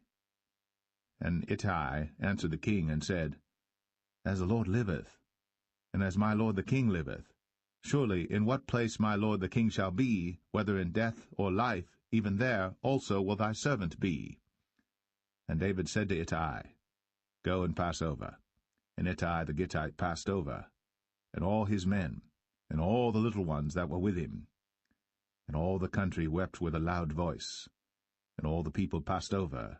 The king also himself passed over the brook Kidron. And all the people passed over toward the way of the wilderness. And lo, Zadok also, and all the Levites were with him, bearing the ark of the covenant of God. And they set down the ark of God, and Abiathar went up, until all the people had done passing out of the city. And the king said unto Zadok, Carry back the ark of God into the city. If I shall find favor in the eyes of the Lord, he will bring me again, and show me both it and his habitation. But if he thus say, I have no delight in thee, behold, here am I. Let him do to me as seemeth good unto him. The king said also unto Zadok the priest, Art not thou a seer? Return into the city in peace, and your 2 sons with you, Ahimaaz thy son, and Jonathan the son of Abiathar. See, I will tarry in the plain of the wilderness, until there come word from you to certify me. Zadok therefore and Abiathar carried the ark of God again to Jerusalem, and they tarried there. And David went up by the ascent of Mount Olivet, and wept as he went up, and had his head covered, and he went barefoot, and all the people that was with him covered every man his head, and they went up, weeping as they went up. And one told David, saying, Ahithophel is among the conspirators with Absalom. And David said, O Lord, I pray thee, turn the counsel of Ahithophel into foolishness. And it came to pass that when David was come to the top of the mount, where he worshipped God, behold, Hushai the Archite came to meet him with his coat rent, and earth upon his head. Unto whom David said, If thou passest on with me, then thou shalt be a burden unto me. But if thou return to the city, and say unto Absalom, I will be thy servant, O king, as I have been thy father's servant hitherto, so will I now also be thy servant. Then mayest thou for me defeat the counsel of Ahithophel. And hast thou not there with thee Zadok and Abiathar the priests? Therefore it shall be that what thing soever thou shalt hear out of the king's house, thou shalt tell it to Zadok and Abiathar the priests. Behold, they have there with them their 2 sons, Ahimaaz Zadok's son, and Jonathan Abiathar's son. And by them ye shall send unto me everything that ye can hear. So Hushai, David's friend, came into the city, and Absalom came into Jerusalem.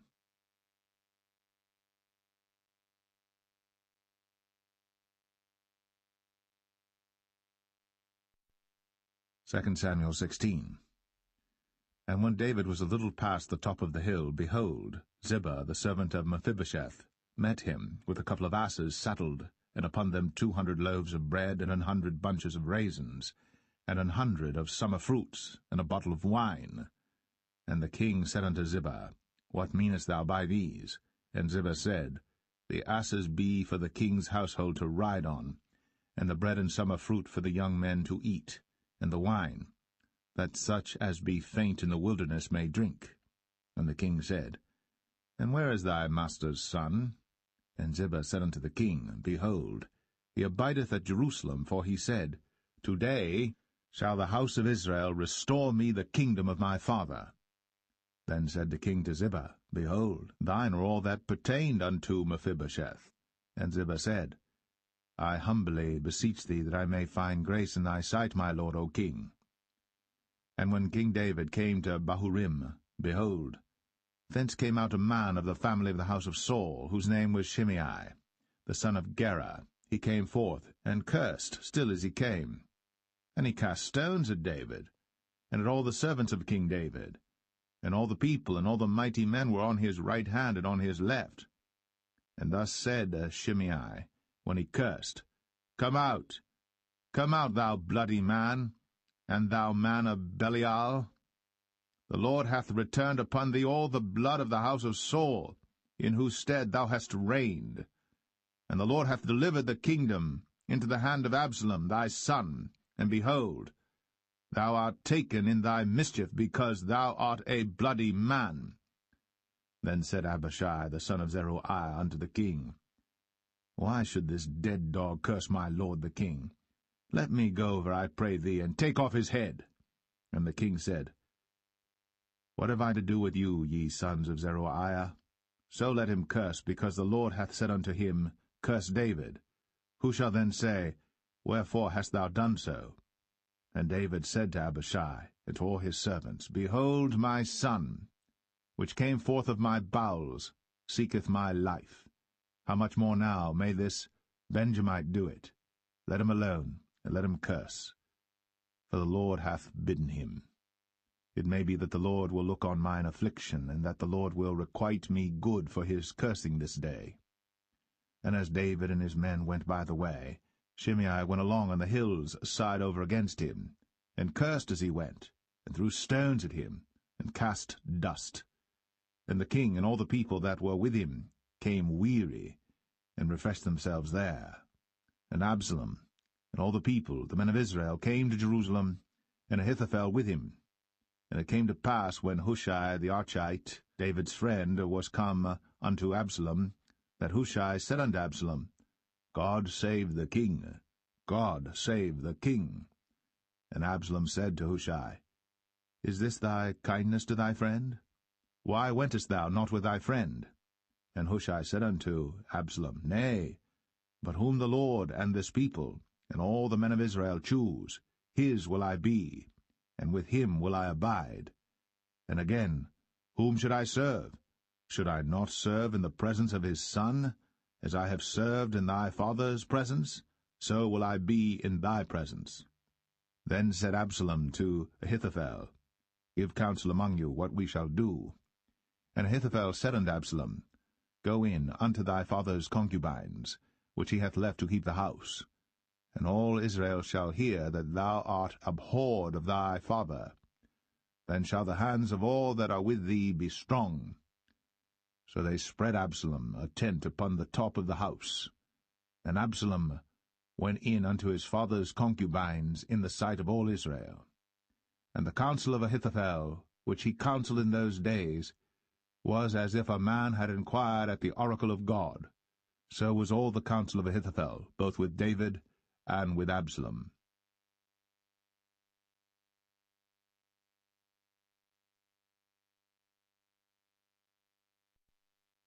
2 Samuel 17. Moreover Ahithophel said unto Absalom, Let me now choose out 12,000 men, and I will arise and pursue after David this night. And I will come upon him while he is weary and weak-handed, and will make him afraid, and all the people that are with him shall flee, and I will smite the king only. And I will bring back all the people unto thee. The man whom thou seekest is as if all returned, so all the people shall be in peace. And the saying pleased Absalom well, and all the elders of Israel. Then said Absalom, Call now Hushai the Archite also, and let us hear likewise what he saith. And when Hushai was come to Absalom, Absalom spake unto him, saying, Ahithophel hath spoken after this manner. Shall we do after his saying? If not, speak thou. And Hushai said unto Absalom, The counsel that Ahithophel hath given is not good at this time.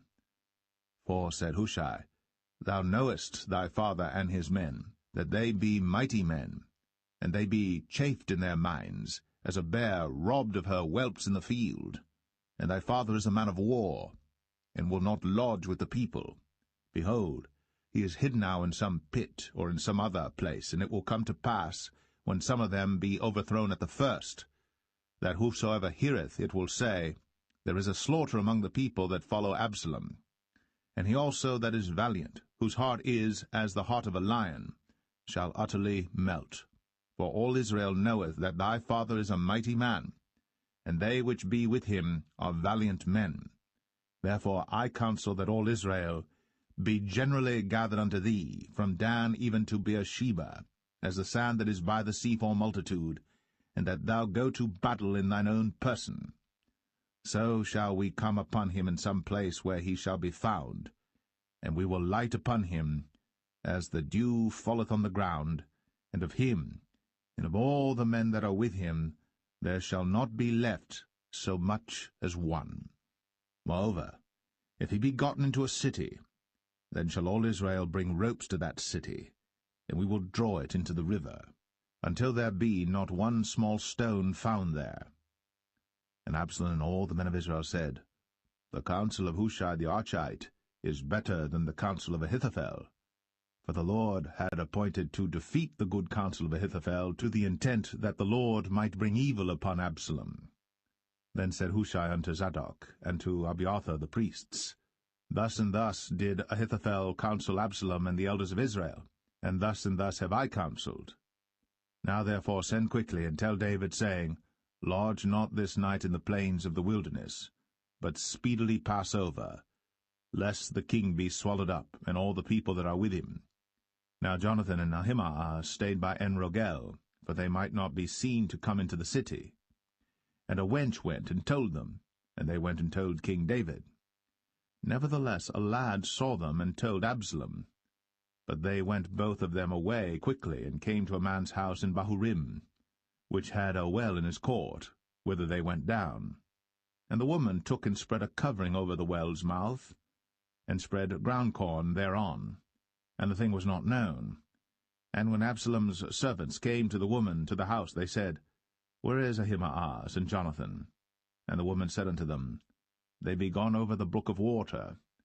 And when they had sought and could not find them, they returned to Jerusalem. And it came to pass, after they were departed, that they came up out of the well, and went and told to King David, and said unto David, Arise, and pass quickly over the water, for thus hath Ahithophel counselled against you. Then David arose, and all the people that were with him, and they passed over Jordan. By the morning light there lacked not one of them that was not gone over Jordan. And when Ahithophel saw that his counsel was not followed, he saddled his ass, and arose, and gat him home to his house, to his city, and put his household in order, and hanged himself, and died, and was buried in the sepulchre of his father. Then David came to Mahanaim, and Absalom passed over Jordan, he and all the men of Israel with him. And Absalom made Amasa captain of the host instead of Joab, which Amasa was a man's son, whose name was Ithra, an Israelite, that went in to Abigail, the daughter of Nahash, sister to Zeruiah, Joab's mother. So Israel and Absalom pitched in the land of Gilead. And it came to pass, when David was come to Mahanaim, that Shobai the son of Nahash of Rabbah, of the children of Ammon, and Machir the son of Amiel of Lo-debar, and Barzillai the Gileadite of Rogelim, brought beds and basins and earthen vessels, and wheat and barley and flour, and parched corn and beans and lentils and parched pulse, and honey and butter and sheep and cheese of kine for David and for the people that were with him to eat. For they said, The people is hungry and weary and thirsty in the wilderness.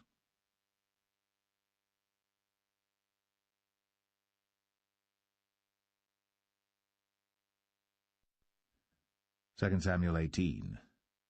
And David numbered the people that were with him, and set captains of thousands and captains of hundreds over them.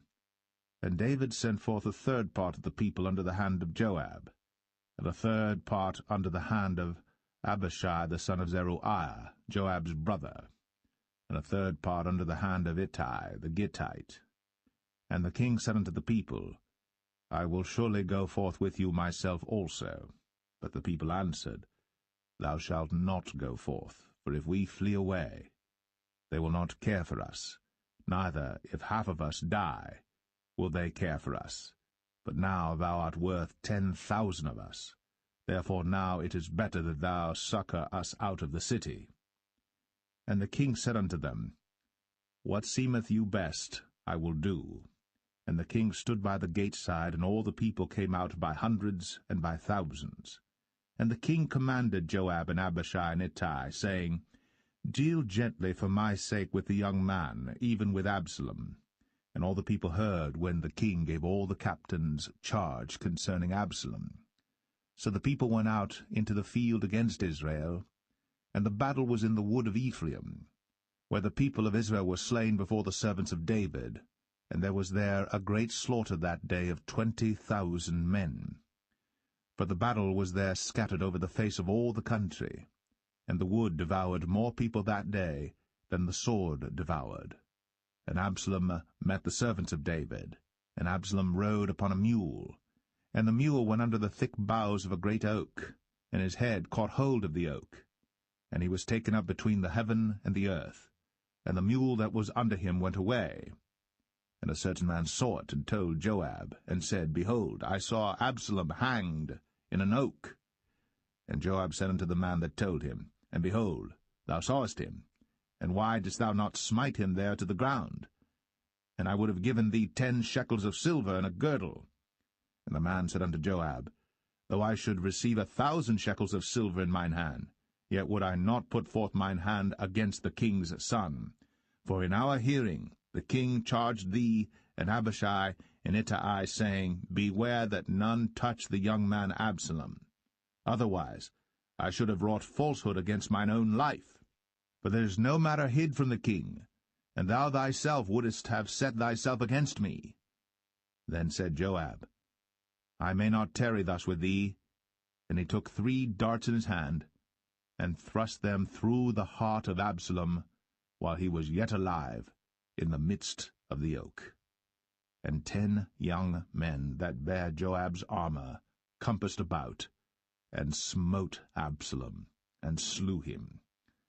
And Joab blew the trumpet, and the people returned from pursuing after Israel. But Joab held back the people. And they took Absalom, and cast him into a great pit in the wood, and laid a very great heap of stones upon him. And all Israel fled, every one to his tent. Now Absalom, in his lifetime, had taken and reared up for himself a pillar which is in the king's dale, for he said, I have no son to keep my name in remembrance. And he called the pillar after his own name, and it is called unto this day Absalom's place. Then said Ahimaaz, the son of Zadok, Let me now run, and bear the king tidings, how that the Lord hath avenged him of his enemies. And Joab said unto him, Thou shalt not bear tidings this day, but thou shalt bear tidings another day. But this day thou shalt bear no tidings, because the king's son is dead. Then said Joab to Cushai, Go tell the king what thou hast seen. And Cushai bowed himself unto Joab, and ran. Then said Ahimaaz, the son of Zadok, yet again to Joab, But howsoever let me, I pray thee, also run after Cushai. And Joab said, Wherefore wilt thou run, my son, seeing that thou hast no tidings ready? But howsoever said he, Let me run. And he said unto him, Run. Then Ahimaaz ran by the way of the plain, and overran Cushai. And David sat between the 2 gates, and the watchman went up to the roof over the gate unto the wall, and lifted up his eyes, and looked, and behold, a man running alone. And the watchman cried, and told the king. And the king said, If he be alone, there is tidings in his mouth. And he came apace, and drew near. And the watchman saw another man running. And the watchman called unto the porter, and said, Behold, another man running alone. And the king said, He also bringeth tidings. And the watchman said, Methinketh the running of the foremost is like the running of Ahimaaz the son of Zadok. And the king said, He is a good man, and cometh with good tidings. And Ahimaaz called, and said unto the king, All is well. And he fell down to the earth upon his face before the king, and said, Blessed be the Lord thy God, which hath delivered up the men that lifted up their hand against my lord the king. And the king said, Is the young man Absalom safe? And Ahimaaz answered, When Joab sent the king's servant, and me thy servant, I saw a great tumult, but I knew not what it was. And the king said unto him, Turn aside, and stand here. And he turned aside, and stood still. And behold, Cushai came. And Cushai said, Tidings, my lord the king. For the Lord hath avenged thee this day of all them that rose up against thee. And the king said unto Cushai, Is the young man Absalom safe? And Cushai answered, The enemies of my lord the king, and all that rise against thee to do thee hurt, be as that young man is. And the king was much moved, and went up to the chamber over the gate, and wept. And as he went, thus he said, O my son Absalom, my son Absalom, would God I had died for thee, O Absalom, my son. my son.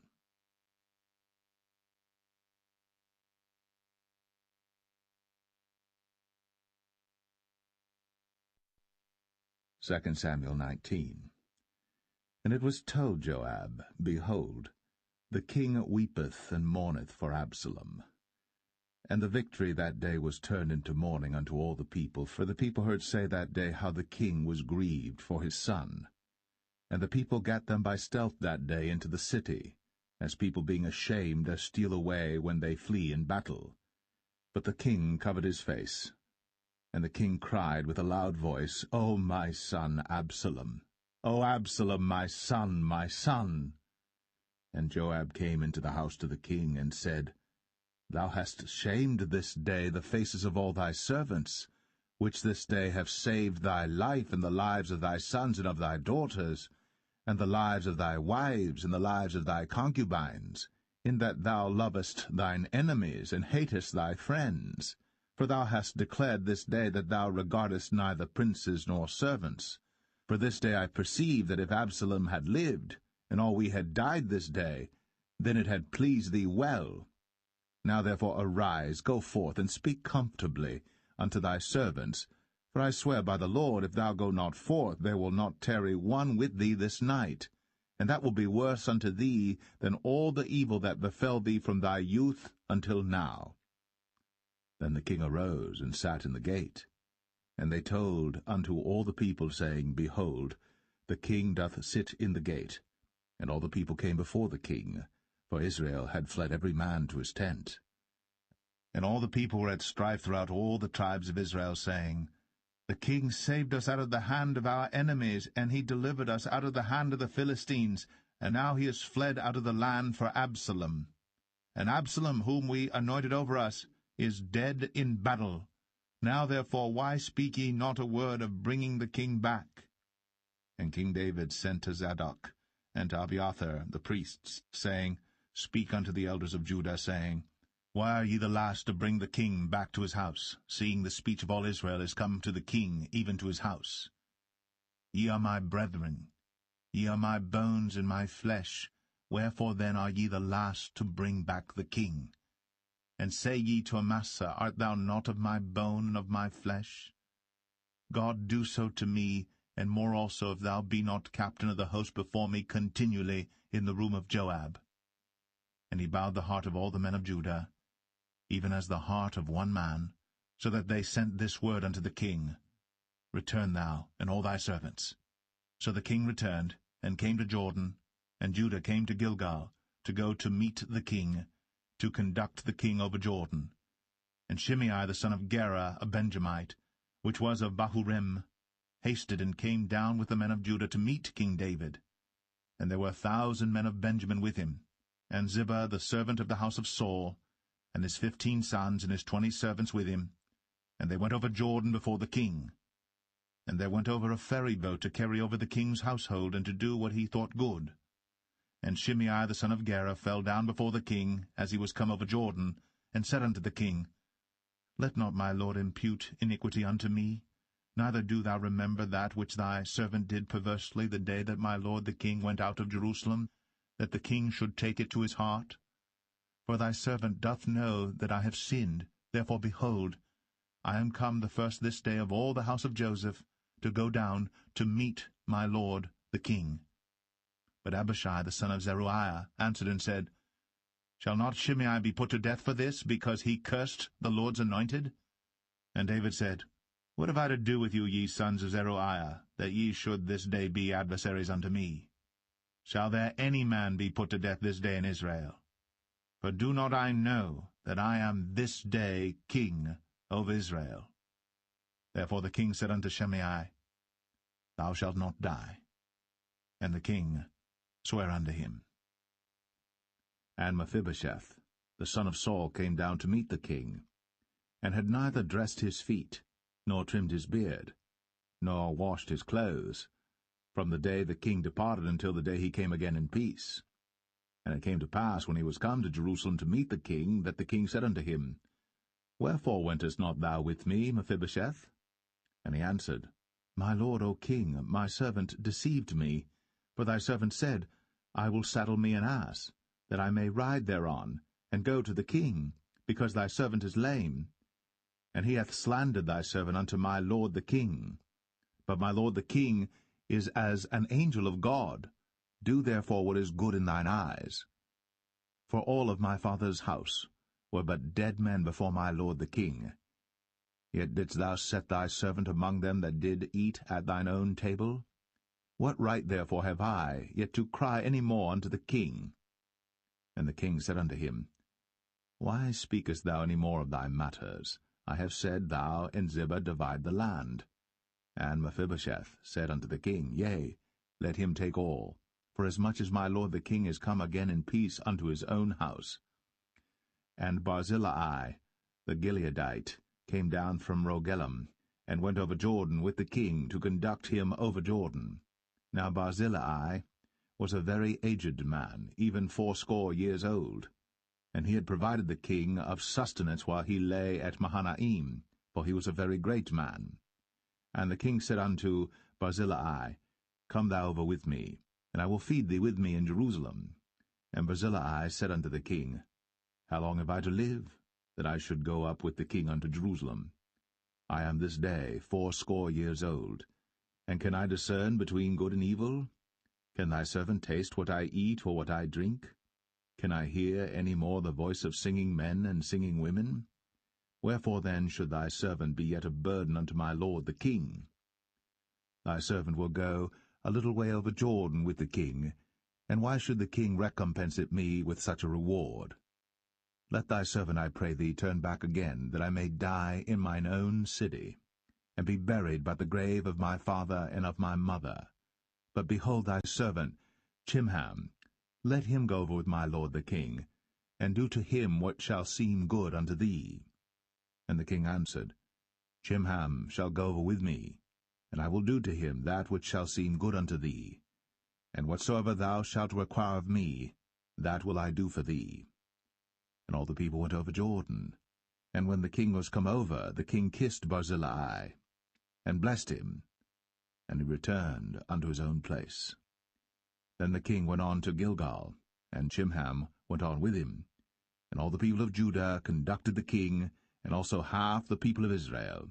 And behold, all the men of Israel came to the king, and said unto the king, Why have our brethren the men of Judah stolen thee away, and have brought the king and his household and all David's men with him over Jordan?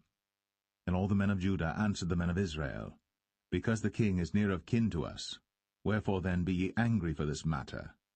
Have we eaten at all of the king's cost, or hath he given us any gift? And the men of Israel answered the men of Judah, and said, We have 10 parts in the king, and we have also more right in David than ye. Why then did ye despise us, that our advice should not be first had in bringing back our king? And the words of the men of Judah were fiercer than the words of the men of Israel.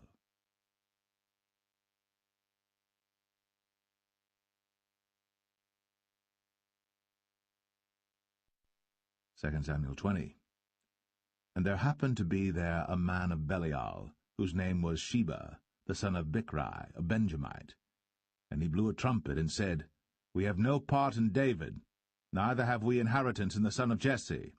Every man to his tents, O Israel. So every man of Israel went up from after David, and followed Sheba the son of Bichri. But the men of Judah clave unto their king, from Jordan even to Jerusalem. And David came to his house at Jerusalem. And the king took the 10 women his concubines, whom he had left to keep the house, and put them in ward, and fed them, but went not in unto them. So they were shut up unto the day of their death, living in widowhood. Then said the king to Amasa, Assemble me the men of Judah within 3 days, and be thou here present. So Amasa went to assemble the men of Judah, but he tarried longer than the set time which he had appointed him. And David said to Abishai, Now shall Sheba the son of Bichri do us more harm than did Absalom. Take thou thy lord's servants, and pursue after him, lest he get him fenced cities and escape us. And there went out after him Joab's men, and the Cherethites and the Pelethites, and all the mighty men, and they went out of Jerusalem, to pursue after Sheba the son of Bichri. When they were at the great stone which is in Gibeon, Amasa went before them. And Joab's garment that he had put on was girded unto him, and upon it a girdle with a sword fastened upon his loins in the sheath thereof. And as he went forth it fell out. And Joab said to Amasa, Art thou in health, my brother? And Joab took Amasa by the beard with the right hand to kiss him. But Amasa took no heed to the sword that was in Joab's hand. So he smote him therewith in the 5th rib, and shed out his bowels to the ground, and struck him not again, and he died. So Joab and Abishai his brother pursued after Sheba, the son of Bichri. And one of Joab's men stood by him, and said, He that favoureth Joab, and he that is for David, let him go after Joab. And Amasa wallowed in blood in the midst of the highway. And when the man saw that all the people stood still, he removed Amasa out of the highway into the field, and cast a cloth upon him when he saw that every one that came by him stood still. When he was removed out of the highway, all the people went on after Joab, to pursue after Sheba the son of Bichri. And he went through all the tribes of Israel unto Abel, and to Bethmachah, and all the Berites, and they were gathered together, and went also after him. And they came and besieged him in Abel of Bethmachah. And they cast up a bank against the city, and it stood in the trench, and all the people that were with Joab battered the wall to throw it down.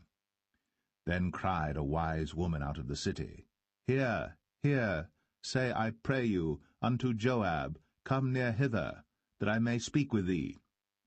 And when he was come near unto her, the woman said, Art thou Joab? And he answered, I am he.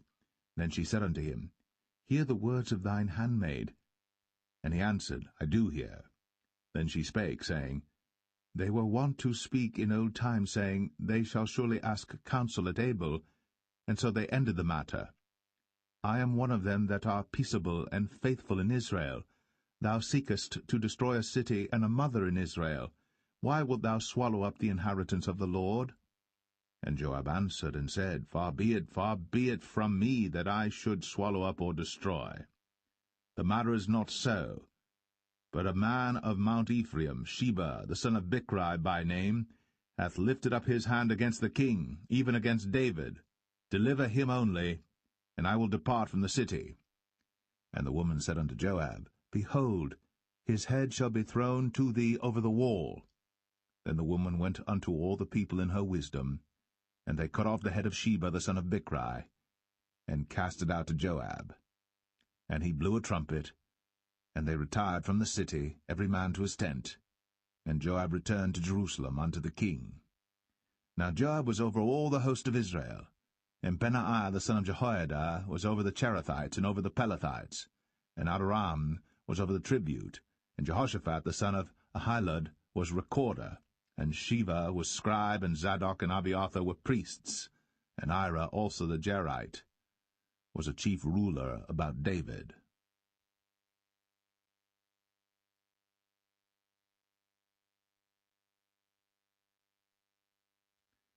Second Samuel 21.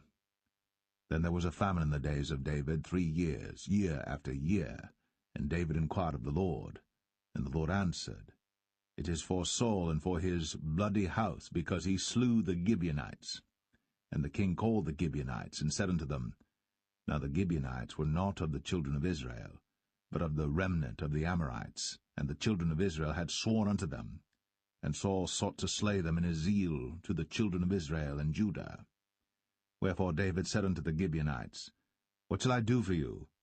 And wherewith shall I make the atonement, that ye may bless the inheritance of the Lord? And the Gibeonites said unto him, We will have no silver nor gold of Saul, nor of his house, neither for us shalt thou kill any man in Israel. And he said, What ye shall say, that will I do for you.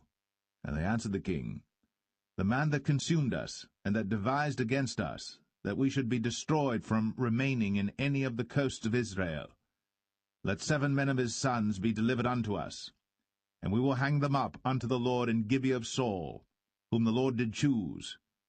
And the king said, I will give them. But the king spared Mephibosheth, the son of Jonathan the son of Saul, because of the Lord's oath that was between them, between David and Jonathan the son of Saul. But the king took the 2 sons of Rizpah, the daughter of Aiah, whom she bare unto Saul, Armoni and Mephibosheth, and the 5 sons of Michal, the daughter of Saul, whom she brought up for Adriel, the son of Barzillai, the Maholathite. And he delivered them into the hands of the Gibeonites, and they hanged them in the hill before the Lord. And they fell all 7 together, and were put to death in the days of harvest, in the first days, in the beginning of barley harvest. And Rizpah, the daughter of Aiah, took sackcloth, and spread it for her upon the rock, from the beginning of harvest until water dropped upon them out of heaven, and suffered neither the birds of the air to rest on them by day, nor the beast of the field by night. And it was told David what Rizpah, the daughter of Aiah, the concubine of Saul, had done.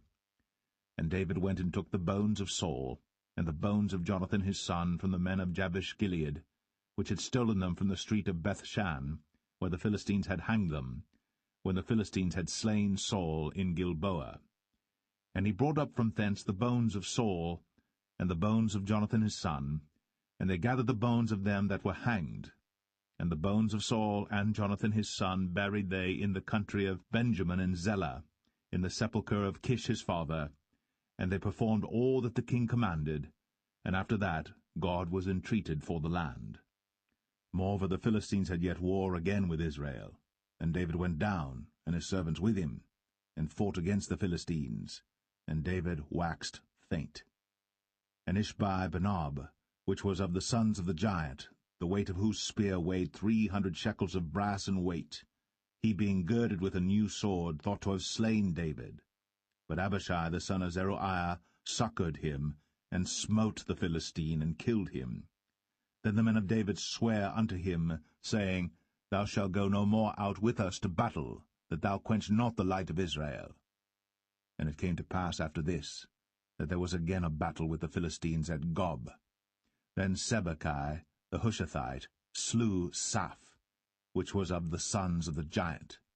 And there was again a battle in Gob with the Philistines, where Elhanan the son of Jaare-Oregim, a Bethlehemite, slew the brother of Goliath the Gittite, the staff of whose spear was like a weaver's beam. And there was yet a battle in Gath, where was a man of great stature, that had on every hand 6 fingers, and on every foot 6 toes, 24 in number, and he also was born to the giant. And when he defied Israel, Jonathan the son of Shimea, the brother of David, slew him. These 4 were born to the giant in Gath, and fell by the hand of David, and by the hand of his servants.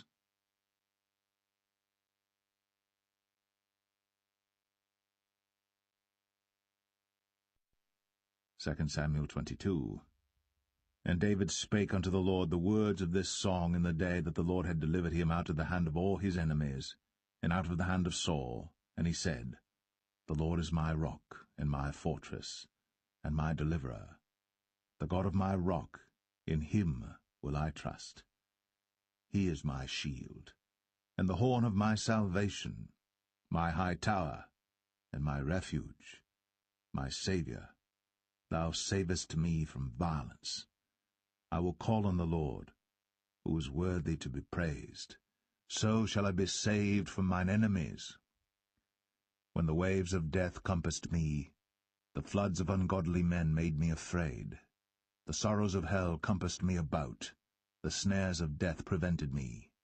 In my distress I called upon the Lord, and cried to my God, and he did hear my voice out of his temple, and my cry did enter into his ears. Then the earth shook and trembled, the foundations of heaven moved and shook, because he was wroth. There went up a smoke out of his nostrils, and fire out of his mouth devoured. Coals were kindled by it. He bowed the heavens also, and came down, and darkness was under his feet. And he rode upon a cherub, and did fly, and he was seen upon the wings of the wind. And he made darkness pavilions round about him, dark waters, and thick clouds of the skies. Through the brightness before him were coals of fire kindled. The Lord thundered from heaven, and the Most High uttered his voice.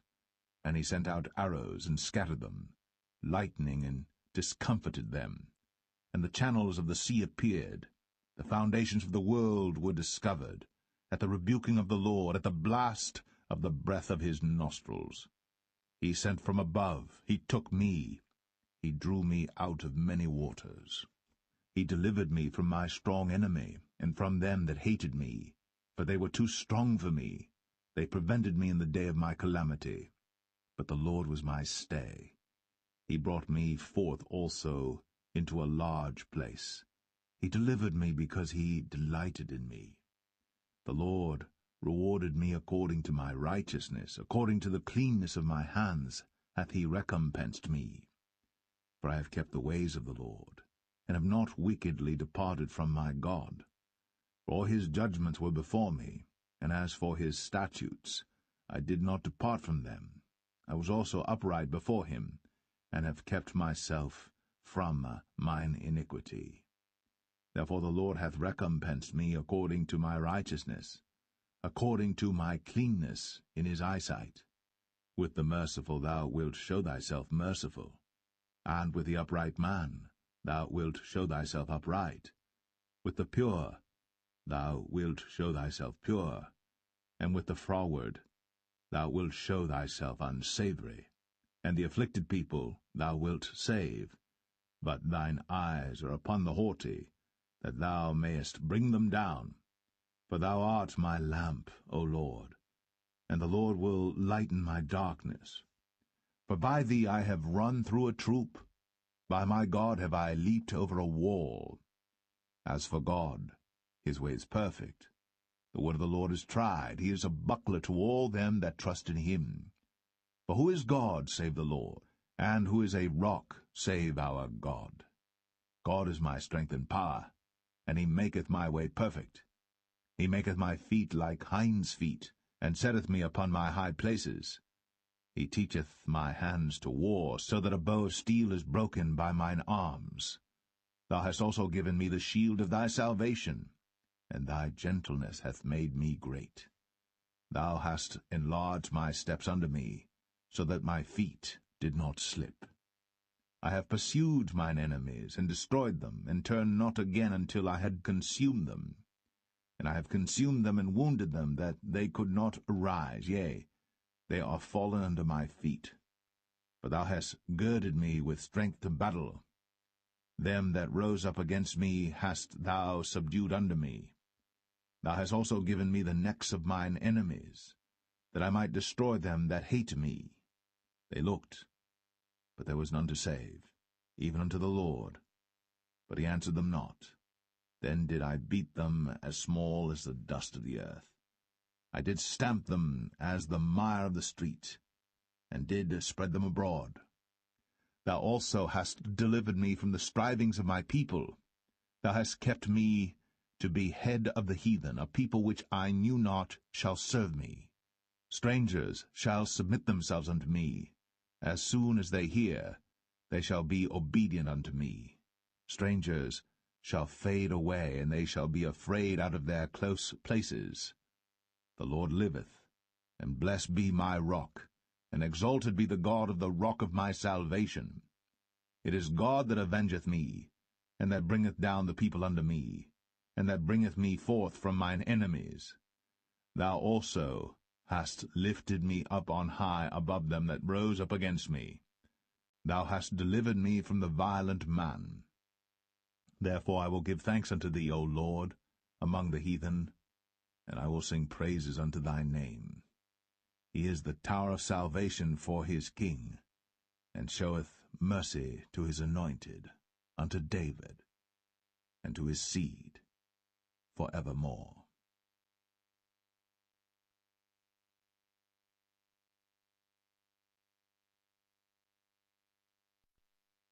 2 Samuel 23. Now these be the last words of David.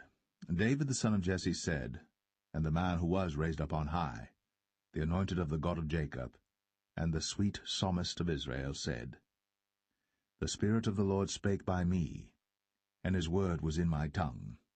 The God of Israel said, The rock of Israel spake to me. He that ruleth over men must be just, ruling in the fear of God.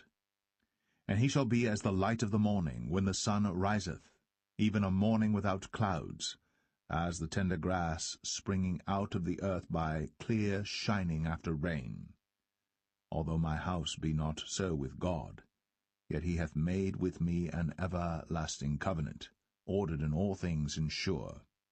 For this is all my salvation and all my desire, although he make it not to grow. But the sons of Belial shall be all of them as thorns thrust away, because they cannot be taken with hands. But the man that shall touch them must be fenced with iron, and the staff of a spear, and they shall be utterly burned with fire in the same place. These be the names of the mighty men whom David had. The Tachmonite, that sat in the seat, chief among the captains. The same was Adino, the Esnite. He lift up his spear against 800, whom he slew at one time. And after him was Eleazar the son of Dodo the Ahohite, one of the 3 mighty men with David, when they defied the Philistines that were there gathered together to battle, and the men of Israel were gone away.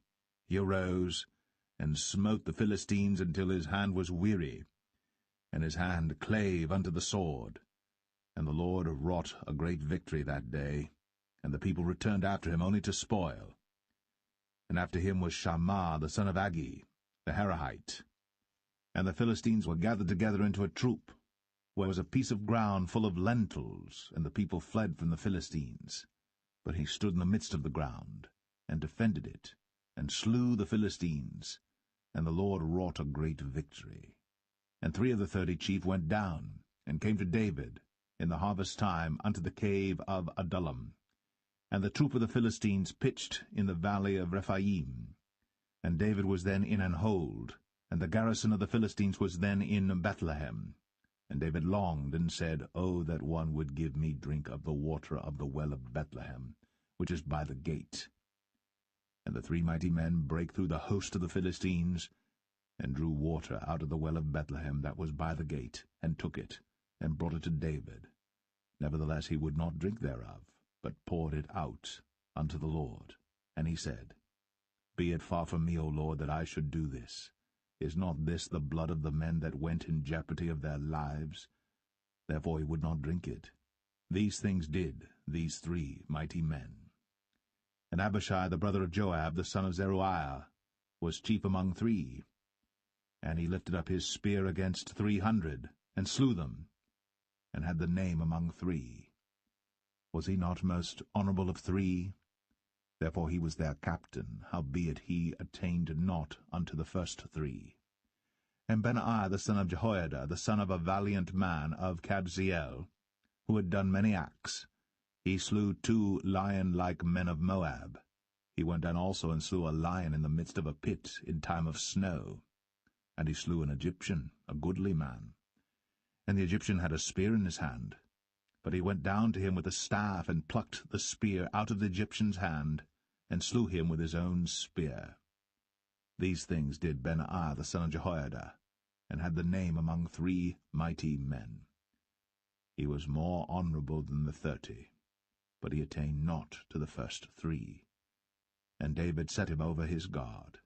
Asahel the brother of Joab was one of the 30, Elhanan the son of Dodo of Bethlehem, Shammah the Harodite, Elika the Harodite, Helez the Paltite, Ira the son of Ikesh the Tekoite, Abiezer the Anethathite, Mebunai the Hushathite, Zalman the Ahohite, Maharai the Netophathite, Heleb the son of Baanah a Netophathite, Ittai the son of Ribai, out of Gibeah of the children of Benjamin, Benaiah the Parathonite, Hiddai of the brooks of Gaash, Abialbon the Arbathite, Asmaveth the Bahamite, Eliabah the Shaalbanite, of the sons of Jashan, Jonathan, Shammah the Hararite, Ahiam the son of Sharar, the Hararite, Eliphalet the son of Ahasbai, the son of the Maacathite, Eliam the son of Ahithophel the Gelonite, Hezrai the Carmelite, Parai the Arbite, Igal the son of Nathan of Zobah, Bani the Gadite, Zelek the Ammonite, Naharai the Barathite, armor-bearer to Joab the son of Zeruiah, Ira an Ithrite, Gareb an Ithrite, Uriah the Hittite, 37 in all.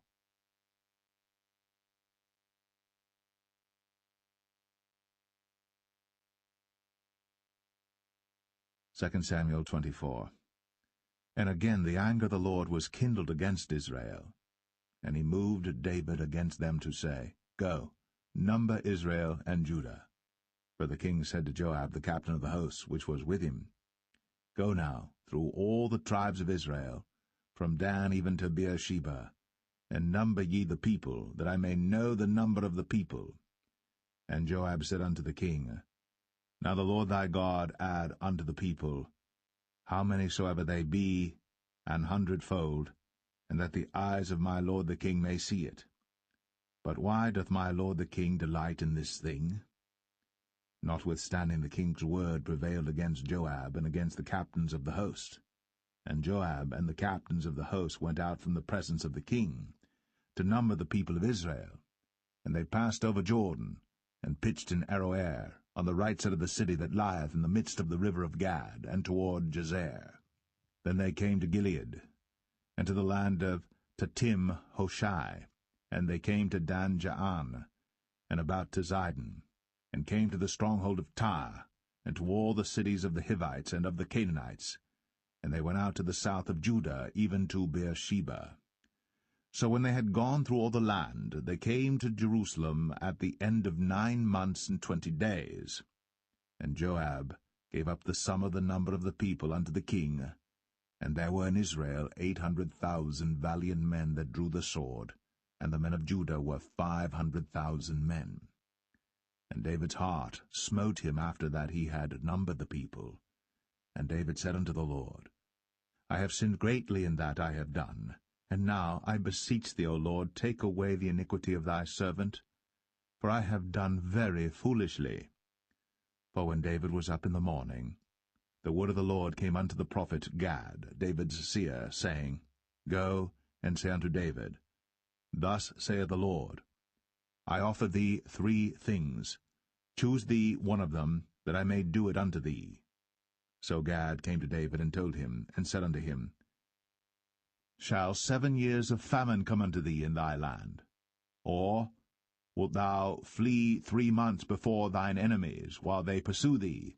Or that there be 3 days' pestilence in thy land? Now advise, and see what answer I shall return to him that sent me. And David said unto Gad, I am in a great strait. Let us fall now into the hand of the Lord, for his mercies are great, and let me not fall into the hand of man. So the Lord sent a pestilence upon Israel, from the morning even to the time appointed, and there died of the people from Dan even to Beersheba 70,000 men. And when the angel stretched out his hand upon Jerusalem to destroy it, the Lord repented him of the evil, and said to the angel that destroyed the people, It is enough. Stay now thine hand. And the angel of the Lord was by the threshing place of Araunah the Jebusite. And David spake unto the Lord when he saw the angel that smote the people, and said, Lo, I have sinned, and I have done wickedly. But these sheep, what have they done? Let thine hand, I pray thee, be against me, and against my father's house. And Gad came that day to David, and said unto him, Go up, rear an altar unto the Lord in the threshing floor of Araunah the Jebusite. And David, according to the saying of Gad, went up as the Lord commanded. And Araunah looked, and saw the king and his servants coming on toward him. And Araunah went out, and bowed himself before the king on his face upon the ground. And Araunah said, Wherefore is my lord the king come to his servant? And David said, To buy the threshing floor of thee, to build an altar unto the Lord, that the plague may be stayed from the people. And Araunah said unto David, Let my lord the king take and offer up what seemeth good unto him. Behold, here be oxen for burnt sacrifice, and threshing instruments, and other instruments of the oxen for wood. All these things did Araunah as a king give unto the king. And Araunah said unto the king, The Lord thy God accept thee. And the king said unto Araunah, Nay, but I will surely buy it of thee at a price. Neither will I offer burnt offerings unto the Lord my God of that which doth cost me nothing. So David bought the threshing floor and the oxen for 50 shekels of silver. And David built there an altar unto the Lord, and offered burnt offerings and peace offerings. So the Lord was entreated for the land, and the plague was stayed from Israel.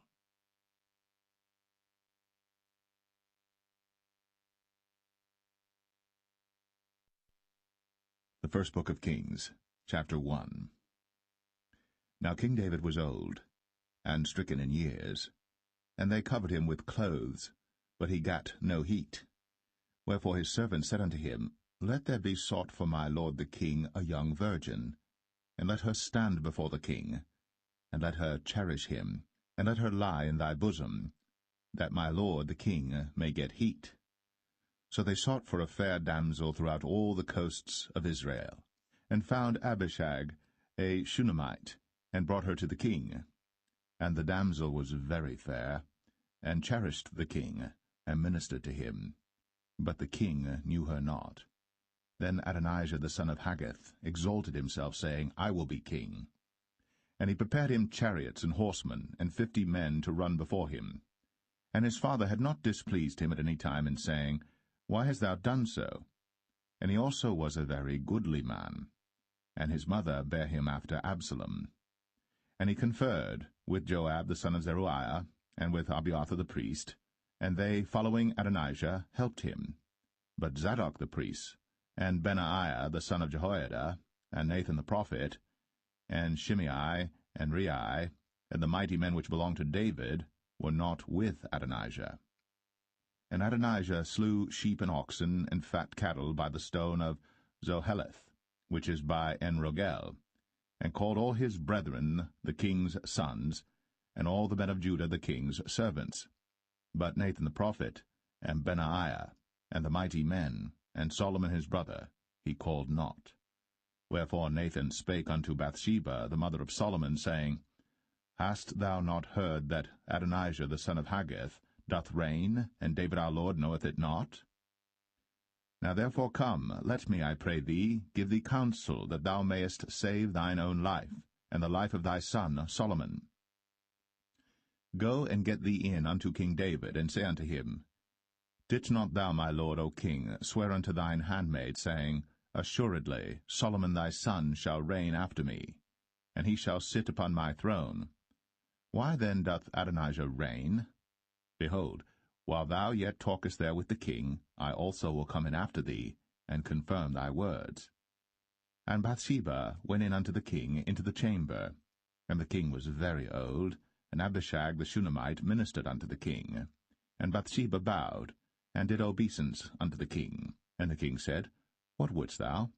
And she said unto him, My lord, thou swearest by the Lord thy God unto thine handmaid, saying, Assuredly Solomon thy son shall reign after me, and he shall sit upon my throne. And now, behold, Adonijah reigneth, and now, my lord the king, thou knowest it not. And he hath slain oxen and fat cattle, and sheep in abundance, and hath called all the sons of the king, and Abiathar the priest, and Joab the captain of the host. But Solomon thy servant hath he not called. And thou, my lord, O king, the eyes of all Israel are upon thee, that thou shouldst tell them who shall sit on the throne of my lord the king after him. Otherwise it shall come to pass, when my lord the king shall sleep with his fathers, that I and my son Solomon shall be counted offenders. And lo, while she yet talked with the king, Nathan the prophet also came in. And they told the king, saying, Behold, Nathan the prophet. And when he was come in before the king, he bowed himself before the king with his face to the ground. And Nathan said, My lord, O king, hast thou said, Adonijah shall reign after me, and he shall sit upon my throne? For he is gone down this day, and hath slain oxen and fat cattle and sheep in abundance, and hath called all the king's sons, and the captains of the host, and Abiathar the priest, and behold, they eat and drink before him, and say, God save King Adonijah. But me, even me thy servant, and Zadok the priest, and Benaiah the son of Jehoiada, and thy servant Solomon hath he not called. Is this thing done by my lord the king? And thou hast not showed it unto thy servant, who should sit on the throne of my lord the king after him? Then King David answered and said, Call me Bathsheba. And she came into the king's presence, and stood before the king. And the king sware, and said, As the Lord liveth, that hath redeemed my soul out of all distress, even as I swear unto thee by the Lord God of Israel, saying, Assuredly Solomon thy son shall reign after me, and he shall sit upon my throne in my stead, even so will I certainly do this day. Then Bathsheba bowed with her face to the earth, and did reverence to the king, and said, Let my lord King David live for ever. And King David said, Call me Zadok the priest, and Nathan the prophet, and Benaiah the son of Jehoiada. And they came before the king. The king also said unto them, Take with you the servants of your lord, and cause Solomon my son to ride upon mine own mule, and bring him down to Gihon. And let Zadok the priest, and Nathan the prophet, anoint him there king over Israel.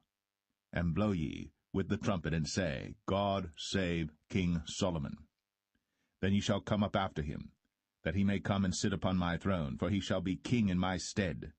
And I have appointed him to be ruler over Israel and over Judah. And Benaiah the son of Jehoiada answered the king, and said, Amen. The Lord God of my lord the king say so too. As the Lord hath been with my lord the king, even so be he with Solomon, and make his throne greater than the throne of my lord, King David. So Zadok the priest, and Nathan the prophet, and Benaiah the son of Jehoiada, and the Cherethites, and the Pelethites, went down, and caused Solomon to ride upon King David's mule, and brought him to Gihon. And Zadok the priest took an horn of oil out of the tabernacle, and anointed Solomon, and they blew the trumpet. And all the people said, God save King Solomon. And all the people came up after him, and the people piped with pipes, and rejoiced with great joy, so that the earth rent with the sound of them. And Adonijah and all the guests that were with him heard it as they had made an end of eating. And when Joab heard the sound of the trumpet, he said, Wherefore is this noise of the city being in an uproar? And while he yet spake, behold, Jonathan the son of Abiathar the priest came.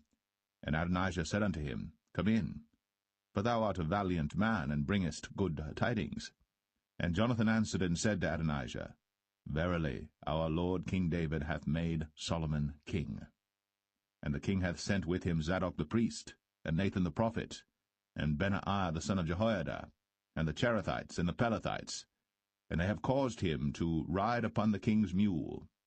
And Zadok the priest, and Nathan the prophet, have anointed him king in Gihon, and they are come up from thence, rejoicing, so that the city rang again. This is the noise that ye have heard. And also Solomon sitteth on the throne of the kingdom. And moreover, the king's servants came to bless our lord King David, saying, God make the name of Solomon better than thy name, and make his throne greater than thy throne. And the king bowed himself upon the bed. And also thus said the king, Blessed be the Lord God of Israel, which hath given one to sit on my throne this day, mine eyes even seeing it. And all the guests that were with Adonijah were afraid, and rose up, and went every man his way. And Adonijah feared because of Solomon, and arose, and went, and caught hold on the horns of the altar. And it was told Solomon, saying, Behold, Adonijah feareth King Solomon, for lo, he hath caught hold on the horns of the altar, saying, Let King Solomon swear unto me today, that he will not slay his servant with the sword. And Solomon said, If he will show himself a worthy man, there shall not an hair of him fall to the earth. But if wickedness shall be found in him, he shall die. So King Solomon sent, and they brought him down from the altar, and he came, and bowed himself to King Solomon. And Solomon said unto him, Go to thine house.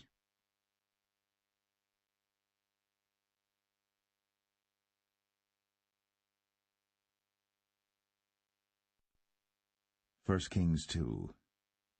Now the days of David drew nigh, that he should die. And he charged Solomon his son, saying, I go the way of all the earth.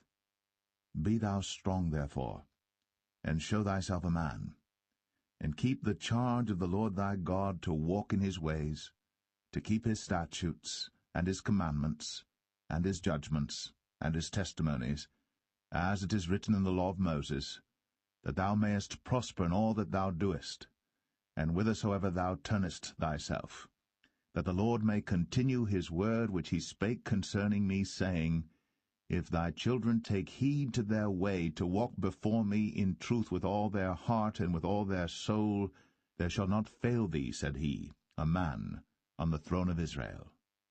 Moreover, thou knowest also what Joab the son of Zeruiah did to me, and what he did to the two captains of the host of Israel, unto Abner the son of Ner, and unto Amasa the son of Jether, whom he slew, and shed the blood of war in peace, and put the blood of war upon his girdle that was about his loins, and in his shoes that were on his feet.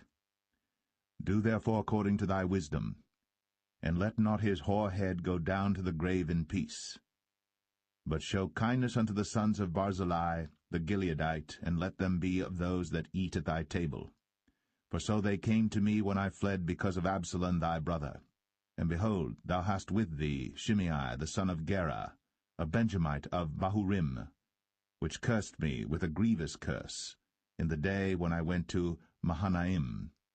But he came down to meet me at Jordan, and I sware to him by the Lord, saying, I will not put thee to death with the sword. Now therefore hold him not guiltless, for thou art a wise man, and knowest what thou oughtest to do unto him. But his hoar head bring thou down to the grave with blood. So David slept with his fathers, and was buried in the city of David. And the days that David reigned over Israel were 40 years. 7 years reigned he in Hebron, and 33 years reigned he in Jerusalem. Then sat Solomon upon the throne of David his father, and his kingdom was established greatly. And Adonijah the son of Haggith came to Bathsheba, the mother of Solomon, and she said, Comest thou peaceably? And he said, Peaceably. He said, Moreover, I have somewhat to say unto thee. And she said, Say on. And he said, Thou knowest that the kingdom was mine, and that all Israel set their faces on me, that I should reign.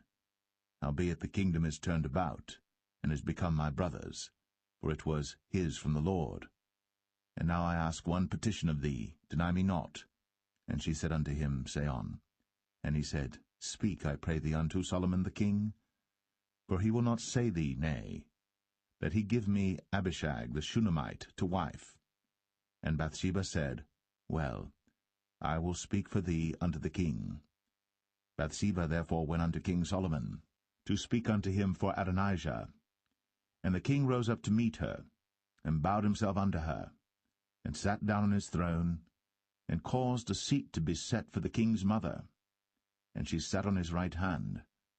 Then she said, I desire one small petition of thee. I pray thee, say me not nay. And the king said unto her, Ask on, my mother, for I will not say thee nay. And she said, Let Abishag the Shunammite be given to Adonijah thy brother to wife.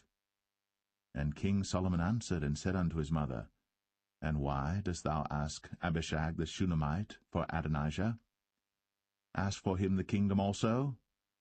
For he is mine elder brother, even for him, and for Abiathar the priest, and for Joab the son of Zeruiah.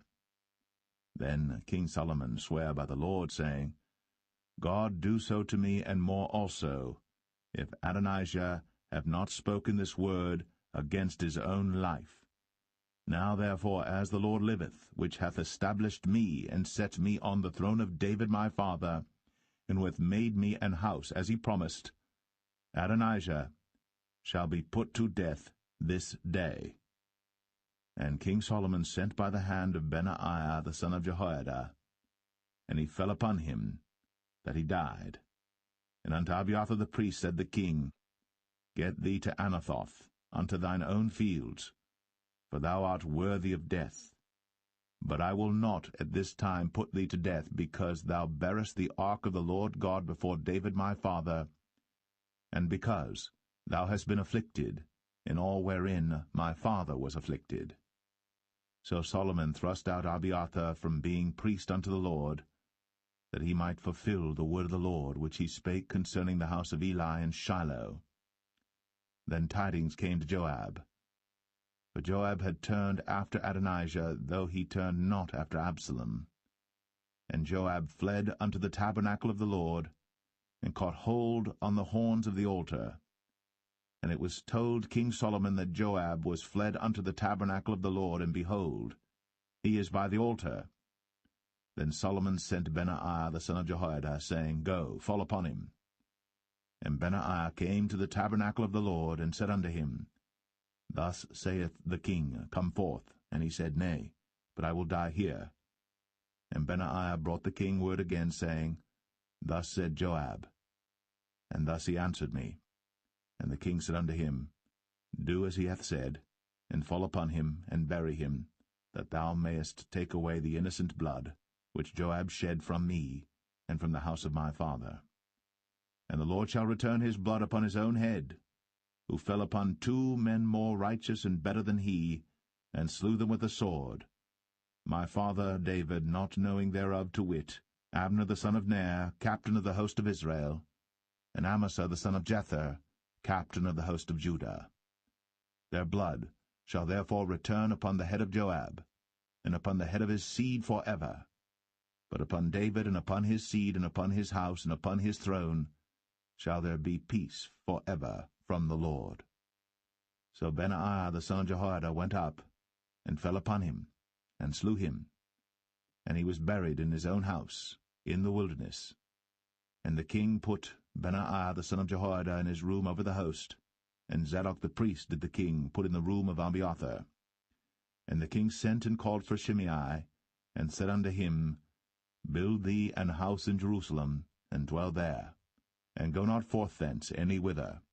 For it shall be, that on the day thou goest out, and passest over the brook Kidron, thou shalt know for certain that thou shalt surely die. Thy blood shall be upon thine own head. And Shimei said unto the king, The saying is good. As my lord the king hath said, so will thy servant do.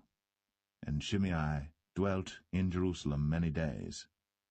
And it came to pass at the end of 3 years, that 2 of the servants of Shimei ran away unto Achish, son of Maachah, king of Gath.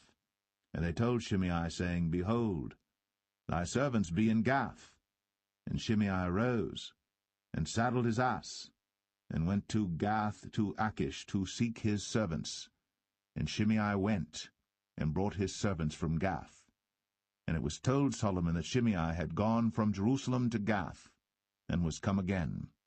And the king sent and called for Shimei, and said unto him, Did I not make thee to swear by the Lord, and protested unto thee, saying, Know for a certain, on the day thou goest out, and walkest abroad any whither, that thou shalt surely die? And thou saidst unto me, The word that I have heard is good. Why then hast thou not kept the oath of the Lord, and the commandment that I have charged thee with? The king said moreover to Shimei, Thou knowest all the wickedness which thine heart is privy to, that thou didst to David my father. Therefore the Lord shall return thy wickedness upon thine own head. And King Solomon shall be blessed, and the throne of David shall be established before the Lord for ever. So the king commanded Benaiah the son of Jehoiada, which went out, and fell upon him that he died. And the kingdom was established in the hand of Solomon.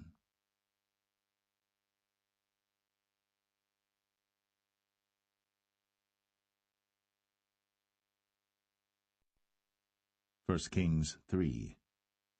And Solomon made affinity with Pharaoh king of Egypt, and took Pharaoh's daughter, and brought her into the city of David, until he had made an end of building his own house, and the house of the Lord, and the wall of Jerusalem round about. Only the people sacrificed in high places, because there was no house built unto the name of the Lord, until those days. And Solomon loved the Lord, walking in the statutes of David his father. Only he sacrificed and burnt incense in high places. And the king went to Gibeon to sacrifice there. for that was the great high place. 1,000 burnt offerings did Solomon offer upon that altar. In Gibeon, the Lord appeared to Solomon in a dream by night, and God said, Ask what I shall give thee. And Solomon said, Thou hast shown unto thy servant David my father great mercy, according as he walked before thee in truth, and in righteousness, and in uprightness of heart with thee. And thou hast kept for him this great kindness, that thou hast given him a son, to sit on his throne, as it is this day. And now, O Lord my God, thou hast made thy servant king, instead of David my father. And I am but a little child. I know not how to go out or come in. And thy servant is in the midst of thy people, which thou hast chosen, a great people, that cannot be numbered nor counted for multitude. Give therefore thy servant an understanding heart to judge thy people, that I may discern between good and bad. For who is able to judge this, thy so great a people? And the speech pleased the Lord, that Solomon had asked this thing. And God said unto him, Because thou hast asked this thing, and hast not asked for thyself long life, neither hast asked riches for thyself, nor hast asked the life of thine enemies, but hast asked for thyself understanding, to discern judgment. Behold, I have done according to thy words. Lo, I have given thee a wise and an understanding heart, so that there was none like thee before thee, neither after thee shall any arise like unto thee. And I have also given thee that which thou hast not asked, both riches and honour, so that there shall not be any among the kings like unto thee all thy days. And if thou wilt walk in my ways, to keep my statutes and my commandments, as thy father David did walk, then I will lengthen thy days. And Solomon awoke, and behold, it was a dream. And he came to Jerusalem, and stood before the ark of the covenant of the Lord, and offered up burnt offerings, and offered peace offerings, and made a feast to all his servants. Then came there 2 women that were harlots unto the king, and stood before him. And the one woman said, O my lord, I and this woman dwell in one house, and I was delivered of a child with her in the house. And it came to pass, the 3rd day after that I was delivered, that this woman was delivered also, and we were together. There was no stranger with us in the house, save we 2 in the house. And this woman's child died in the night, because she overlaid it. And she arose at midnight, and took my son from beside me while thine handmaid slept, and laid it in her bosom, and laid her dead child in my bosom. And when I rose in the morning to give my child suck, behold, it was dead. But when I had considered it in the morning, behold, it was not my son which I did bear. And the other woman said, Nay, but the living is my son, and the dead is thy son. And this said, No, but the dead is thy son, and the living is my son. Thus they spake before the king. Then said the king, The one saith, This is my son that liveth, and thy son is the dead. And the other saith, Nay, but thy son is the dead, and my son is the living. And the king said, Bring me a sword. And they brought a sword before the king. And the king said, Divide the living child in 2, and give half to the one, and half to the other. Then spake the woman, whose the living child was, unto the king. For her bowels yearned upon her son, and she said, O my lord, give her the living child, and in no wise slay it. But the other said, Let it be neither mine nor thine, but divide it. Then the king answered and said, Give her the living child, and in no wise slay it. She is the mother thereof. And all Israel heard of the judgment which the king had judged. And they feared the king, for they saw that the wisdom of God was in him, to do judgment.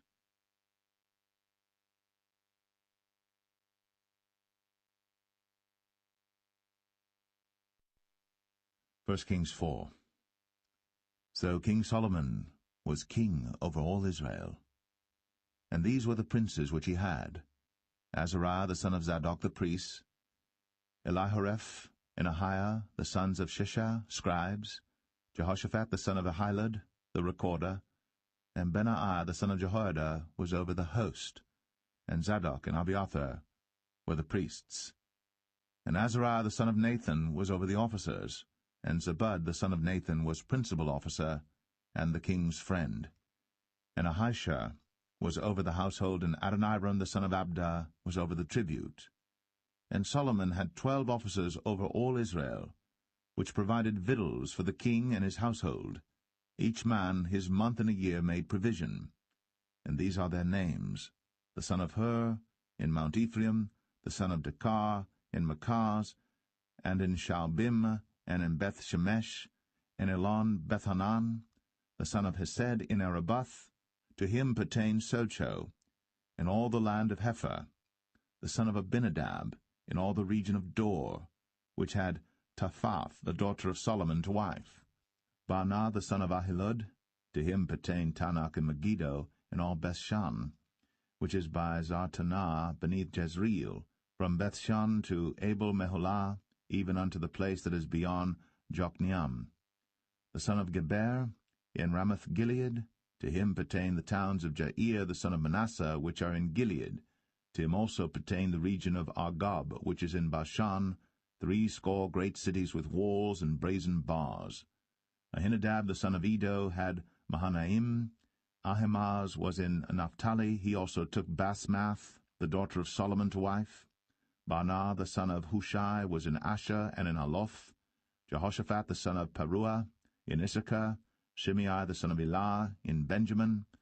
Geber the son of Uri was in the country of Gilead, in the country of Sihon the king of the Amorites, and of Og the king of Bashan, and he was the only officer which was in the land.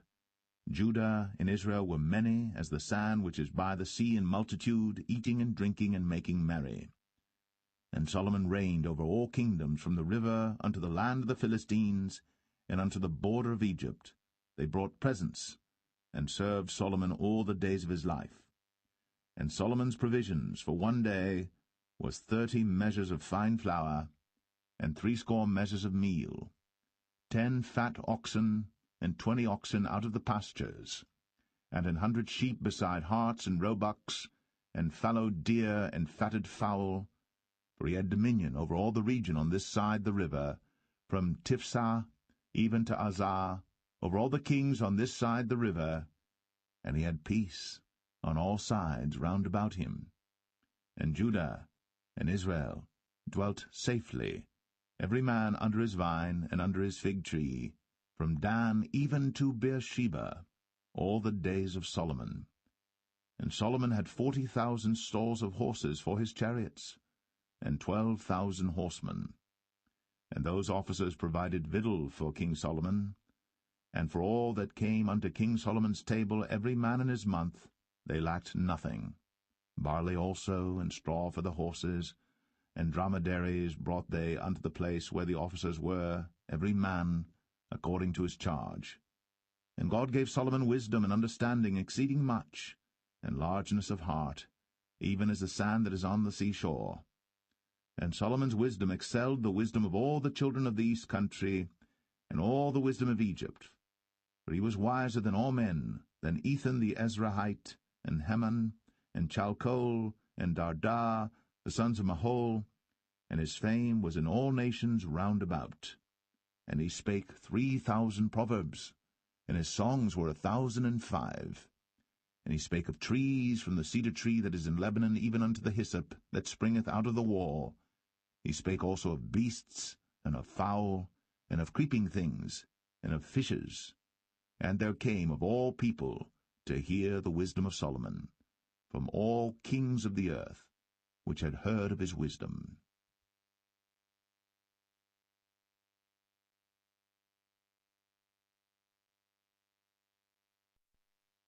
1 Kings 5. And Hiram king of Tyre sent his servants unto Solomon, for he had heard that they had anointed him king in the room of his father, for Hiram was ever a lover of David. And Solomon sent to Hiram, saying, Thou knowest how that David my father could not build an house unto the name of the Lord his God for the wars which were about him on every side, until the Lord put them under the soles of his feet. But now the Lord my God hath given me rest on every side, so that there is neither adversary nor evil occurrent. And behold, I purpose to build an house unto the name of the Lord my God. as the Lord spake unto David my father, saying, Thy son, whom I will set upon thy throne in thy room, he shall build an house unto my name. Now therefore command thou that they hew me cedar trees out of Lebanon, and my servants shall be with thy servants, and unto thee will I give hire for thy servants according to all that thou shalt appoint. For thou knowest that there is not among us any that can skill to hew timber like unto the Sidonians. And it came to pass, when Hiram heard the words of Solomon, that he rejoiced greatly, and said, Blessed be the Lord this day, which hath given unto David a wise son over this great people. And Hiram sent to Solomon, saying, I have considered the things which thou sentest to me for, and I will do all thy desire concerning timber of cedar, and concerning timber of fir. My servants shall bring them down from Lebanon unto the sea, and I will convey them by sea in floats unto the place that thou shalt appoint me, and will cause them to be discharged there. And thou shalt receive them, and thou shalt accomplish my desire in giving food for my household. So Hiram gave Solomon cedar trees and fir trees, according to all his desire. And Solomon gave Hiram 20,000 measures of wheat for food to his household, and 20 measures of pure oil. Thus gave Solomon to Hiram year by year. And the Lord gave Solomon wisdom, as he promised him. And there was peace between Hiram and Solomon, and they two made a league together. And King Solomon raised a levy out of all Israel, and the levy was 30,000 men. And he sent them to Lebanon, 10,000 a month by courses. A month they were in Lebanon, and 2 months at home, and Adoniram was over the levy. And Solomon had 70,000 that bare burdens, and 80,000 hewers in the mountains, beside the chief of Solomon's officers which were over the work, 3,300 which ruled over the people that wrought in the work. And the king commanded, and they brought great stones, costly stones, and hewed stones, to lay the foundation of the house. And Solomon's builders and Hiram's builders did hew them, and the stone squarers, so they prepared timber and stones to build the house.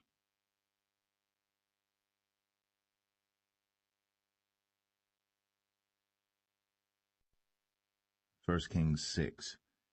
And it came to pass in the 480th year, after the children of Israel were come out of the land of Egypt, in the 4th year of Solomon's reign over Israel, in the month Ziph, which is the 2nd month, that he began to build the house of the Lord. And the house which King Solomon built for the Lord, the length thereof was 80 cubits, and the breadth thereof 20 cubits, and the height thereof 30 cubits. And the porch before the temple of the house 20 cubits was the length thereof, according to the breadth of the house, and 10 cubits was the breadth thereof before the house. And for the house he made windows of narrow lights. And against the wall of the house he built chambers round about, against the walls of the house round about, both of the temple and of the oracle, and he made chambers round about. The nethermost chamber was 5 cubits broad, and the middle was 6 cubits broad, and the third was 7 cubits broad. For without, in the wall of the house, he made narrowed rests round about, that the beams should not be fastened in the walls of the house. And the house, when it was in building, was built of stone made ready before it was brought thither, so that there was neither hammer nor axe nor any tool of iron heard in the house, while it was in building. The door for the middle chamber was in the right side of the house, and they went up with winding stairs into the middle chamber, and out of the middle into the third. So he built the house, and finished it, and covered the house with beams and boards of cedar. And then he built chambers against all the house, 5 cubits high, and they rested on the house with timber of cedar. And the word of the Lord came to Solomon, saying, Concerning this house, which thou art in building, if thou wilt walk in my statutes, and execute my judgments, and keep all my commandments to walk in them, then will I perform my word with thee, which I spake unto David thy father, and I will dwell among the children of Israel, and will not forsake my people Israel. So Solomon built the house, and finished it.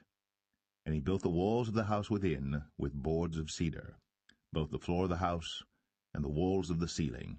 And he covered them on the inside with wood, and covered the floor of the house with planks of fir. And he built 20 cubits on the sides of the house, both the floor and the walls with boards of cedar, even built them for it within, even for the oracle, even for the most holy place. And the house, that is, the temple before it, was 40 cubits long. And the cedar of the house within was carved with knobs and open flowers. All was cedar. There was no stone seen. And the oracle he prepared in the house within, to set there the ark of the covenant of the Lord. And the oracle in the forepart was 20 cubits in length, and 20 cubits in breadth, and 20 cubits in the height thereof. And he overlaid it with pure gold, and so covered the altar which was of cedar. So Solomon overlaid the house within with pure gold, and he made a partition by the chains of gold before the oracle, and he overlaid it with gold. And the whole house he overlaid with gold until he had finished all the house. Also the whole altar that was by the oracle he overlaid with gold. And within the oracle he made 2 cherubims of olive tree, each 10 cubits high. And 5 cubits was the one wing of the cherub, and 5 cubits the other wing of the cherub. From the uttermost part of the one wing unto the uttermost part of the other were 10 cubits. And the other cherub was 10 cubits. Both the cherubims were of one measure and one size. The height of the one cherub was 10 cubits, and so was it of the other cherub. And he set the cherubims within the inner house, and they stretched forth the wings of the cherubims, so that the wing of the one touched the one wall, and the wing of the other cherub touched the other wall, and their wings touched one another in the midst of the house. And he overlaid the cherubims with gold, and he carved all the walls of the house round about with carved figures of cherubims and palm trees and open flowers, within and without. And the floor of the house he overlaid with gold, within and without. And for the entering of the oracle he made doors of olive tree. The lintel and side posts were a 5th part of the wall. The 2 doors also were of olive tree, and he carved upon them carvings of cherubims and palm trees and open flowers, and overlaid them with gold, and spread gold upon the cherubims and upon the palm trees. So also made he for the door of the temple posts of olive tree, a 4th part of the wall. And the 2 doors were of fir tree. The 2 leaves of the one door were folding, and the 2 leaves of the other door were folding. And he carved thereon cherubims and palm trees and open flowers, and covered them with gold, fitted upon the carved work. And he built the inner court with 3 rows of hewed stone, and a row of cedar beams. In the 4th year was the foundation of the house of the Lord laid, in the month Ziph. And in the 11th year, in the month Bul, which is the 8th month, was the house finished throughout all the parts thereof. And according to all the fashion of it, so was he 7 years in building it.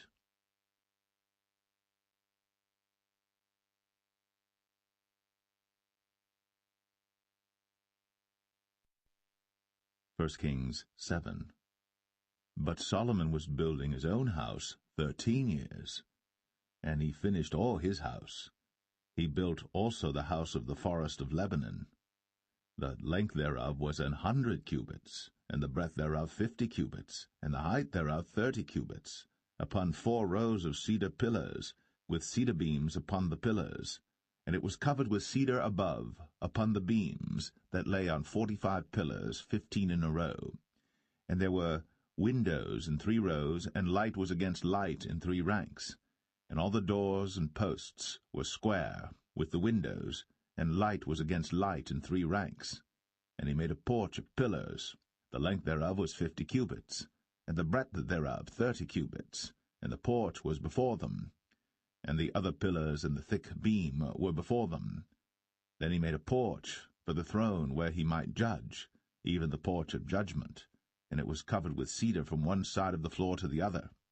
And his house where he dwelt had another court within the porch, which was of the like work. Solomon made also an house for Pharaoh's daughter, whom he had taken to wife, like unto this porch. All these were of costly stones, according to the measures of hewed stones, sawed with saws, within and without, even from the foundation unto the coping, and so on the outside toward the great court. And the foundation was of costly stones, even great stones, stones of 10 cubits, and stones of 8 cubits. And above were costly stones after the measures of hewed stones and cedars. And the great court round about was with 3 rows of hewed stones, and a row of cedar beams, both for the inner court of the house of the Lord, and for the porch of the house. And King Solomon sent and fetched Hiram out of Tyre. He was a widow's son of the tribe of Naphtali, and his father was a man of Tyre, a worker in brass, and he was filled with wisdom and understanding and cunning, to work all works in brass. And he came to King Solomon, and wrought all his work. For he cast 2 pillars of brass of 18 cubits high apiece, and a line of 12 cubits did compass either of them about. And he made 2 chapiters of molten brass, to set upon the tops of the pillars. The height of the one chapiter was 5 cubits, and the height of the other chapiter was 5 cubits. And nets of checker work, and wreaths of chain work, for the chapiters which were upon the top of the pillars, 7 for the one chapiter, and 7 for the other chapiter. And he made the pillars, and 2 rows round about upon the one network, to cover the chapiters that were upon the top, with pomegranates. And so did he for the other chapiter. And the chapiters that were upon the top of the pillars were of lily work in the porch 4 cubits. And the chapiters upon the 2 pillars had pomegranates also above, over against the belly which was by the network. And the pomegranates were 200 in rows round about upon the other chapiter. And he set up the pillars in the porch of the temple. And he set up the right pillar, and called the name thereof Jachin. And he set up the left pillar, and called the name thereof Boaz. And upon the top of the pillars was lily work. So was the work of the pillars finished. And he made a molten sea, 10 cubits from the one brim to the other. It was round all about, and his height was 5 cubits. And a line of 30 cubits did compass it round about. And under the brim of it round about there were knobs compassing it, 10 in a cubit, compassing the sea round about. The knobs were cast in 2 rows when it was cast. It stood upon 12 oxen, 3 looking toward the north, and 3 looking toward the west, and 3 looking toward the south, and 3 looking toward the east. And the sea was set above upon them, and all their hinder parts were inward. And it was an handbreadth thick, and the brim thereof was wrought like the brim of a cup, with flowers of lilies. It contained 2,000 baths. And he made 10 bases of brass. 4 cubits was the length of one base, and 4 cubits the breadth thereof, and 3 cubits the height of it. And the work of the bases was on this manner. They had borders, and the borders were between the ledges.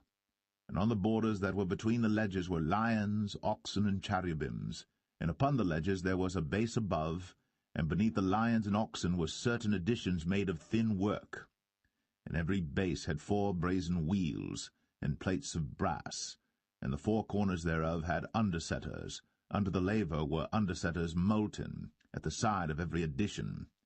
And the mouth of it within the chapiter, and above was a cubit, but the mouth thereof was round after the work of the base, a cubit and an half. And also upon the mouth of it were gravings with their borders 4 square, not round. And under the borders were 4 wheels, and the axle trees of the wheels were joined to the base. And the height of a wheel was a cubit and a half a cubit. And the work of the wheels was like the work of a chariot wheel. Their axle trees and their naves and their felloes and their spokes were all molten. And there were 4 undersetters to the 4 corners of one base, and the undersetters were of the very base itself. And in the top of the base was there a round compass of half a cubit high, and on the top of the base the ledges thereof, and the borders thereof were of the same. For on the plates of the ledges thereof, and on the borders thereof, he graved cherubims, lions, and palm trees, according to the proportion of every one, and additions round about. After this manner he made the 10 bases. All of them had 1 casting, 1 measure, and 1 size. Then made he 10 lavers of brass. 1 laver contained 40 baths, and every laver was 4 cubits. And upon every one of the 10 bases 1 laver. And he put 5 bases on the right side of the house, and 5 on the left side of the house, and he set the sea on the right side of the house eastward over against the south. And Hiram made the lavers, and the shovels, and the basins. So Hiram made an end of doing all the work that he made King Solomon for the house of the Lord. The 2 pillars and the 2 bowls of the chapiters that were on the top of the 2 pillars, and the 2 networks to cover the 2 bowls of the chapiters, which were upon the top of the pillars, and 400 pomegranates for the 2 networks, even 2 rows of pomegranates for 1 network, to cover the 2 bowls of the chapiters that were upon the pillars, and the 10 bases, and 10 lavers on the bases, and 1 sea, and 12 oxen under the sea, and the pots, and the shovels, and the basins, and all these vessels which Hiram made to King Solomon for the house of the Lord, were of bright brass. In the plain of Jordan did the king cast them, in the clay ground between Succoth and Zarthan. And Solomon left all the vessels unweighed, because they were exceeding many, neither was the weight of the brass found out. And Solomon made all the vessels that pertained unto the house of the Lord, the altar of gold, and the table of gold whereupon the showbread was, and the candlesticks of pure gold, 5 on the right side and 5 on the left, before the oracle, with the flowers and the lamps and the tongs of gold, and the bowls and the snuffers and the basins and the spoons and the censers of pure gold, and the hinges of gold, both for the doors of the inner house, the most holy place, and for the doors of the house, to wit, of the temple. So was ended all the work that King Solomon made for the house of the Lord. And Solomon brought in the things which David his father had dedicated, even the silver, and the gold, and the vessels, did he put among the treasures of the house of the Lord.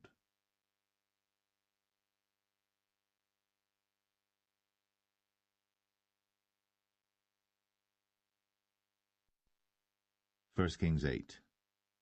Then Solomon assembled the elders of Israel, and all the heads of the tribes, the chief of the fathers of the children of Israel, unto King Solomon in Jerusalem, that they might bring up the ark of the covenant of the Lord out of the city of David, which is Zion. And all the men of Israel assembled themselves unto King Solomon at the feast in the month Ethanim, which is the 7th month. And all the elders of Israel came, and the priests took up the ark, and they brought up the ark of the Lord, and the tabernacle of the congregation, and all the holy vessels that were in the tabernacle, even those did the priests and the Levites bring up. And King Solomon, and all the congregation of Israel, that were assembled unto him, were with him before the ark, sacrificing sheep and oxen, that could not be told nor numbered for multitude. And the priests brought in the ark of the covenant of the Lord unto his place, into the oracle of the house, to the most holy place, even under the wings of the cherubims. For the cherubims spread forth their 2 wings over the place of the ark, and the cherubims covered the ark, and the staves thereof above. And they drew out the staves, that the ends of the staves were seen out in the holy place before the oracle, and they were not seen without. And there they are unto this day. There was nothing in the ark save the 2 tables of stone, which Moses put there at Horeb, when the Lord made a covenant with the children of Israel, when they came out of the land of Egypt.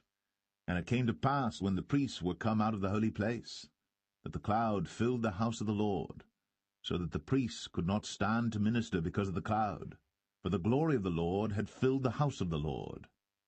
Then spake Solomon, The Lord said that he would dwell in the thick darkness. I have surely built thee an house to dwell in, a settled place for thee to abide in for ever. And the king turned his face about, and blessed all the congregation of Israel.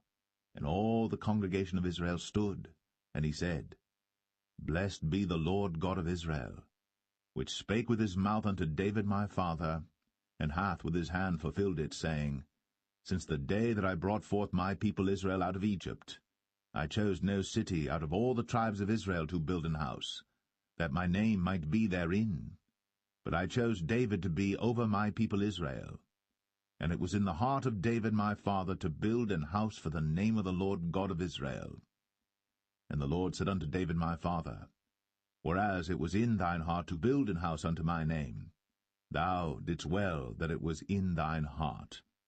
Nevertheless thou shalt not build the house, but thy son that shall come forth out of thy loins, he shall build the house unto my name. And the Lord hath performed his word that he spake, And I am risen up in the room of David my father, and sit on the throne of Israel, as the Lord promised, and have built an house for the name of the Lord God of Israel. And I have set there a place for the ark, wherein is the covenant of the Lord, which he made with our fathers when he brought them out of the land of Egypt. And Solomon stood before the altar of the Lord in the presence of all the congregation of Israel, and spread forth his hands toward heaven, and he said, Lord God of Israel, there is no God like thee, in heaven above, or on earth beneath, who keepest covenant and mercy with thy servants that walk before thee with all their heart, who hast kept with thy servant David my father, that thou promised him, thou spakest also with thy mouth, and hast fulfilled it with thine hand, as it is this day. Therefore now, Lord God of Israel, keep with thy servant David my father, that thou promised him, saying, There shall not fail thee a man in my sight to sit on the throne of Israel, so that thy children take heed to their way, that they walk before me as thou hast walked before me. And now, O God of Israel, let thy word, I pray thee, be verified, which thou spakest unto thy servant David my father. But will God indeed dwell on the earth? Behold, the heaven, and heaven of heavens cannot contain thee. How much less this house that I have builded? Yet have thou respect unto the prayer of thy servant, and to his supplication, O Lord my God, to hearken unto the cry and to the prayer which thy servant prayeth before thee today, that thine eyes may be open toward this house night and day, even toward the place of which thou hast said, My name shall be there, that thou mayest hearken unto the prayer which thy servant shall make toward this place. And hearken thou to the supplication of thy servant, and of thy people Israel, when they shall pray toward this place. And hear thou in heaven thy dwelling place, and when thou hearest, forgive. If any man trespass against his neighbor, and an oath be laid upon him to cause him to swear, and the oath come before thine altar in this house, then hear thou in heaven, and do and judge thy servants, condemning the wicked, to bring his way upon his head, and justifying the righteous, to give him according to his righteousness. When thy people Israel be smitten down before the enemy, because they have sinned against thee, and shall turn again to thee, and confess thy name, and pray, and make supplication unto thee in this house, then hear thou in heaven, and forgive the sin of thy people Israel, and bring them again unto the land which thou gavest unto their fathers. When heaven is shut up, and there is no rain because they have sinned against thee, if they pray toward this place, and confess thy name, and turn from their sin, when thou afflictest them, then hear thou in heaven, and forgive the sin of thy servants, and of thy people Israel, that thou teach them the good way wherein they should walk, and give rain upon thy land, which thou hast given to thy people for an inheritance.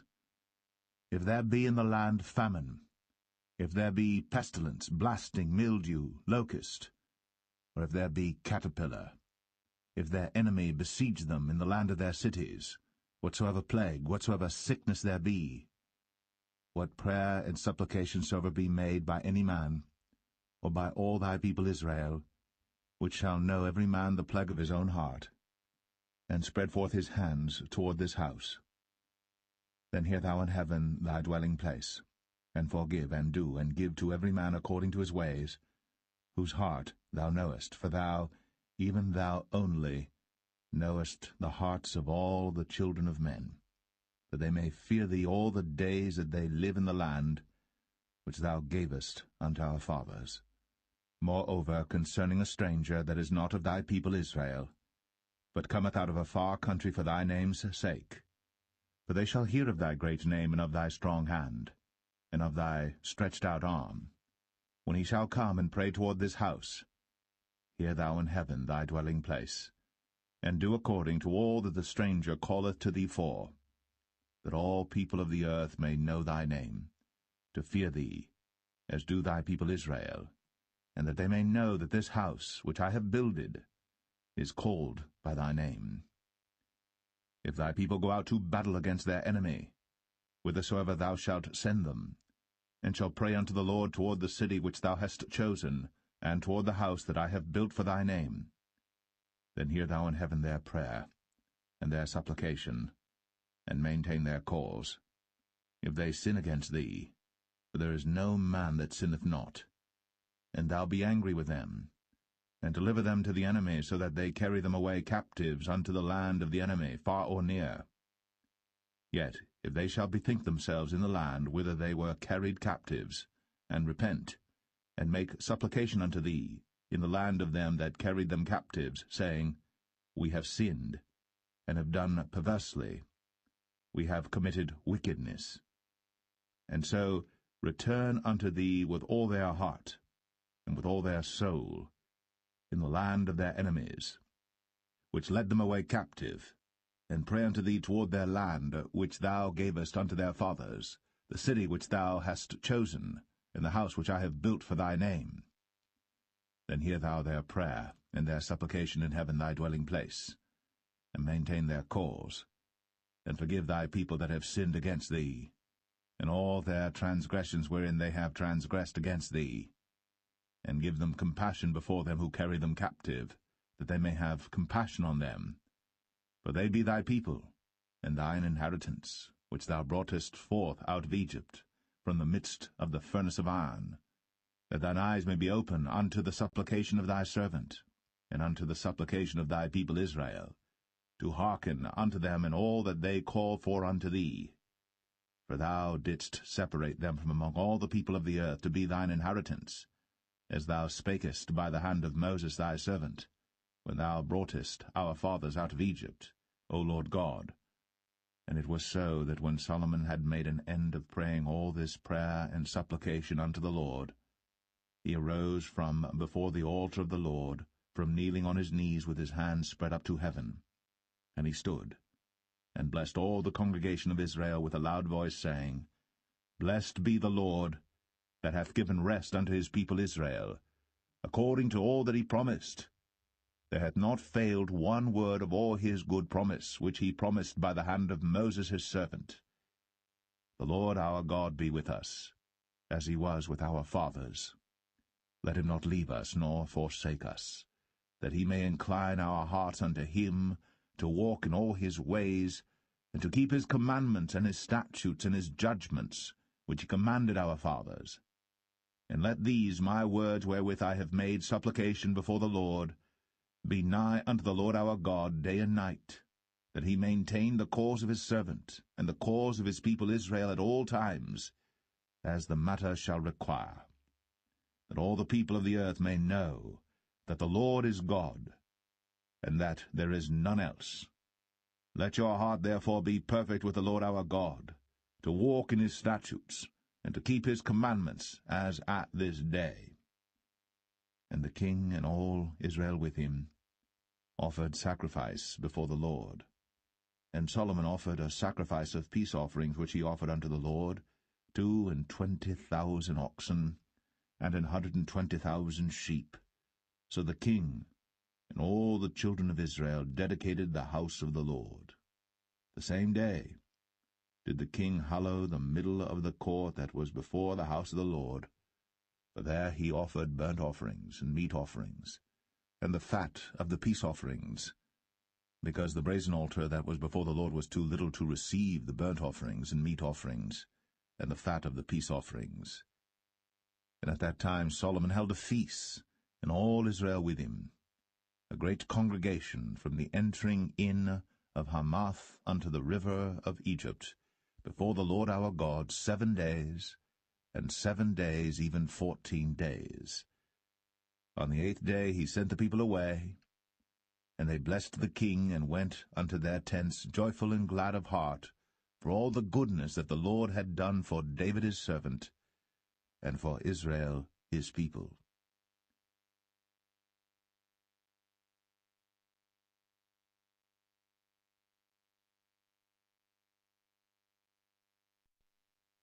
First Kings 9. And it came to pass, when Solomon had finished the building of the house of the Lord, and the king's house, and all Solomon's desire which he was pleased to do. That the Lord appeared to Solomon the second time, as he had appeared unto him at Gibeon.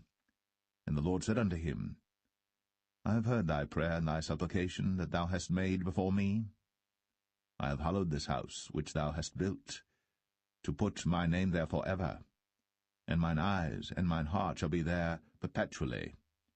And if thou wilt walk before me, as David thy father walked, in integrity of heart, and in uprightness, to do according to all that I have commanded thee, and wilt keep my statutes and my judgments, then I will establish the throne of thy kingdom upon Israel forever, as I promised to David thy father, saying, There shall not fail thee a man upon the throne of Israel. But if ye shall at all turn from following me, ye or your children, and will not keep my commandments and my statutes which I have set before you, but go and serve other gods, and worship them, then will I cut off Israel out of the land which I have given them, and this house which I have hallowed for my name will I cast out of my sight, and Israel shall be a proverb and a byword among all people. And at this house which is high, every one that passeth by it shall be astonished, and shall hiss, and they shall say, Why hath the Lord done thus unto this land, and to this house? And they shall answer, Because they forsook the Lord their God, who brought forth their fathers out of the land of Egypt, and had taken hold upon other gods, and have worshipped them, and served them. Therefore hath the Lord brought upon them all this evil. And it came to pass at the end of 20 years, when Solomon had built the 2 houses, the house of the Lord, and the king's house. Now Hiram the king of Tyre had furnished Solomon with cedar trees and fir trees, and with gold according to all his desire. That then King Solomon gave Hiram 20 cities in the land of Galilee. And Hiram came out from Tyre to see the cities which Solomon had given him, and they pleased him not. And he said, What cities are these which thou hast given me, my brother? And he called them the land of Cabul unto this day. And Hiram sent to the king 60 talents of gold. And this is the reason of the levy which King Solomon raised, for to build the house of the Lord in his own house, and Millo, and the wall of Jerusalem, and Hazor, and Megiddo, and Gezer. For Pharaoh king of Egypt had gone up and taken Gezer, and burnt it with fire, and slain the Canaanites that dwelt in the city, and given it for a present unto his daughter Solomon's wife. And Solomon built Gezer, and Beth-horon the nether, and Baalath, and Tadmor in the wilderness in the land, and all the cities of store that Solomon had, and cities for his chariots, and cities for his horsemen, and that which Solomon desired to build in Jerusalem, and in Lebanon, and in all the land of his dominion. And all the people that were left of the Amorites, Hittites, Perizzites, Hivites, and Jebusites, which were not of the children of Israel, their children that were left after them in the land, whom the children of Israel also were not able utterly to destroy, upon those did Solomon levy a tribute of bondservice unto this day. But of the children of Israel did Solomon make no bondmen, but they were men of war, and his servants, and his princes, and his captains, and rulers of his chariots, and his horsemen. These were the chief of the officers that were over Solomon's work, 550, which bare rule over the people that wrought in the work. But Pharaoh's daughter came up out of the city of David unto her house, which Solomon had built for her. Then did he build Millo. And 3 times in a year did Solomon offer burnt offerings and peace offerings upon the altar which he built unto the Lord. And he burnt incense upon the altar that was before the Lord. So he finished the house. And King Solomon made a navy of ships in Ezion-Geber, which is beside Eloth, on the shore of the Red Sea, in the land of Edom. And Hiram sent in the navy his servants, shipmen that had knowledge of the sea, with the servants of Solomon. And they came to Ophir, and fetched from thence gold 420 talents, and brought it to King Solomon.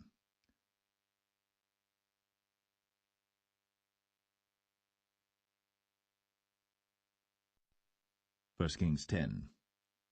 And when the queen of Sheba heard of the fame of Solomon concerning the name of the Lord, she came to prove him with hard questions. And she came to Jerusalem with a very great train, with camels that bare spices and very much gold, and precious stones. And when she was come to Solomon, she communed with him of all that was in her heart. And Solomon told her all her questions. There was not anything hid from the king which he told her not. And when the queen of Sheba had seen all Solomon's wisdom, and the house that he had built, and the meat of his table, and the sitting of his servants, and the attendance of his ministers, and their apparel, and his cupbearers, and his ascent by which he went up unto the house of the Lord, there was no more spirit in her. And she said to the king, It was a true report that I heard in mine own land of thy acts and of thy wisdom. Howbeit, I believed not the word until I came. And mine eyes had seen it, and behold, the half was not told me. Thy wisdom and prosperity exceedeth the fame which I heard. Happy are thy men, happy are these thy servants, which stand continually before thee, and that hear thy wisdom. Blessed be the Lord thy God, which delighteth in thee, to set thee on the throne of Israel, because the Lord loved Israel for ever. Therefore made he thee king, to do judgment and justice. And she gave the king 120 talents of gold and of spices, very great store, and precious stones. There came no more such abundance of spices as these which the queen of Sheba gave to King Solomon. And the navy also of Hiram that brought gold from Ophir, brought in from Ophir great plenty of almug trees and precious stones. And the king made of the almug trees pillars for the house of the Lord, and for the king's house, harps also, and psalteries for singers. There came no such almug trees, nor were seen unto this day. And King Solomon gave unto the queen of Sheba all her desire, whatsoever she asked, beside that which Solomon gave her of his royal bounty.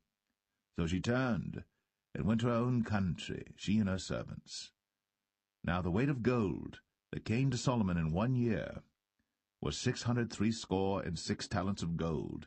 Beside that he had of the merchantmen, and of the traffic of the spice merchants, and of all the kings of Arabia, and of the governors of the country.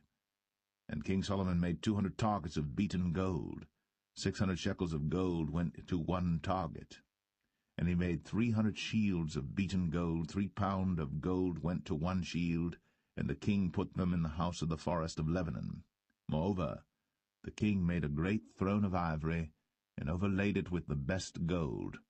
The throne had 6 steps, and the top of the throne was round behind, and there were stays on either side on the place of the seat, and 2 lions stood beside the stays, and 12 lions stood there on the one side, and on the other upon the 6 steps. There was not the like made in any kingdom. And all King Solomon's drinking vessels were of gold, and all the vessels of the house of the forest of Lebanon were of pure gold. None were of silver. It was nothing accounted of in the days of Solomon. For the king had at sea a navy of Tarshish, with the navy of Hiram. Once in 3 years came the navy of Tarshish, bringing gold and silver, ivory, and apes and peacocks. So King Solomon exceeded all the kings of the earth for riches and for wisdom. And all the earth sought to Solomon, to hear his wisdom which God had put in his heart. And they brought every man his present, vessels of silver, and vessels of gold, and garments, and armor, and spices, horses, and mules, a rate year by year. And Solomon gathered together chariots and horsemen, and he had 1,400 chariots, and 12,000 horsemen, whom he bestowed in the cities for chariots, and with the king at Jerusalem. And the king made silver to be in Jerusalem as stones, and cedars made he to be as the sycamore trees that are in the vale for abundance. And Solomon had horses brought out of Egypt, and linen yarn. The king's merchants received the linen yarn at a price. And a chariot came up and went out of Egypt for 600 shekels of silver, and an horse for 150. And so for all the kings of the Hittites, and for the kings of Syria, did they bring them out by their means.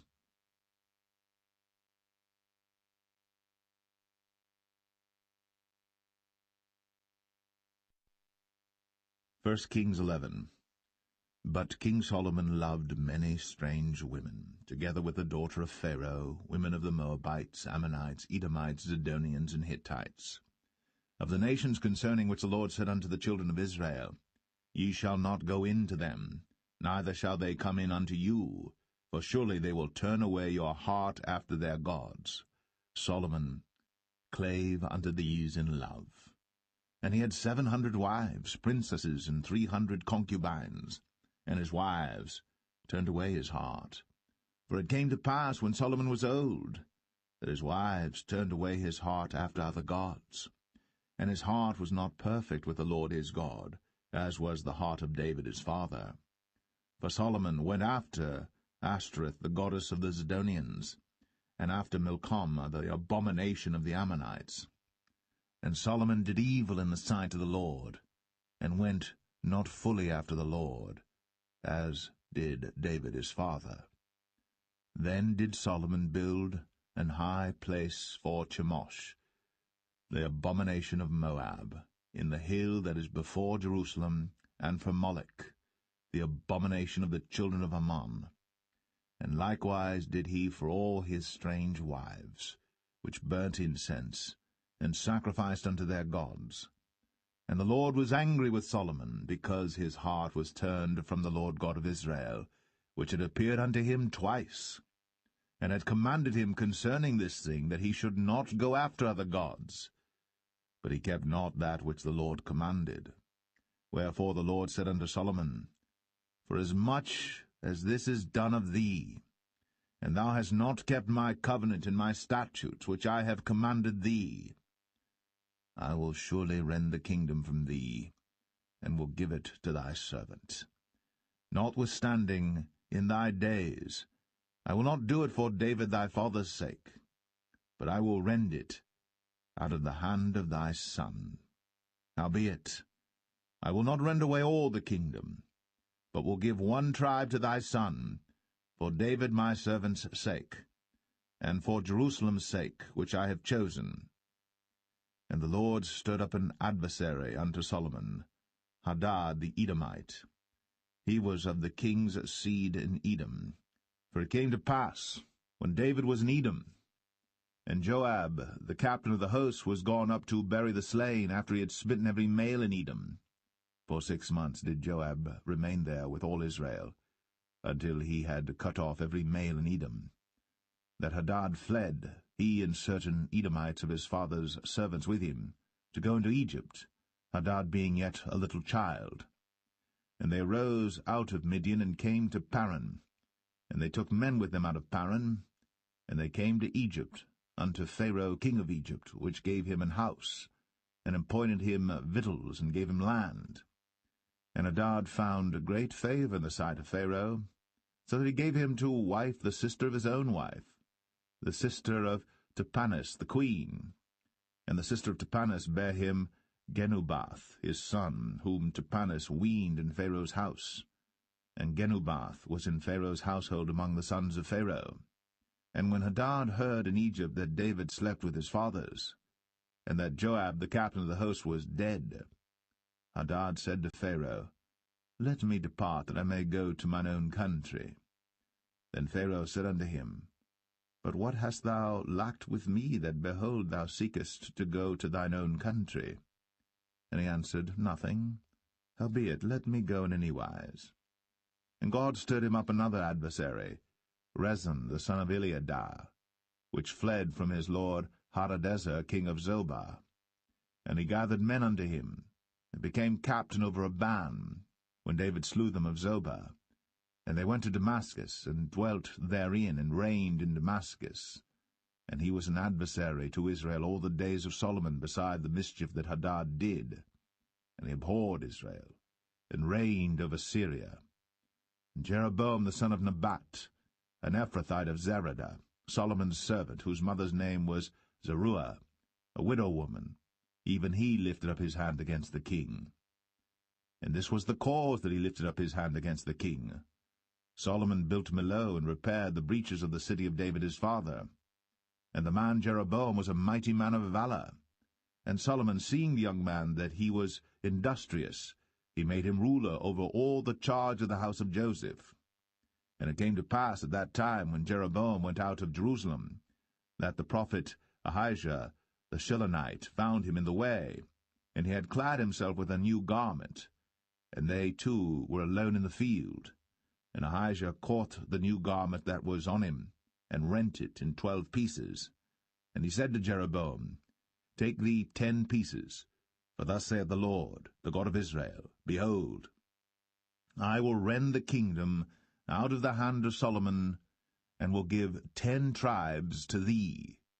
But he shall have 1 tribe for my servant David's sake, and for Jerusalem's sake, the city which I have chosen out of all the tribes of Israel, because that they have forsaken me, and have worshipped Ashtoreth, the goddess of the Zidonians, Chemosh, the god of the Moabites, and Milcom, the god of the children of Ammon, and have not walked in my ways, to do that which is right in mine eyes, and to keep my statutes and my judgments, as did David his father.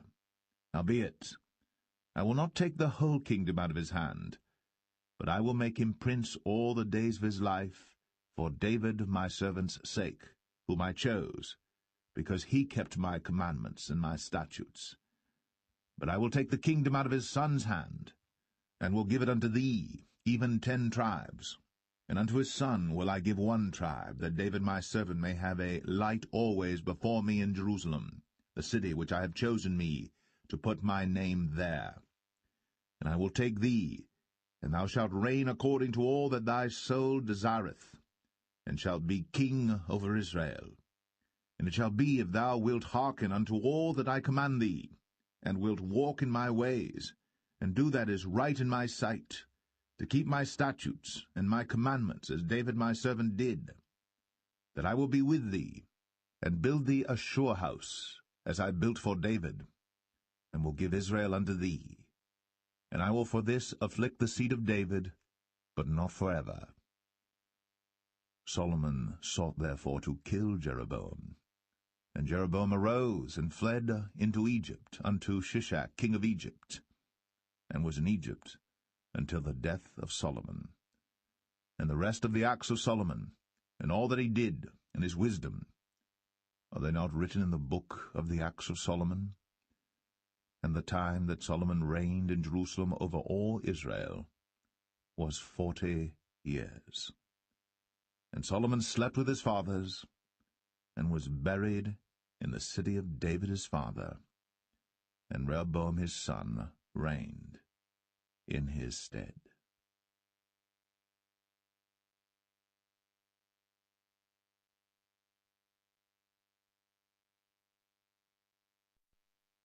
First Kings 12.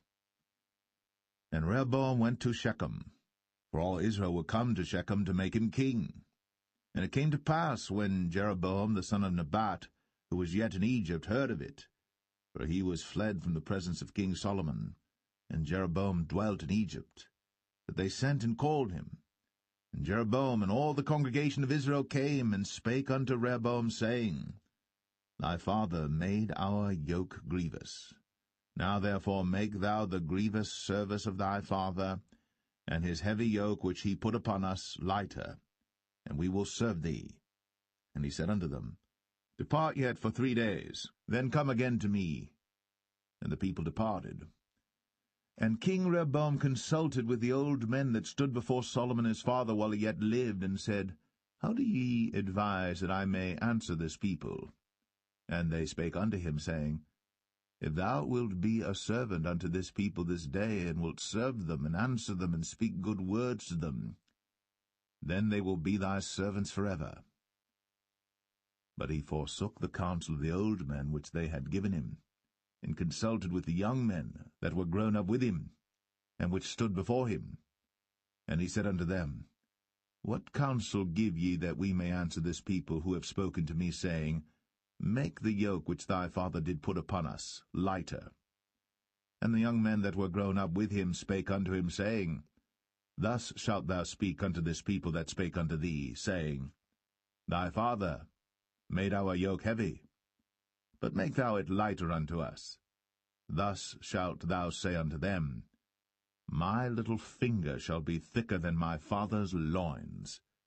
And now, whereas my father did lade you with a heavy yoke, I will add to your yoke. My father hath chastised you with whips, but I will chastise you with scorpions. So Jeroboam and all the people came to Rehoboam the 3rd day, as the king had appointed, saying, Come to me again the 3rd day.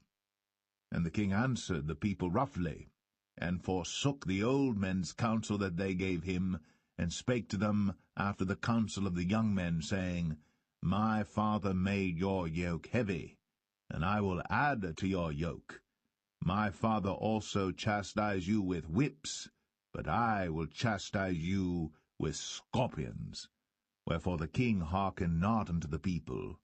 For the cause was from the Lord, that he might perform his saying, which the Lord spake by Ahijah the Shilonite unto Jeroboam the son of Nebat. So when all Israel saw that the king hearkened not unto them, the people answered the king, saying, What portion have we in David? Neither have we inheritance in the son of Jesse. To your tents, O Israel. Now see to thine own house, David. So Israel departed unto their tents. But as for the children of Israel which dwelt in the cities of Judah, Rehoboam reigned over them. Then King Rehoboam sent Adoram, who was over the tribute, and all Israel stoned him with stones that he died. Therefore King Rehoboam made speed to get him up to his chariot, to flee to Jerusalem. So Israel rebelled against the house of David unto this day. And it came to pass, when all Israel heard that Jeroboam was come again, that they sent and called him unto the congregation, and made him king over all Israel. There was none that followed the house of David, but the tribe of Judah only. And when Rehoboam was come to Jerusalem, he assembled all the house of Judah with the tribe of Benjamin, 180,000 chosen men which were warriors, to fight against the house of Israel, to bring the kingdom again to Rehoboam the son of Solomon. But the word of God came unto Shemaiah the man of God, saying, Speak unto Rehoboam the son of Solomon, king of Judah, and unto all the house of Judah and Benjamin, and to the remnant of the people, saying, Thus saith the Lord, Ye shall not go up, nor fight against your brethren the children of Israel. Return every man to his house, for this thing is from me.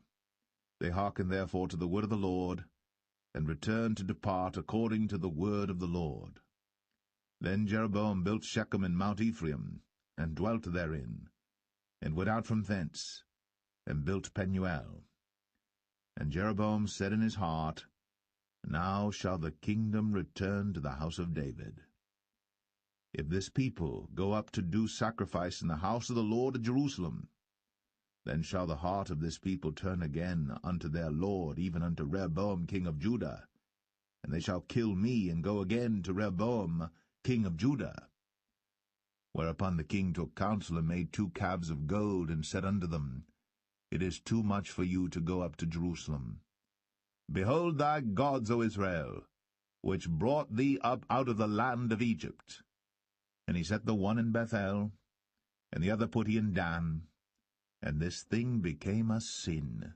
For the people went to worship before the one, even unto Dan. And he made an house of high places, and made priests of the lowest of the people, which were not of the sons of Levi. And Jeroboam ordained a feast in the 8th month, on the 15th day of the month, like unto the feast that is in Judah. And he offered upon the altar. So did he in Bethel, sacrificing unto the calves that he had made. And he placed in Bethel the priests of the high places which he had made. So he offered upon the altar which he had made in Bethel the 15th day of the 8th month, even in the month which he had devised of his own heart, and ordained a feast unto the children of Israel. And he offered upon the altar, and burnt incense.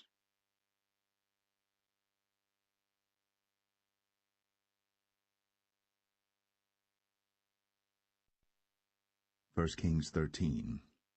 And behold, there came a man of God out of Judah by the word of the Lord unto Bethel. And Jeroboam stood by the altar to burn incense. And he cried against the altar in the word of the Lord, and said, O altar, altar, thus saith the Lord, Behold, A child shall be born unto the house of David, Josiah by name. And upon thee shall he offer the priests of the high places that burn incense upon thee, and men's bones shall be burnt upon thee. And he gave a sign the same day, saying, This is the sign which the Lord hath spoken. Behold, the altar shall be rent, and the ashes that are upon it shall be poured out. And it came to pass, when King Jeroboam heard the saying of the man of God, which had cried against the altar in Bethel, that he put forth his hand from the altar, saying, Lay hold on him. And his hand, which he put forth against him, dried up, so that he could not pull it in again to him. The altar also was rent, and the ashes poured out from the altar, according to the sign which the man of God had given, by the word of the Lord. And the king answered and said unto the man of God, Entreat now the face of the Lord thy God, and pray for me, that my hand may be restored me again.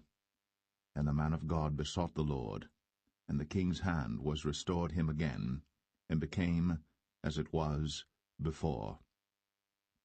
And the king said unto the man of God, Come home with me, and refresh thyself, and I will give thee a reward.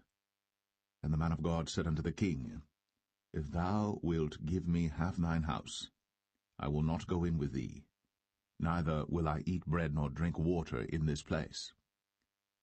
For so was it charged me by the word of the Lord, saying, Eat no bread, nor drink water, nor turn again by the same way that thou camest. So he went another way, and returned not by the way that he came to Bethel. Now there dwelt an old prophet in Bethel, and his sons came and told him all the works that the man of God had done that day in Bethel, the words which he had spoken unto the king. Them they told also to their father. And their father said unto them, What way went he? For his sons had seen what way the man of God went, which came from Judah. And he said unto his sons, Saddle me the ass. So they saddled him the ass, and he rode thereon, and went after the man of God, and found him sitting under an oak. And he said unto him, Art thou the man of God that camest from Judah? And he said, I am.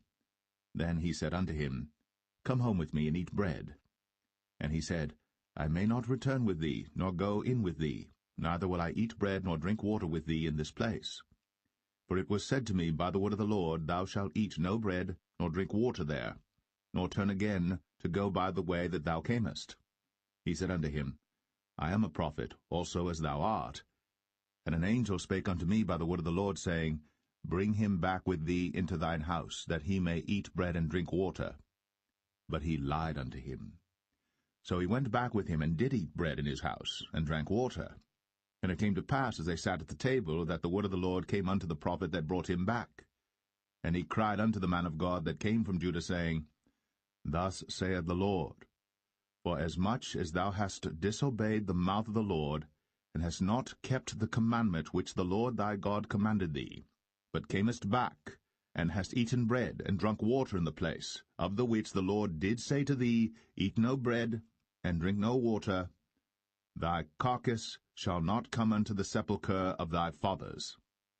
And it came to pass, after he had eaten bread, and after he had drunk, that he saddled for him the ass, to wit, for the prophet whom he had brought back. And when he was gone, a lion met him by the way, and slew him. And his carcass was cast in the way, and the ass stood by it. The lion also stood by the carcass. And behold, men passed by, and saw the carcass cast in the way, and the lion standing by the carcass. And they came and told it in the city where the old prophet dwelt. And when the prophet that brought him back from the way heard thereof, he said, It is the man of God who was disobedient unto the word of the Lord. Therefore the Lord hath delivered him unto the lion, which hath torn him and slain him according to the word of the Lord, which he spake unto him. And he spake to his son, saying, Saddle me the ass. And they saddled him. And he went and found his carcass cast in the way, and the ass and the lion standing by the carcass. The lion had not eaten the carcass, nor torn the ass. And the prophet took up the carcass of the man of God, and laid it upon the ass, and brought it back. And the old prophet came to the city to mourn and to bury him. And he laid his carcass in his own grave. And they mourned over him, saying, Alas, my brother! And it came to pass, after he had buried him, that he spake to his son, saying, When I am dead, then bury me in the sepulchre wherein the man of God is buried. Lay my bones beside his bones. For the saying which he cried by the word of the Lord against the altar in Bethel, and against all the houses of the high places which are in the cities of Samaria, shall surely come to pass. After this thing Jeroboam returned not from his evil way, but made again of the lowest of the people priests of the high places. Whosoever would, he consecrated him, and he became one of the priests of the high places. And this thing became sin unto the house of Jeroboam, even to cut it off, and to destroy it from off the face of the earth.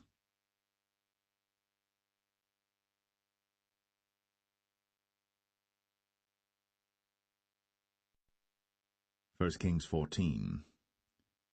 At that time Abijah, the son of Jeroboam, fell sick.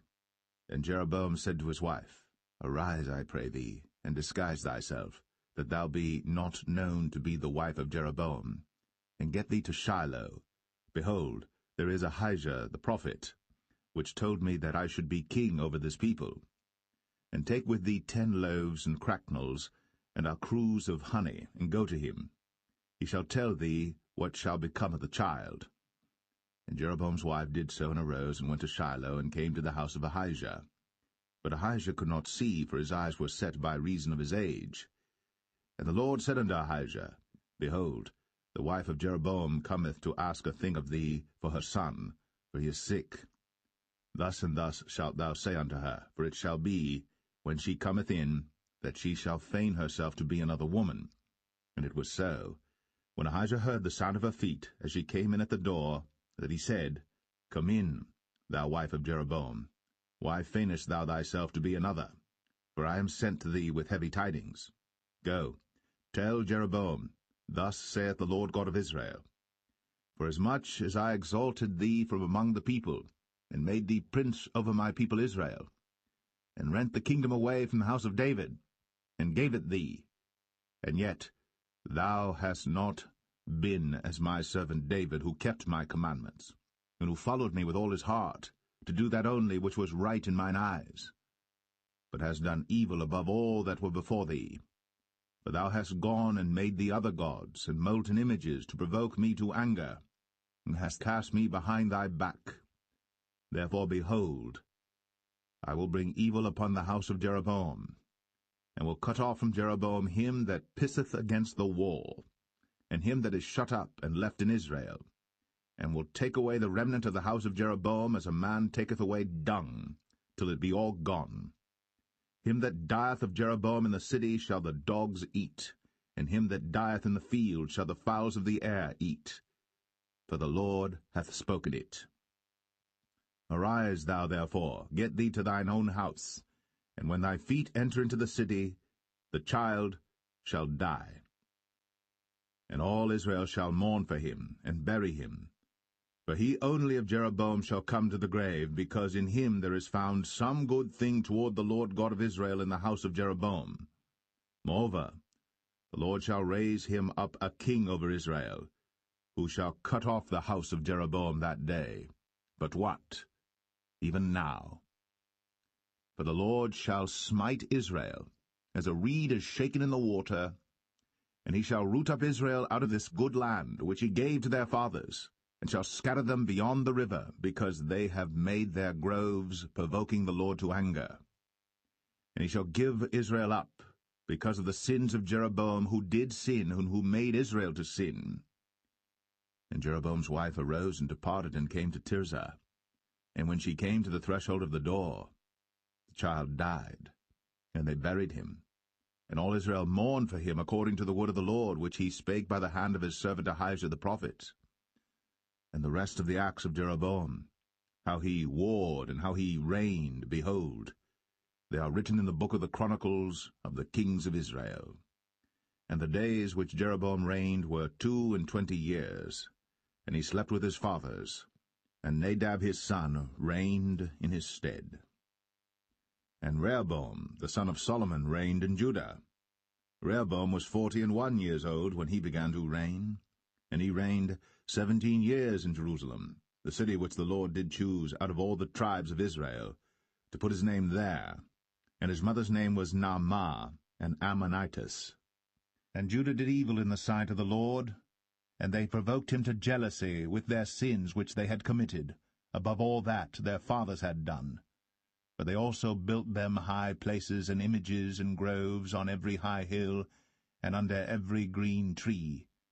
And there were also Sodomites in the land, and they did according to all the abominations of the nations which the Lord cast out before the children of Israel. And it came to pass in the 5th year of King Rehoboam, that Shishak king of Egypt came up against Jerusalem. And he took away the treasures of the house of the Lord, and the treasures of the king's house, even took away all, and he took away all the shields of gold which Solomon had made. And King Rehoboam made in their stead brazen shields, and committed them unto the hands of the chief of the guard which kept the door of the king's house. And it was so, when the king went into the house of the Lord, that the guard bare them and brought them back into the guard chamber. Now the rest of the acts of Rehoboam, and all that he did, are they not written in the book of the Chronicles of the kings of Judah? And there was war between Rehoboam and Jeroboam all their days. And Rehoboam slept with his fathers, and was buried with his fathers in the city of David. And his mother's name was Naamah, an Ammonitess. And Abijam, his son, reigned in his stead.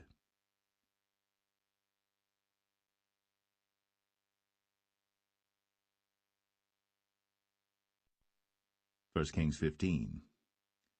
Now in the 18th year of King Jeroboam, the son of Nebat, reigned Abijam over Judah. 3 years reigned he in Jerusalem, and his mother's name was Maachah, the daughter of Abishalom. And he walked in all the sins of his father which he had done before him, and his heart was not perfect with the Lord his God, as the heart of David his father. Nevertheless, for David's sake did the Lord his God give him a lamp in Jerusalem to set up his son after him, and to establish Jerusalem, because David did that which was right in the eyes of the Lord, and turned not aside from anything that he commanded him all the days of his life, save only in the matter of Uriah the Hittite. And there was war between Rehoboam and Jeroboam all the days of his life. Now the rest of the acts of Abijam, and all that he did, are they not written in the book of the Chronicles of the kings of Judah?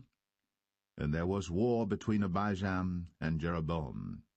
And Abijam slept with his fathers, and they buried him in the city of David, and Asa, his son, reigned in his stead.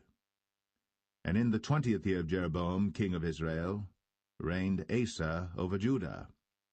And 41 years reigned he in Jerusalem.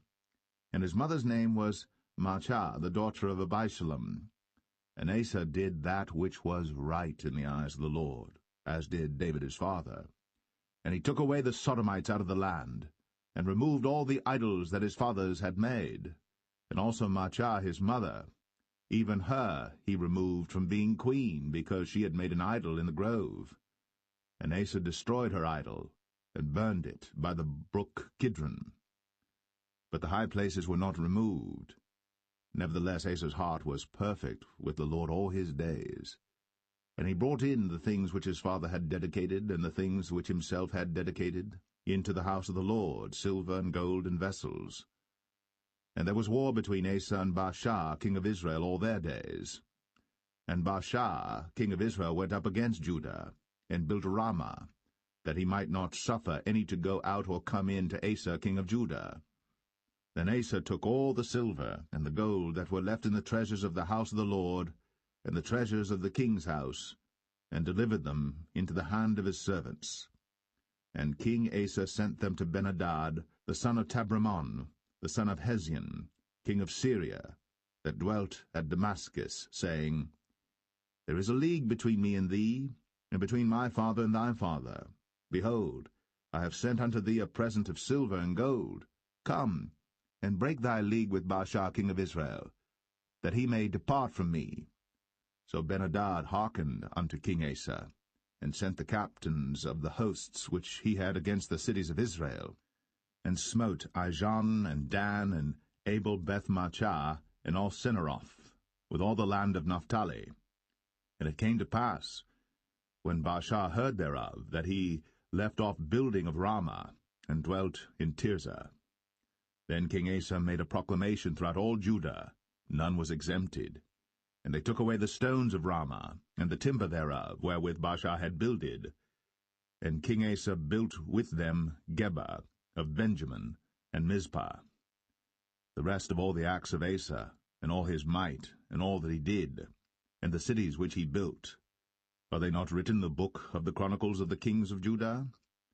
Nevertheless, in the time of his old age, he was diseased in his feet. And Asa slept with his fathers, and was buried with his fathers in the city of David his father, and Jehoshaphat his son reigned in his stead. And Nadab the son of Jeroboam began to reign over Israel in the 2nd year of Asa king of Judah, and reigned over Israel 2 years. And he did evil in the sight of the Lord, and walked in the way of his father, and in his sin wherewith he made Israel to sin. And Baasha the son of Ahijah of the house of Issachar conspired against him. And Baasha smote him at Gibbethon, which belonged to the Philistines, for Nadab and all Israel laid siege to Gibbethon. Even in the 3rd year of Asa king of Judah did Baasha slay him, and reigned in his stead. And it came to pass when he reigned, that he smote all the house of Jeroboam. He left not to Jeroboam any that breathed, until he had destroyed him, according unto the saying of the Lord, which he spake by his servant Ahijah the Shilonite. Because of the sins of Jeroboam which he sinned, and which he made Israel sin, by his provocation wherewith he provoked the Lord God of Israel to anger. Now the rest of the acts of Nadab, and all that he did, are they not written in the book of the chronicles of the kings of Israel? And there was war between Asa and Baasha, king of Israel, all their days. In the 3rd year of Asa king of Judah began Baasha the son of Ahijah to reign over all Israel in Tirzah 24 years. And he did evil in the sight of the Lord, and walked in the way of Jeroboam, and in his sin wherewith he made Israel to sin.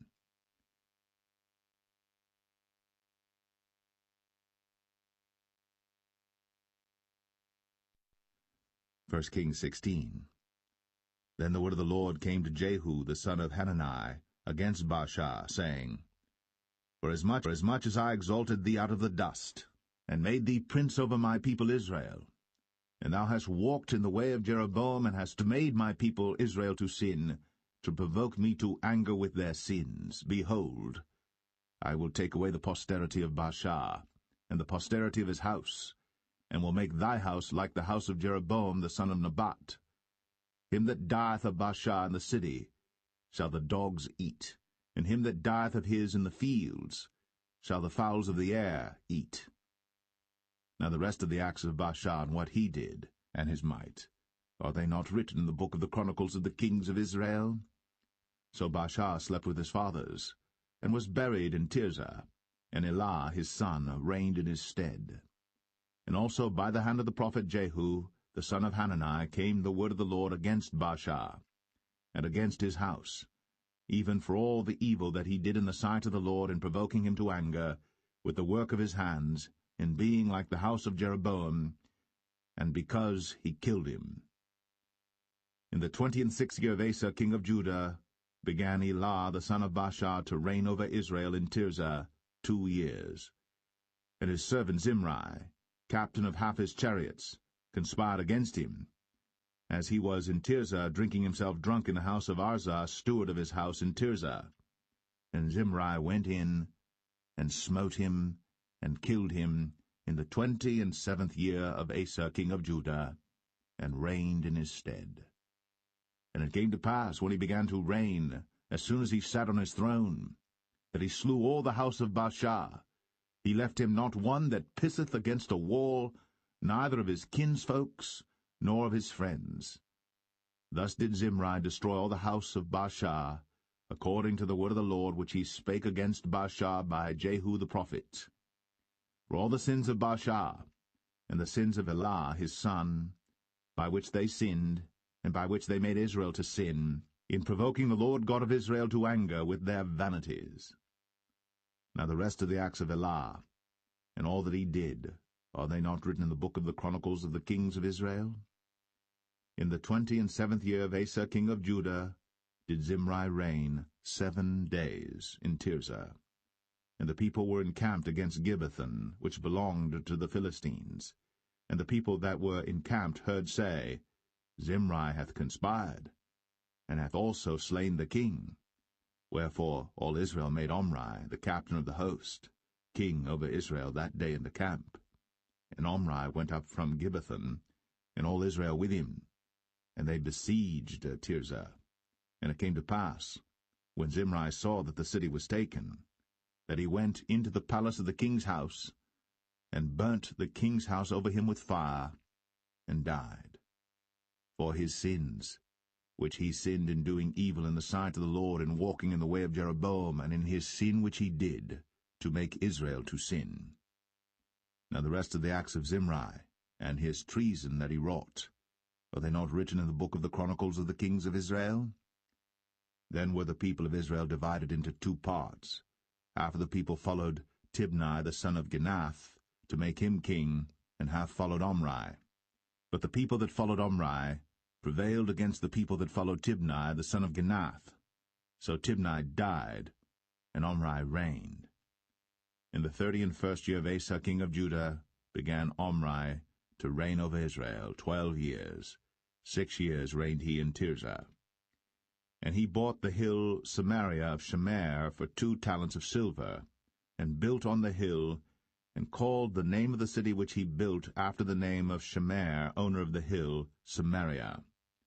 But Omri wrought evil in the eyes of the Lord, and did worse than all that were before him. For he walked in all the way of Jeroboam the son of Nebat, and in his sin wherewith he made Israel to sin, to provoke the Lord God of Israel to anger with their vanities.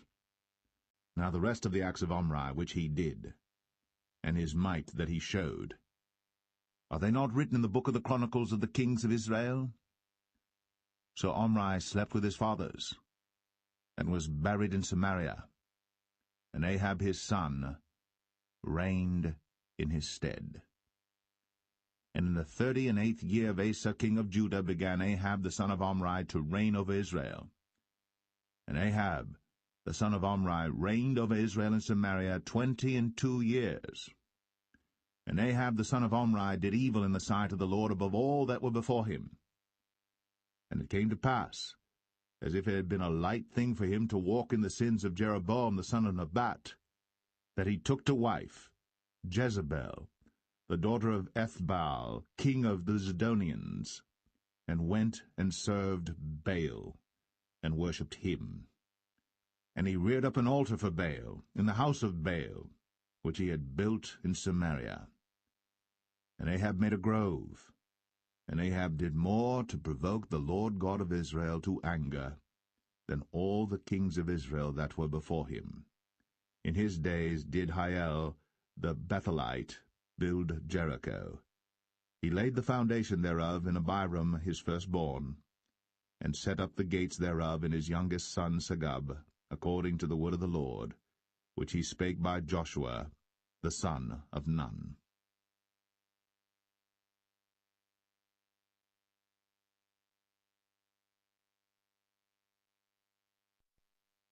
1 Kings 17. And Elijah the Tishbite, who was of the inhabitants of Gilead, said unto Ahab, As the Lord God of Israel liveth, before whom I stand, there shall not be dew nor rain these years, but according to my word. And the word of the Lord came unto him, saying, Get thee hence, and turn thee eastward, and hide thyself by the brook Cherith, that is before Jordan. And it shall be that thou shalt drink of the brook, and I have commanded the ravens to feed thee there. So he went and did according unto the word of the Lord, for he went and dwelt by the brook Cherith, that is before Jordan. And the ravens brought him bread and flesh in the morning, and bread and flesh in the evening, and he drank of the brook. And it came to pass after a while that the brook dried up, because there had been no rain in the land. And the word of the Lord came unto him, saying, Arise, get thee to Zarephath, which belongeth to Zidon, and dwell there. Behold, I have commanded a widow woman there to sustain thee. So he arose and went to Zarephath. And when he came to the gate of the city, behold, the widow woman was there gathering of sticks. And he called to her, and said, Fetch me, I pray thee, a little water in a vessel, that I may drink. And as she was going to fetch it, he called to her, and said, Bring me, I pray thee, a morsel of bread in thine hand. And she said, As the Lord thy God liveth, I have not a cake, but an handful of meal in a barrel, and a little oil in a cruse, and behold, I am gathering 2 sticks, that I may go in and dress it for me, and my son, that we may eat it, and die. And Elijah said unto her, Fear not, go and do as thou hast said, but make me thereof a little cake first, and bring it unto me, and after make for thee and for thy son. For thus saith the Lord God of Israel, The barrel of meal shall not waste, neither shall the cruse of oil fail, until the day that the Lord sendeth rain upon the earth. And she went and did according to the saying of Elijah, and she and he and her house did eat many days. And the barrel of meal wasted not, neither did the cruse of oil fail, according to the word of the Lord which he spake by Elijah. And it came to pass after these things, that the son of the woman, the mistress of the house, fell sick, and his sickness was so sore, that there was no breath left in him. And she said unto Elijah, What have I to do with thee, O thou man of God? Art thou come unto me to call my sin to remembrance, and to slay my son? And he said unto her, Give me thy son. And he took him out of her bosom, and carried him up into a loft, where he abode, and laid him upon his own bed. And he cried unto the Lord, and said, O Lord my God, hast thou also brought evil upon the widow with whom I sojourn, by slaying her son? And he stretched himself upon the child 3 times, and cried unto the Lord, and said, O Lord my God, I pray thee, let this child's soul come into him again. And the Lord heard the voice of Elijah, and the soul of the child came into him again, and he revived. And Elijah took the child, and brought him down out of the chamber into the house, and delivered him unto his mother. And Elijah said, See, thy son liveth. And the woman said to Elijah, Now by this I know that thou art a man of God, and that the word of the Lord in thy mouth is truth.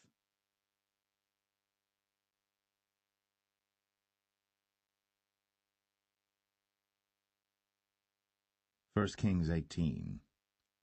And it came to pass after many days, that the word of the Lord came to Elijah in the 3rd year, saying, Go, show thyself unto Ahab, and I will send rain upon the earth. And Elijah went to show himself unto Ahab. And there was a sore famine in Samaria. And Ahab called Obadiah, which was the governor of his house. Now Obadiah feared the Lord greatly. For it was so, when Jezebel cut off the prophets of the Lord, that Obadiah took 100 prophets, and hid them by 50 in a cave, and fed them with bread and water. And Ahab said unto Obadiah, Go into the land, unto all fountains of water, and unto all brooks. Peradventure we may find grass to save the horses and mules alive, that we lose not all the beasts. So they divided the land between them to pass throughout it. Ahab went one way by himself, and Obadiah went another way by himself. And as Obadiah was in the way, behold, Elijah met him, and he knew him, and fell on his face, and said, Art thou that my lord Elijah? And he answered him, I am. Go tell thy lord, Behold, Elijah is here. And he said, What have I sinned that thou wouldst deliver thy servant into the hand of Ahab, to slay me? As the Lord thy God liveth, there is no nation or kingdom whither my lord hath not sent to seek thee. And when they said, He is not there, he took an oath of the kingdom and nation that they found thee not. And now thou sayest, Go, tell thy lord, Behold, Elijah is here. And it shall come to pass, as soon as I am gone from thee, that the Spirit of the Lord shall carry thee whither I know not. And so when I come and tell Ahab, and he cannot find thee, he shall slay me. But I thy servant fear the Lord from my youth. Was it not told my lord what I did when Jezebel slew the prophets of the Lord, how I hid 100 men of the Lord's prophets by 50 in a cave, and fed them with bread and water? And now thou sayest, Go, tell thy lord, Behold, Elijah is here, and he shall slay me? And Elijah said, As the Lord of hosts liveth, before whom I stand, I will surely show myself unto him today. So Obadiah went to meet Ahab and told him. And Ahab went to meet Elijah. And it came to pass, when Ahab saw Elijah, that Ahab said unto him, Art thou he that troubleth Israel? And he answered, I have not troubled Israel, but thou and thy father's house, in that ye have forsaken the commandments of the Lord, and thou hast followed Baalim. Now therefore send and gather to me all Israel unto Mount Carmel, and the prophets of Baal 450, and the prophets of the groves 400, which eat at Jezebel's table. So Ahab sent unto all the children of Israel, and gathered the prophets together unto Mount Carmel. And Elijah came unto all the people, and said, How long halt ye between two opinions? If the Lord be God, follow him. But if Baal, then follow him. And the people answered him not a word. Then said Elijah unto the people, I, even I only, remain a prophet of the Lord. But Baal's prophets are 450 men. Let them therefore give us 2 bullocks, and let them choose 1 bullock from themselves, and cut it in pieces, and lay it on wood, and put no fire under. And I will dress the other bullock, and lay it on wood, and put no fire under. And call ye on the name of your gods, and I will call on the name of the Lord. And the God that answereth by fire, let him be God. And all the people answered and said, It is well spoken. And Elijah said unto the prophets of Baal, Choose you 1 bullock for yourselves, and dress it first, for ye are many, and call on the name of your gods, but put no fire under. And they took the bullock which was given them, and they dressed it, and called on the name of Baal from morning even until noon, saying, O Baal, hear us! But there was no voice, nor any that answered, and they leaped upon the altar which was made. And it came to pass at noon that Elijah mocked them, and said, Cry aloud, for he is a god. Either he is talking, or he is pursuing, or he is in a journey, peradventure he sleepeth, and must be awaked. And they cried aloud, and cut themselves after their manner with knives and lancets, till the blood gushed out upon them. And it came to pass, when midday was past, and they prophesied until the time of the offering of the evening sacrifice, that there was neither voice, nor any to answer, nor any that regarded. And Elijah said unto all the people, Come near unto me. And all the people came near unto him, and he repaired the altar of the Lord that was broken down. And Elijah took 12 stones, according to the number of the tribes of the sons of Jacob, unto whom the word of the Lord came, saying, Israel shall be thy name. And with the stones he built an altar in the name of the Lord, and he made a trench about the altar, as great as would contain 2 measures of seed. And he put the wood in order, and cut the bullock in pieces, and laid him on the wood, and said, Fill 4 barrels with water, and pour it on the burnt sacrifice, and on the wood. And he said, Do it the 2nd time. And they did it the 2nd time. And he said, Do it the 3rd time. And they did it the 3rd time. And the water ran round about the altar, and he filled the trench also with water. And it came to pass, at the time of the offering of the evening sacrifice, that Elijah the prophet came near and said, Lord God of Abraham, Isaac, and of Israel, let it be known this day that thou art God in Israel, and that I am thy servant, and that I have done all these things at thy word.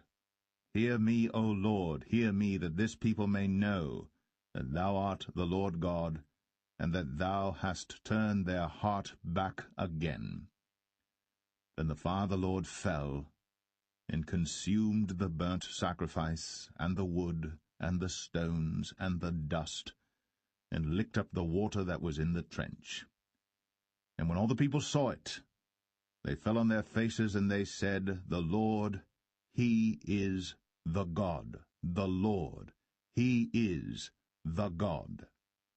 And Elijah said unto them, Take the prophets of Baal, let not one of them escape. And they took them. And Elijah brought them down to the brook Kishon, and slew them there. And Elijah said unto Ahab, Get thee up, eat and drink, for there is a sound of abundance of rain. So Ahab went up to eat and to drink. And Elijah went up to the top of Carmel, and he cast himself down upon the earth, and put his face between his knees, and said to his servant, Go up now, look toward the sea. And he went up and looked, and said, There is nothing. And he said, Go again 7 times. And it came to pass at the 7th time that he said, Behold, there ariseth a little cloud out of the sea like a man's hand. And he said, Go up, say unto Ahab, Prepare thy chariot, and get thee down, that the rain stop thee not. And it came to pass in the meanwhile that the heaven was black with clouds and wind, and there was a great rain. And Ahab rode, and went to Jezreel. And the hand of the Lord was on Elijah, and he girded up his loins, and ran before Ahab to the entrance of Jezreel.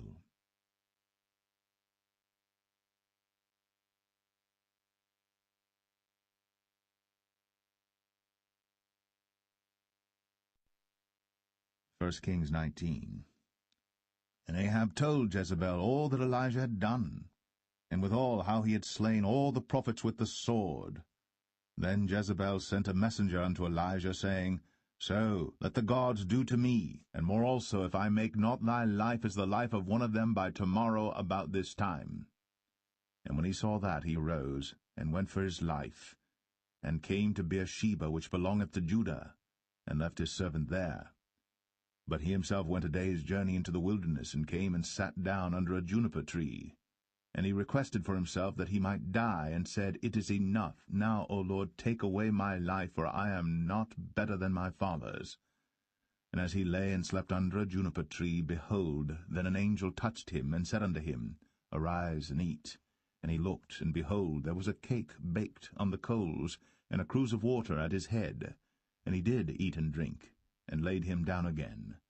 And the angel of the Lord came again the 2nd time, and touched him, and said, Arise and eat, because the journey is too great for thee. And he arose, and did eat and drink, and went in the strength of that meat 40 days, and 40 nights, unto Horeb the mount of God. And he came thither unto a cave, and lodged there. And behold, the word of the Lord came to him, and he said unto him, What doest thou here, Elijah? And he said, I have been very jealous for the Lord God of hosts, for the children of Israel have forsaken thy covenant, thrown down thine altars, and slain thy prophets with the sword, and I, even I only am left, and they seek my life to take it away. And he said, Go forth, and stand upon the mount before the Lord.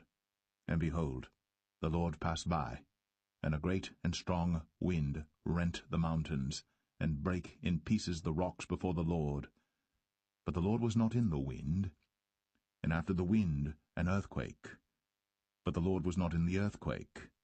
And after the earthquake, a fire. But the Lord was not in the fire. And after the fire, a still, small voice. And it was so, when Elijah heard it, that he wrapped his face in his mantle, and went out, and stood in the entering in of the cave. And behold, there came a voice unto him, and said, What doest thou here, Elijah? And he said, I have been very jealous for the Lord God of hosts, because the children of Israel have forsaken thy covenant, thrown down thine altars, and slain thy prophets with the sword, and I, even I only, am left. And they seek my life, to take it away. And the Lord said unto him, Go, return on thy way to the wilderness of Damascus, and when thou comest, anoint Hazael to be king over Syria. And Jehu, the son of Nimshi, shalt thou anoint to be king over Israel.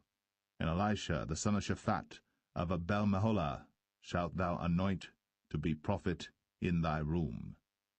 And it shall come to pass, that him that escapeth the sword of Hazael shall Jehu slay, and him that escapeth from the sword of Jehu shall Elisha slay.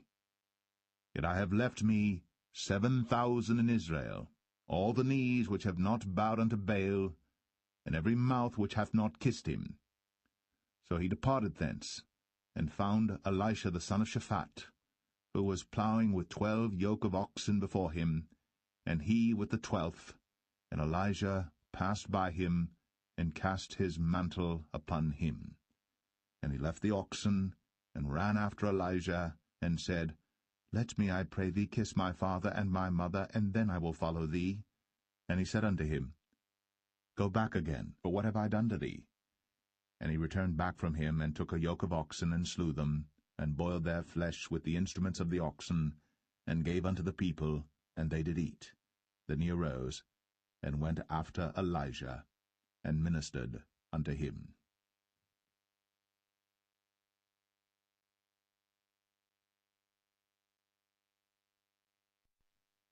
1 Kings 20. And Ben-Hadad the king of Syria gathered all his host together, and there were 32 kings with him, and horses and chariots, and he went up and besieged Samaria, and warred against it. And he sent messengers to Ahab king of Israel into the city, and said unto him, Thus saith Ben-Hadad, Thy silver and thy gold is mine, thy wives also and thy children, even the goodliest, are mine. And the king of Israel answered and said, My lord, O king, according to thy saying, I am thine, and all that I have. And the messengers came again and said, Thus speaketh Ben-Hadad, saying, Although I have sent unto thee, saying, Thou shalt deliver me thy silver and thy gold and thy wives and thy children, yet I will send my servants unto thee tomorrow about this time, and they shall search thine house, and the houses of thy servants. And it shall be that whatsoever is pleasant in thine eyes, they shall put it in their hand, and take it away. Then the king of Israel called all the elders of the land, and said, Mark, I pray you, and see how this man seeketh mischief, for he sent unto me for my wives, and for my children, and for my silver, and for my gold, and I denied him not. And all the elders and all the people said unto him, Hearken not unto him, nor consent. Wherefore he said unto the messengers of Ben-Hadad, Tell my lord the king, all that thou didst send for to thy servant at the first, I will do, but this thing I may not do. And the messengers departed, and brought him word again. And Ben-Hadad sent unto him, and said, The gods do so unto me, and more also, if the dust of Samaria shall suffice for handfuls for all the people that follow me. And the king of Israel answered and said, Tell him, Let not him that girdeth on his harness boast himself, as he that putteth it off.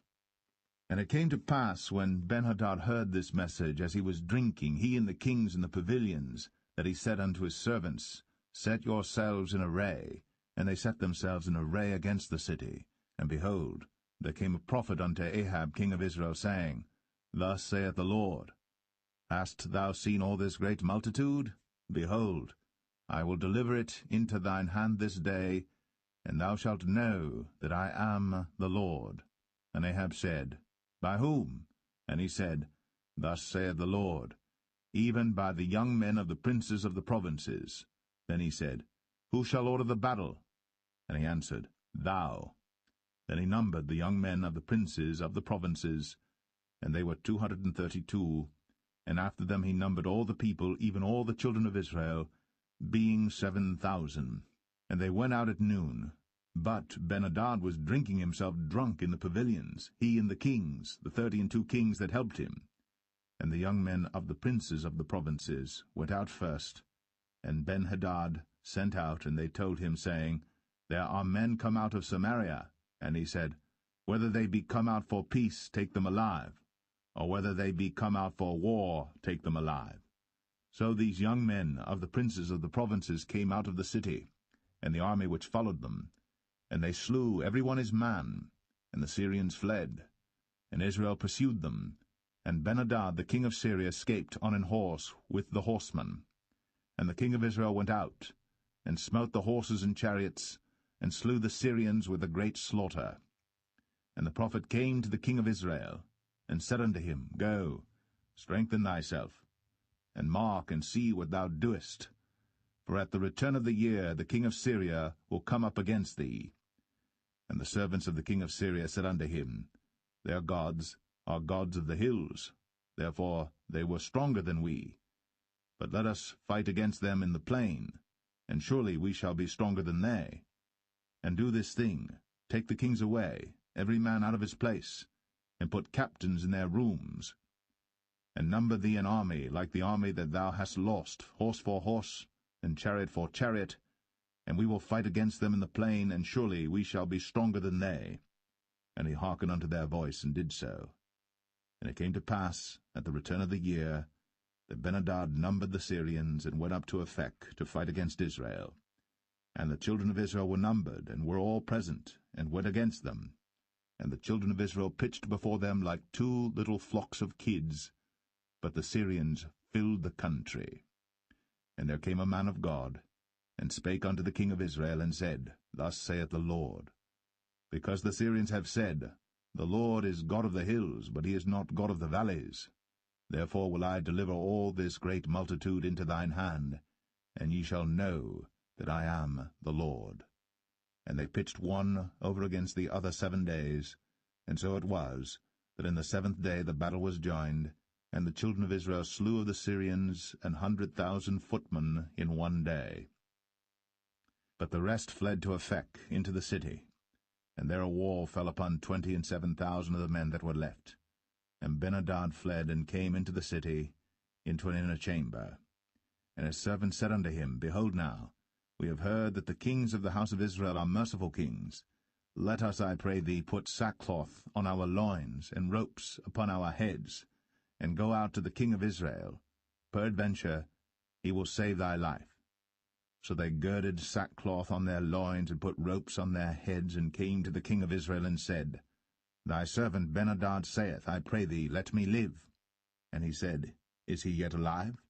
He is my brother.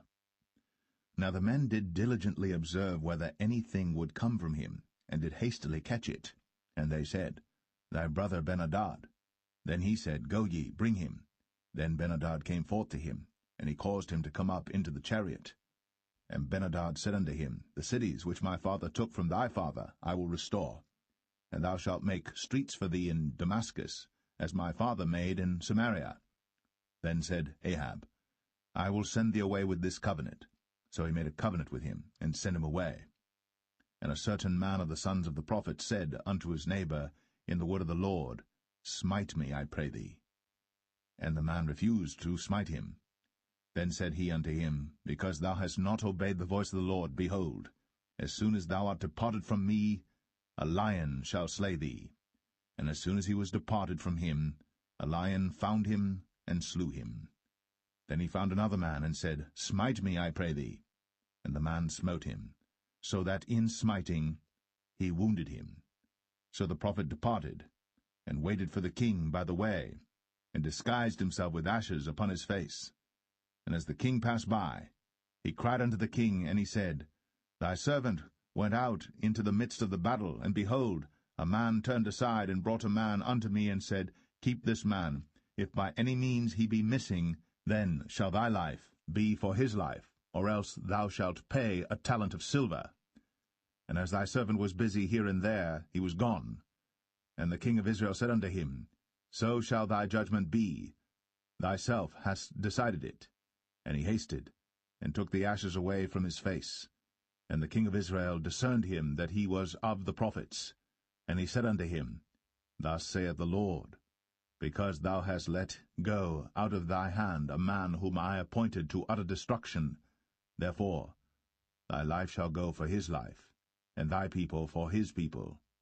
And the king of Israel went to his house, heavy and displeased, and came to Samaria.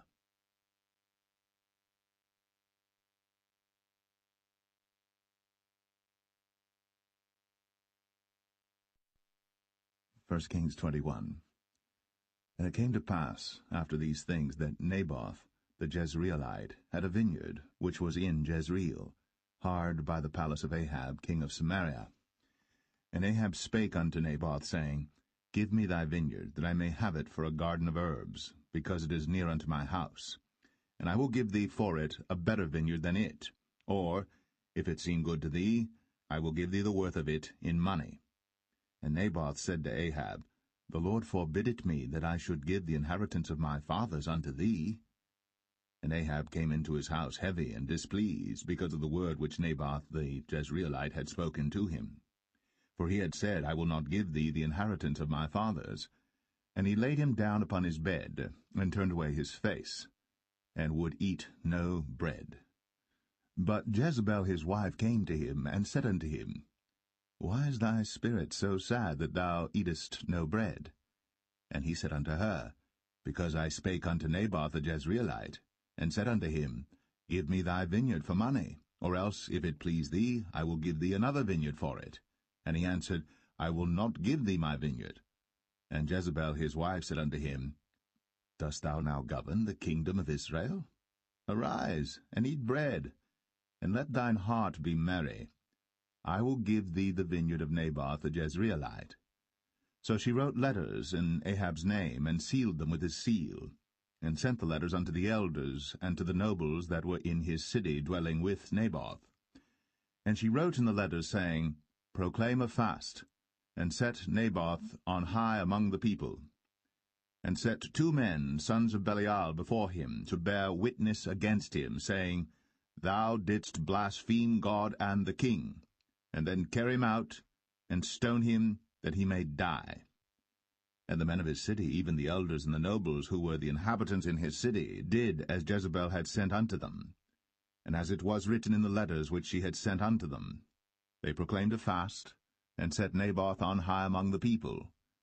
And there came in 2 men, children of Belial, and sat before him.